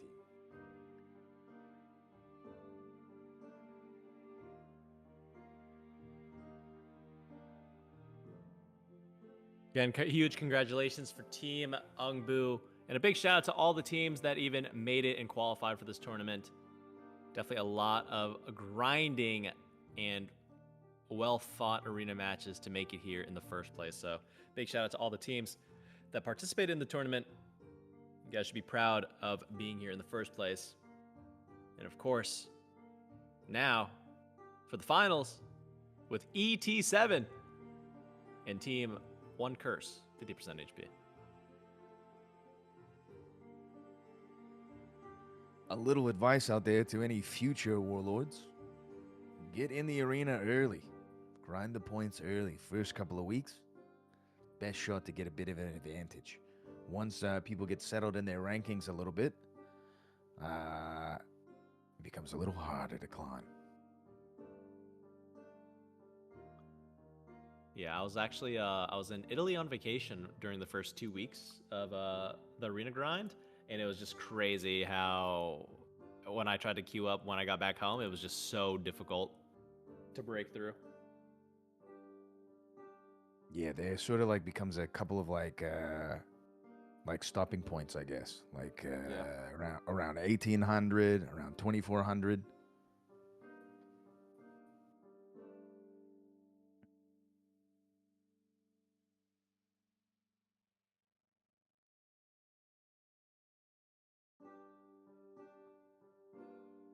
I'm wondering if Team One Curse might inspire a wave of Dark Offering Warlocks.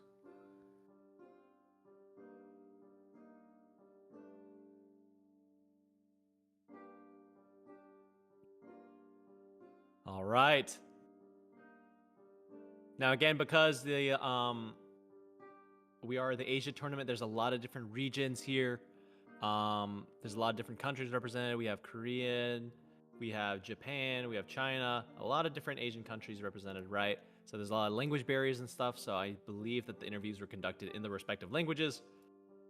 So I think the interviews have wrapped up, and we are now going to proceed into the finals with Team ET7 with 762 on the Cleric, Takumin on the Ranger, and Ikusu on the Wizard.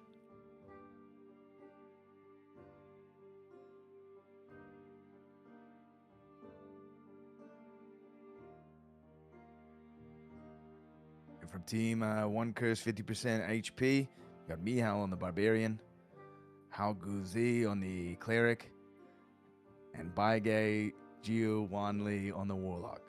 Oh, yeah. Sheesh.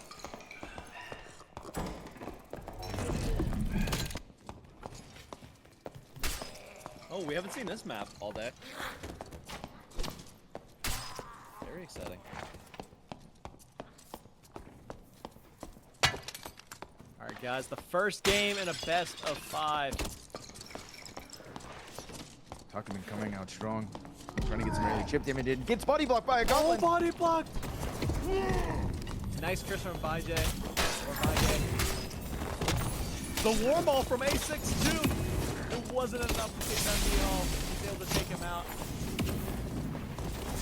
Big heals coming out from Halgor. Nice fireball splash to cancel the Sanctuary.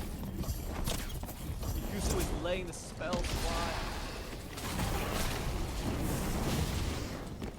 Oh, big ignite.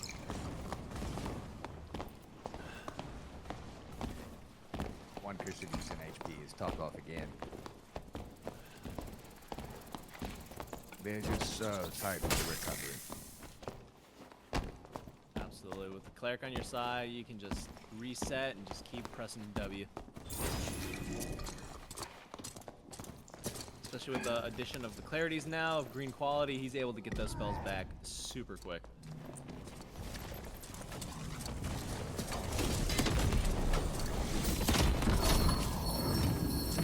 Huge heal cut on Vaige, but he's able to get a little bit of heal from the Sank.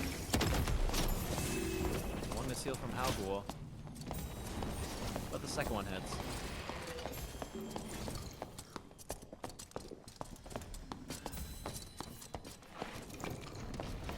And to maybe get another Sank here on Vaige.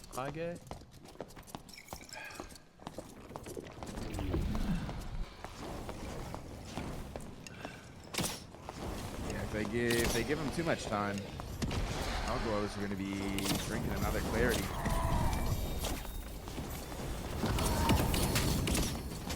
Eol is in. Nice block. And the judgment from Halgor secures it. One curse, 50% HP, taking the first round.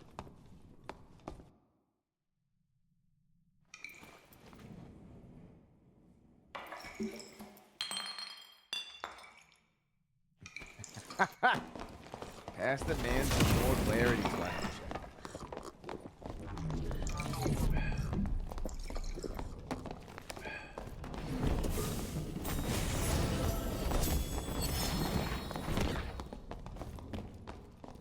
Send him in. A7 playing a little less aggressive this time.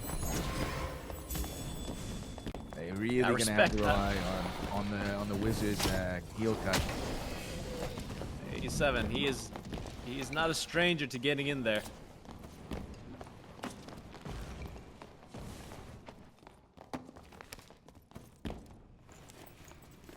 Cleric really having a strong showing this time around.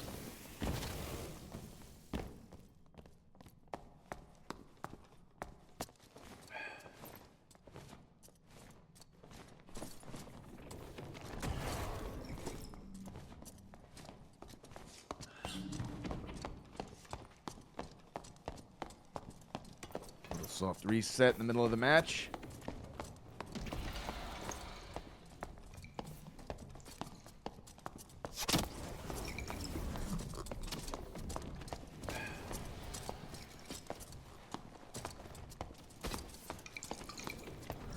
Buying some time. Yeah, Takuman's landing a little bit of chip damage.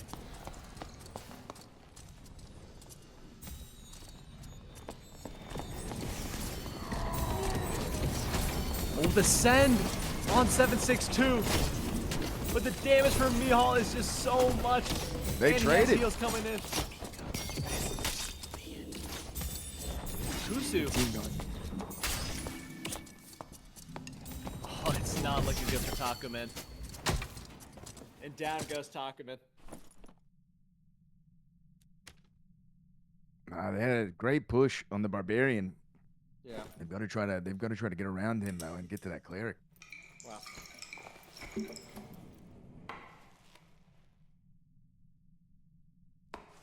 Halgor's pocket is on point. Absolutely.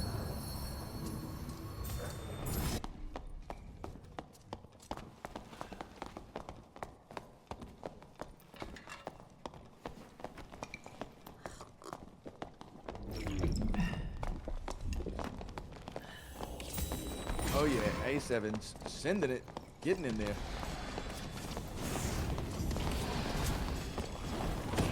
Or at least he wants to. Oh, there's the send, there's the send. There it is. Big Locust coming out from 762. Nice. They got damage on the table. He's gonna tank have to just back recovers off. it immediately. Like we're able to keep his friends healthy.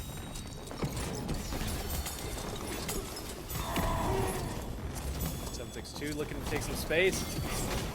Judgment off. But he is doing a lot of damage. But the heals from Haug will keep Nemhal alive. Oh my goodness, a clean a 3-0 sweep for one curse, 50% HP, man. Oh yeah. Oh man. Well, now they've got a taste of it. They see what the offering is on the table. Right. Nice one. Let's see if there's some type of yeah, I didn't mean to do that. Yeah, my bad. That was good. Let's see if there's some adaptations to the strategies in the next game. Yeah. Yeah, Something 762 was able to really just plow through every single team leading up to now, and I was really impressed with how he would just not be shy to get inside, just get in there and fight the enemies as the cleric or just frontlining. But going against this composition, going against another cleric, it's just the value of that heal reset. It's just so immense, especially when he's trying to get his ones. But when the melee versus melee, but one of the melees has a pocket cleric, it's just so hard to win that exchange. He's gotten it close, but I think they're going to have to reconsider the strategy. Maybe they're going to have to let their team cook a little bit more. Team ET7 will definitely have to have Takumin and Ikusu shine. So let's see how they adjust, like you say, to this new information they got. Now they've gotten a little taste and seen what's on the table. The offering on the table, as Guild Leader has said. Yeah, I think it's hard to know when you're in the middle of the fight. Like, when's like a good time to push? You know, there's been a couple times where I feel like A7's team has had sort of the upper hand, at least as on damage dealt, but shy away from continued pushing, probably into a bad terrain, something like that. You know. And just allowing those constant resets to just whittle you down with attrition. Right. All right. It looks like the next match is in. Now here we go, headed into the second game of this best of 5 series. Between ET7 and one curse 50% HP for the finals of the second Asian Warlord Arena Tournament. Let's get it.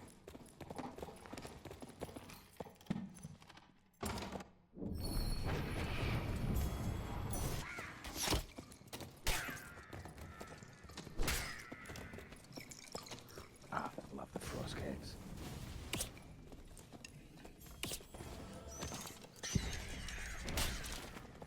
I'm excited for the next wipe to begin because I played a lot of the ice caverns.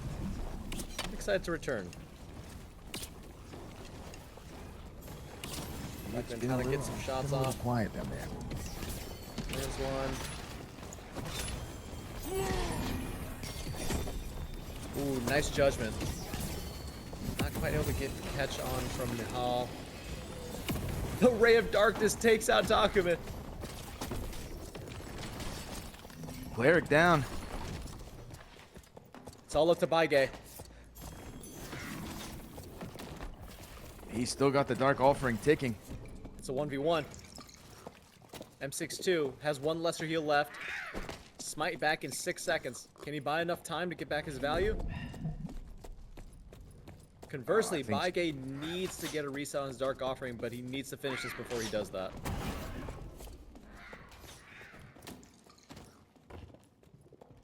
He's gonna go low ground, it seems. Another curse. Oh, yeah. Like the name says, A7 is down to 50%. Beautiful camera work. Dark Bolt lands. And one.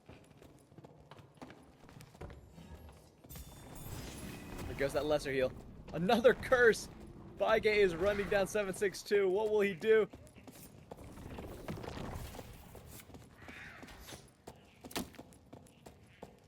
But Baige hasn't been healing.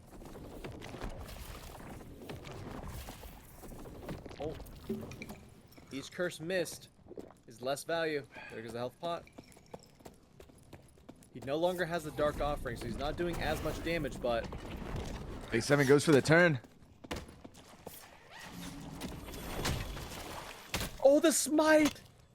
762 somehow managed to live through all of that to take the first round for his team. Well played. I get turned right around into that maze hit.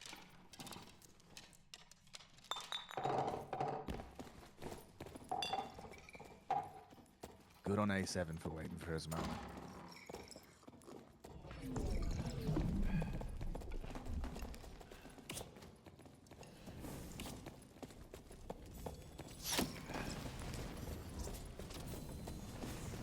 There's a lot of plays happening around these edges. Not really too much going on in the middle area. Okay, now though, making me eat my words. No, he's reconnected. 762 though he is in there. Oh, the Kusu taking it now, helping him out.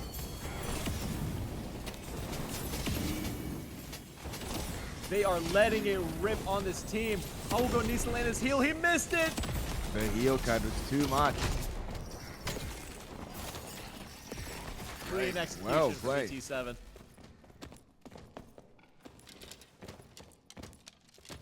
Oh, I just noticed their name is ET7. And it's Ikusu, Takumin, and 762. Nice. Nice. And the other team has a Warlord. Nice.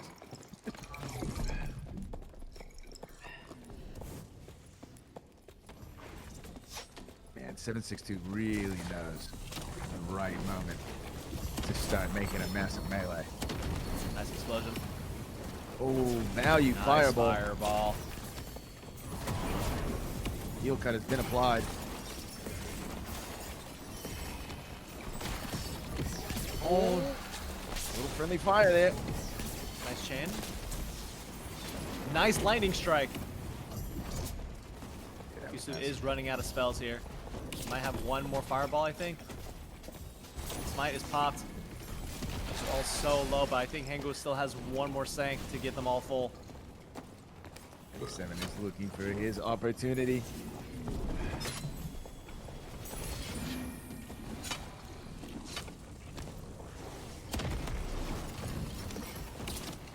Hugo just sitting down, getting spells back. Oh my goodness. It's punished for it too.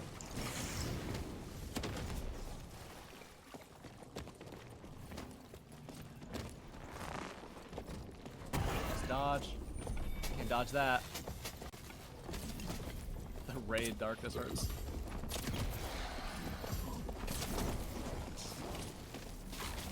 Like that. Nice lightning strike. Wild time. Big slow as well. You know, it's caught in a bad spot. Mihal Back falls. One last swing from 762 before he falls to Baige. It's a 2v2. But this means Haugo is gonna get some of his heals back. Nice. Haugo gets to sit. Akusu gets to sit. What's gonna matter more? The wizard spells or the cleric spells? And then the wizard down! Takumin in melee range. A good solid effort there. Catching one of those dark bolts to the head is Devastating. disaster.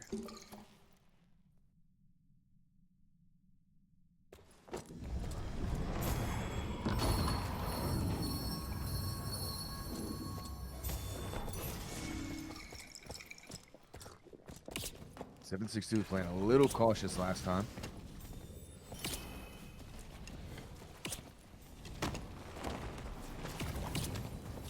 Big damage on Mihal. You're gonna have to burn a sank here.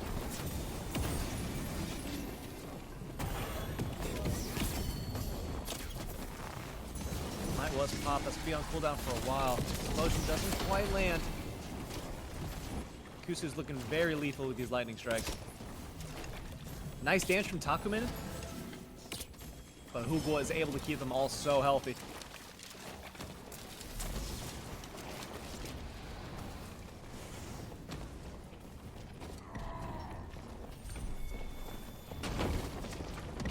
Popping his cooldowns. Sent in. Smite popped. Oh, he just gets so much damage from the team. Oh, they're so low. Vargay is low. Down falls Mihal. They've got to push this. They've got to push this. They can't need- let him. They can't let him get the reset. They can't let Nice Takumin. Ungboo sit down, dude.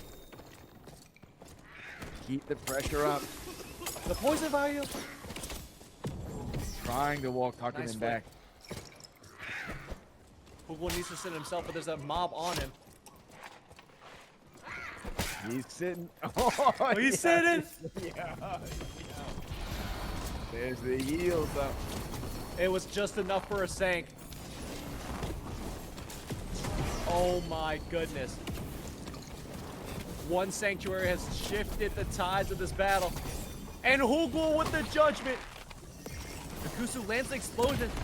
Can he take out Ungboo? He dies. Incredible. It's a 1v1.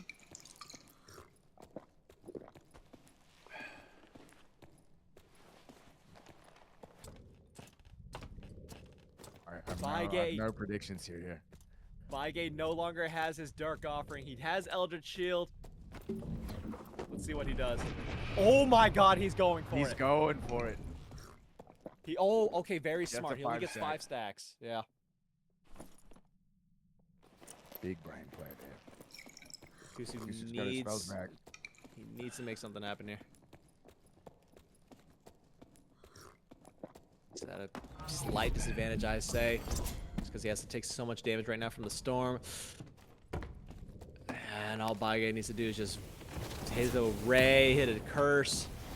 But Kusu's not going down without swinging. Curse lands, unfortunately, and it's a tied up game. Too much time to recover. And didn't know where Vargay was and took the long way around.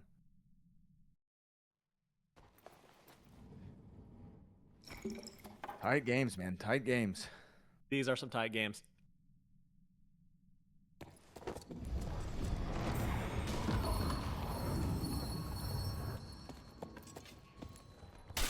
All right. To take home the second game of the best of 5 series to determine who is the finals champion of the Asian Warlord Arena Tournament. Let's see who takes home game 2. Will it be ET7 or one curse, 50% HP? 762 already down half his health. He's gonna have to burn some heals to heal himself here. They're on the run. Mihal keeping up the advantage. A762 getting back in there and taking out Mihal. With the jump smash. He The takes Goomba out stomp. Ungboo. 762 with the 3 pace. Wow. Very nice.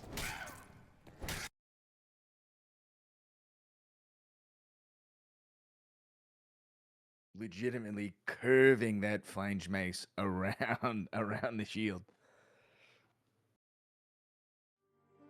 1-1. Ooh, got a little battle here. Wow. One curse, 50% HP took the first game. ET7 took the second. Wow. Now we got a series.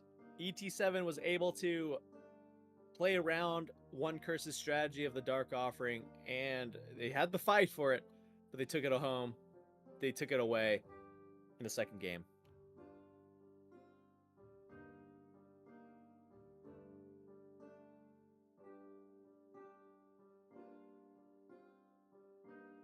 First team to reach 3 wins will be crowned the champion of the Asia Warlord Arena Tournament.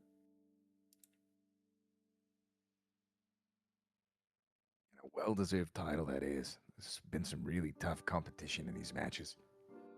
Absolutely. I'm just excited to see what the nameplate looks like.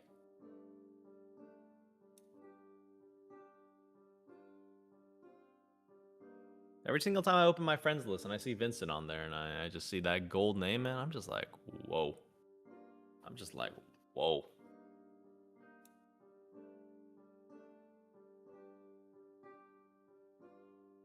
Yeah, I wish Vincent was on my friends list.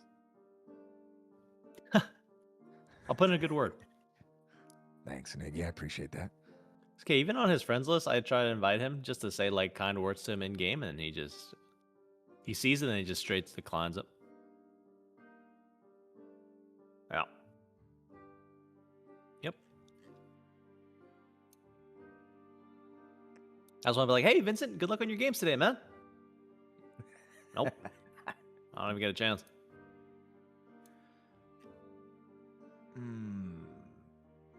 Map choice is going to be pretty important here. All Both right. teams have a pretty strong melee ability. Yes. Here we go. Game 3.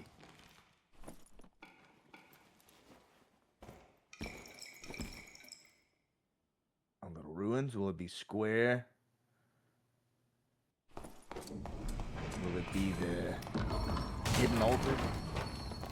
It's hidden altar.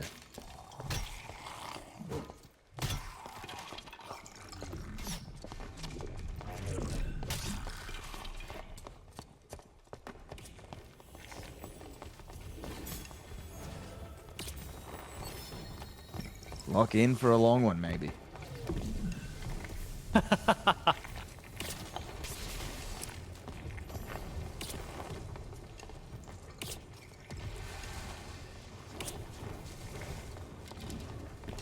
Some solid chip damage.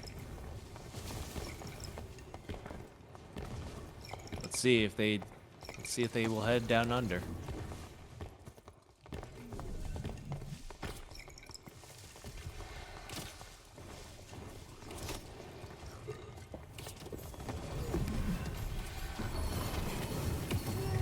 Nice fireball.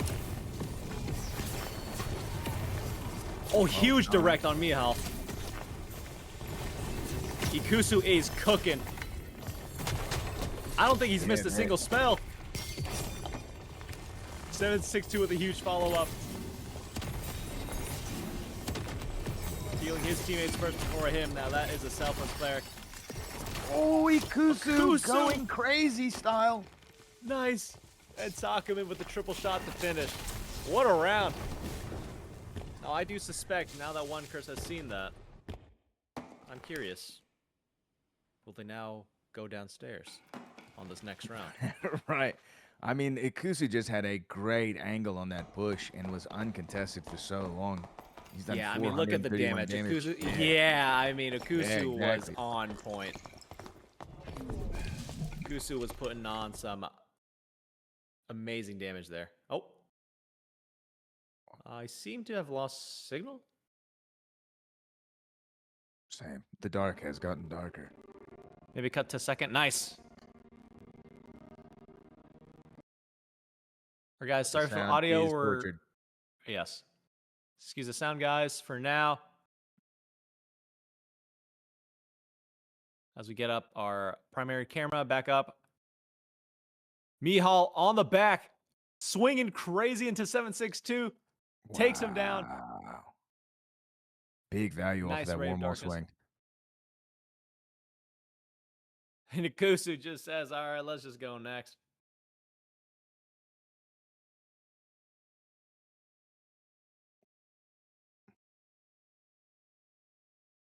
Neither team taking the cringe stairs. Gotta love to see it. Fighting it That out. is honestly something you love to see. I think all the teams are tired. It's been a long day. They want to wrap this up. Yeah, you gotta get to that winner's podium. Take your victory lap.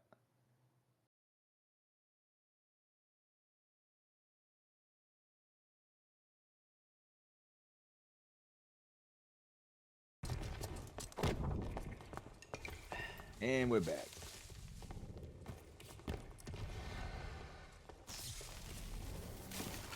Beautiful. Team's playing cautiously now.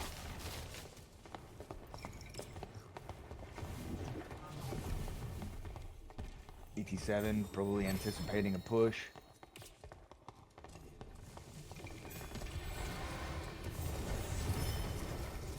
Oh, here we go. There's a little send on They're sending 762. Oh, they know it. They've expected it. But he's still on regardless. The cleave! Oh! taking out Good Hogwarts. trade there. Good trade. Cleric for cleric is fine in this matchup. Spygate's low. Mihal's chip. Kusu and Takumin looking very healthy. Very nice. Low. The fireball. Akusu is looking good on the wizard. He doesn't miss. No, that's not. Wow. But it doesn't matter because Takumin's got his back, and that's what having a good team is all about. ET7 taking the third round. Cinema. Brother, I love watching 762 just get sent in there. He is an active man. He's like a nuclear missile, dude. He's glowing with God. every color in the game. I don't know why he doesn't just play barbarian. This man was born to get inside.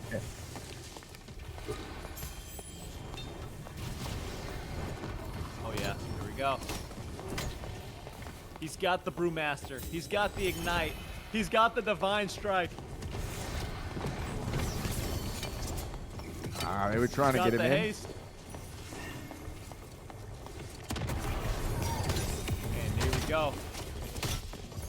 Oh, the block couldn't. Will Mihal fall for it? He's one up.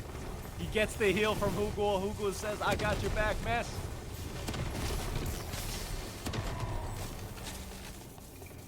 We're missing that last heal. Takumin going for the surge. Little orchestrated reset here. It's gonna be a tough mountain to climb.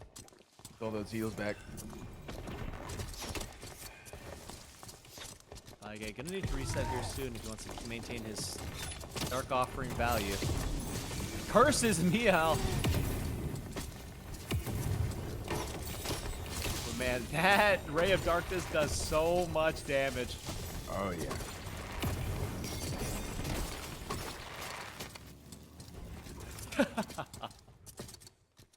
Tying up the series, one curse 50%. Bringing this to the tiebreaker round. Game 3.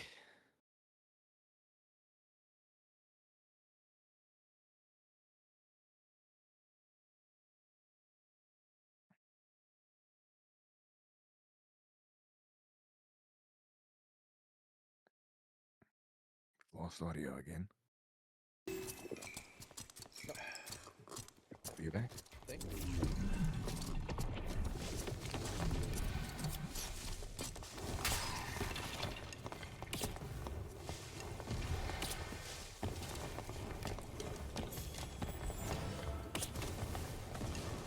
762 just want to get in there.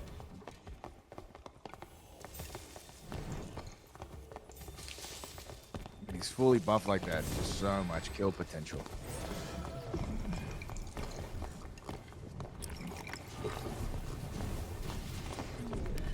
He's charging up. He's got the Bless, he's got the Brewmaster, he's got the Prot Pot, he's got the Divine Strike. All he needs now is that haste and Viz send.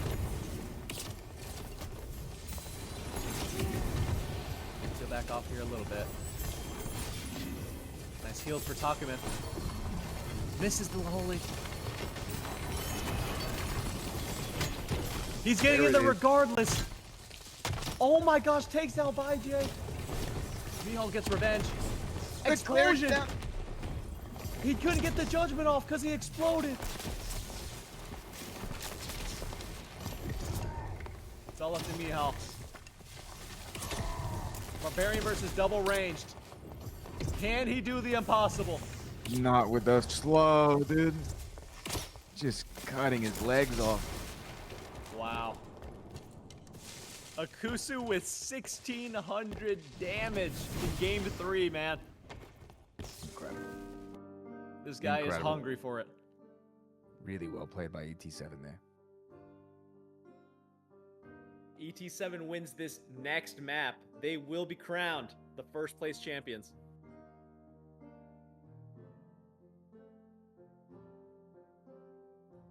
They're dialed in. They're locked in. Absolutely. I might be showing my bias a little bit, but man, it's really enjoyable to watch 762's aggression. Yeah, I'm a fan.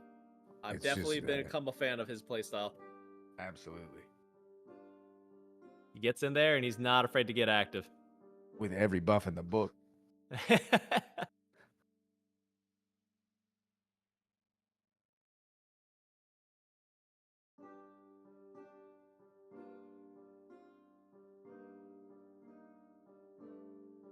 Map selection here, though, could be a deciding factor. Could give an advantage to one of the teams.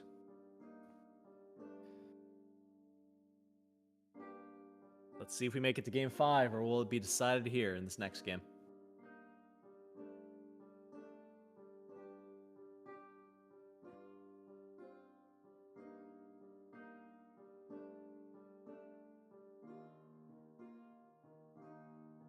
Might have to play some Arena just in honor of the tournament after this. Yeah. But Yep. most likely I'm going Yep. straight to sleep. Play some Arena in my dreams. Yes, sir. I'll build some custom maps in my dreams tonight, or when I go to sleep.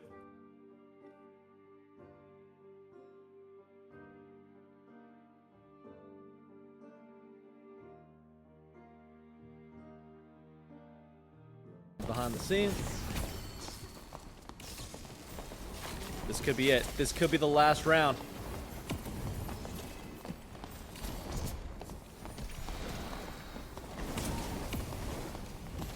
Kusa letting the fireballs fly. Value fireballs. Big keel cut on Vaige. Doesn't get full value from that sanctuary. Another splash from Ikusu. Kusu has little HP. Falls to the Dark Bolt. 762 is in there, trying to get revenge for his teammate, but just can't manage to pull it off. Smart, Down smart. falls Takumin. One curse is still alive. Smart plays on one because there, as soon as Ikusu took the eyes off the Warlock, he was just getting Dark Bolts to the head. Yes. That is a difficult projectile to dodge, at least for a guy like me. They move fast, too. Oh, yeah.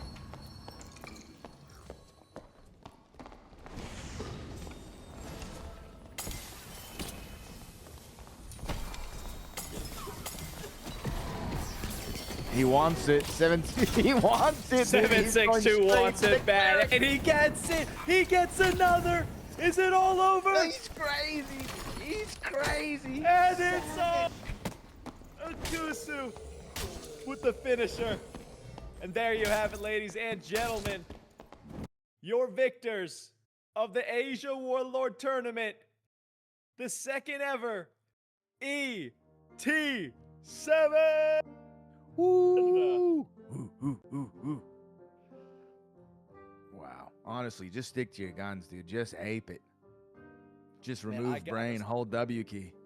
I gotta say, they all played so well off of each other. They all had their moments of shine. I mean, we Absolutely. saw so many rounds where 762 was getting that ignite, getting that haste, getting sent in crazy style, boxing up, cleaving crazy with that Obsidian Morningstar. And then conversely, we would see Ikusu not missing a singular spell on the opposition. Not a Incredible. single one. Truly incredible.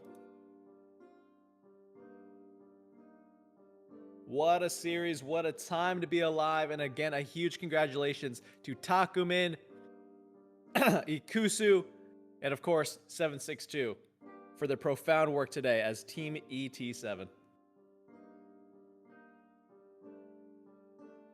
Yeah, I mean, well-deserved fight. Great matches all series long, all tournament long.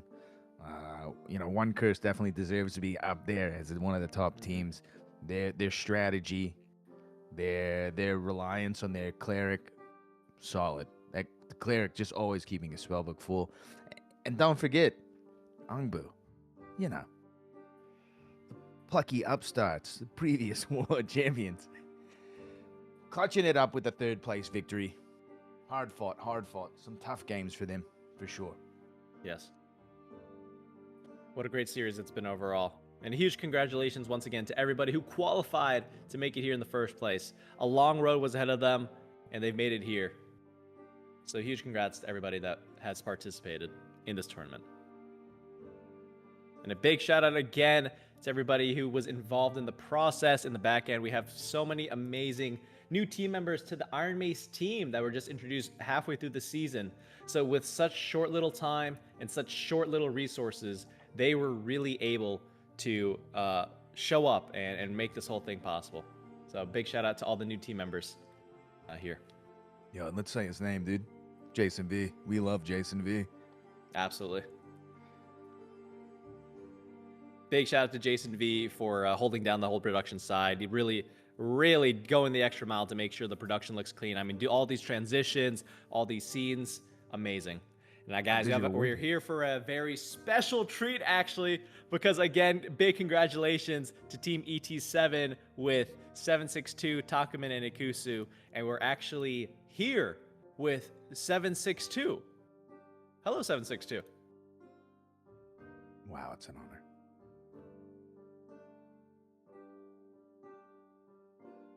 $762, are you there? Strong silent type. A man of action.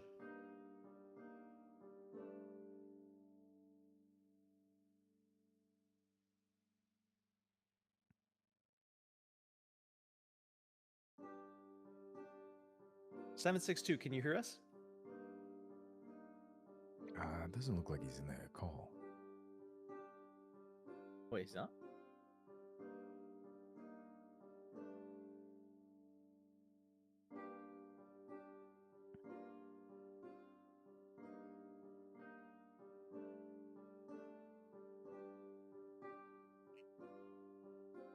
I'd like to maybe just imagine him, you know, in his, what was he wearing? Like a tough helm?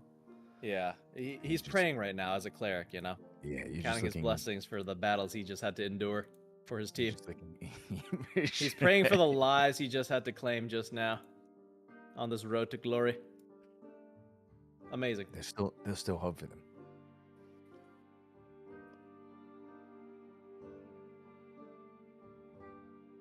Anugi, it's been a blast casting with you, my man. Hey, the pleasure is all mine, brother. All right. Okay, you can have it. Hello. Oh, hello. Hello. No, it's okay. Hello. Hello. You earned your well-deserved break after that amazing performance. Yes, thank Hello. you. Thank you. Hello, 762. Mm-hmm. Yes. Now, I'm curious. What does 762 mean? Oh, it means the number of a bullet. Nice. 762. 51. The bullet. Okay, yeah, because the way you hit the enemies with your Morning Star, it might as well be that caliber of bullet, because you are hitting them very hard. Thank you. I really, me and Guild Leader, we really appreciated your style of playing Cleric, how you would get all of the buffs from your team, you know, you would pop the Bless, and you would get the Ignite, and the Haste and Viz. Talk to me about the strategy you and your team had when you were doing that, because most of the time it worked, but then sometimes it wouldn't, and you guys would lose the round. So tell me about your mindset. Yeah, it's basically a buff ball. It's old strategy. Sometimes if I take too many damage and I lose melee, so we lose the round. Right. I saw you so many times. Win the melee fight. Yes. It was like a all or nothing type of strategy, you would say. Yes, like an all-in strategy. Yeah. But sometimes if it doesn't work, we will say play slow and I transfer to heal. Yeah, I because usually in the cleric, wizard, ranger composition, usually the wizard and ranger have time to get damage. But I saw so many rounds. You were the first one in, just smacking them, hitting them with bullets of Morningstar to the face. Very well played, 762. Yes. Thank you.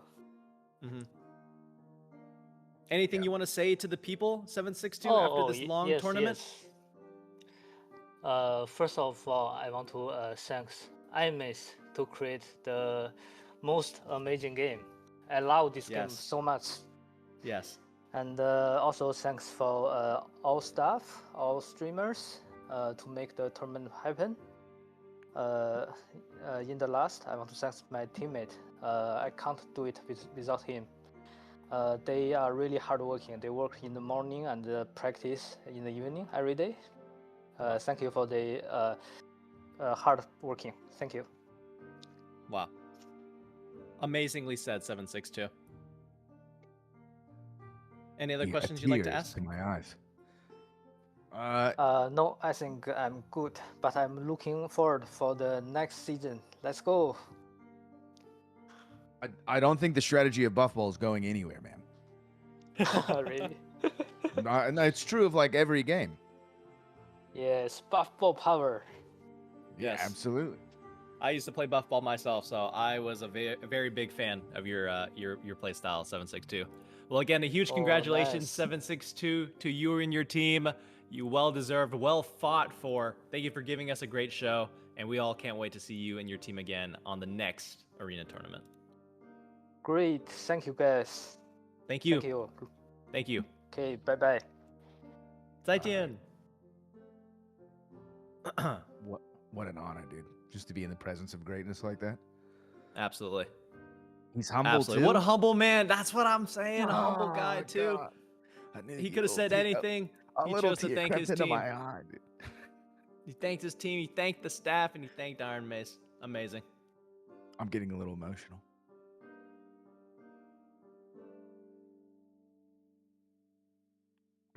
Everybody likes to be described as hardworking, you know? Guys, it has been an amazing tournament. Again, huge congratulations to all the teams for even being able to qualify for this tournament. As you know, it's a highly contested, as some of you guys know, during the weekends. Just the fact to get Warlord is a difficult challenge in and of itself. So, guys, thank you to all of the contestants for fighting so hard to give us a show to even provide. Once again, like 762 was saying, big thank you to Iron Mace, giving us Dark and Darker, man. Not the most perfect game, as we all know, but I believe that the future is so bright, and there's so many amazing things coming for this game that we've seen in these past few updates and seasons, that there's going to be so much more to come. With these updates to the UI, to Arena, man, I can still see the world where we're getting custom lobbies, custom arena maps, and hopefully one day us as the community can design maps too on Steam Workshop and help make this game even better. So shout out to the community, because we would not be here without you guys. And thank you to Iron Mace for the opportunity to be casting alongside my brother, Guild Leader here. Yeah, anything else you want to say, Guild Leader? You know, just keep your eyes open, walk in the shadows. Shadows hide you. May your shadows grow longer. Also, next season, catch me in the ice caves. I'll be picking your dead body's pockets. Ooh. Amazing. Or maybe you'll be getting mine. All right. Again, thankful to everybody who was watching. Hopefully you guys enjoyed the show. I'm not sure if we have any more interviews lined up. I think we're good. Oh, yo, right? quick shout out. Jason V does stream. Seriously, give this man some of your attention. He deserves it. This guy literally is the hardest working man in showbiz, for real. Abso-frickin-lutely. This guy, like I was mentioning, and Guild Leader said, he has been behind all these scenes. He went out of his way to design a bunch of these things, including Lego Time Bomb, also helping out with a lot of the design, getting the bracket system in place. I mean, so many amazing people working in the back end, right? They deserve all the praise. Shout out Jay, Panders, and Jin Baba for doing so much. They're so new to the Iron Maze team. And it's so many people, man. There's so many names I'm even missing, but there's so many people in the back end that are helping all this go on. So thank you, guys. It's been I'm very proud to be a part of this process as well. Yeah, same. So Noogie, we gonna play some Arena? I'm honestly thinking of it. If I'm not passing out after this, then yeah. Let's see if we have any more interviews.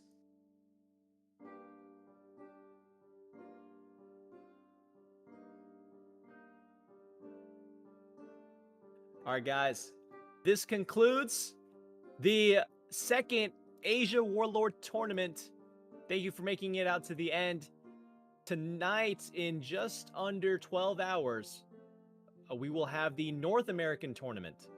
So make sure you guys stay tuned for that. Cheers, everybody. Thank you guys so much for your time. We'll see you guys at the North American Warlord tournament. Goodbye now.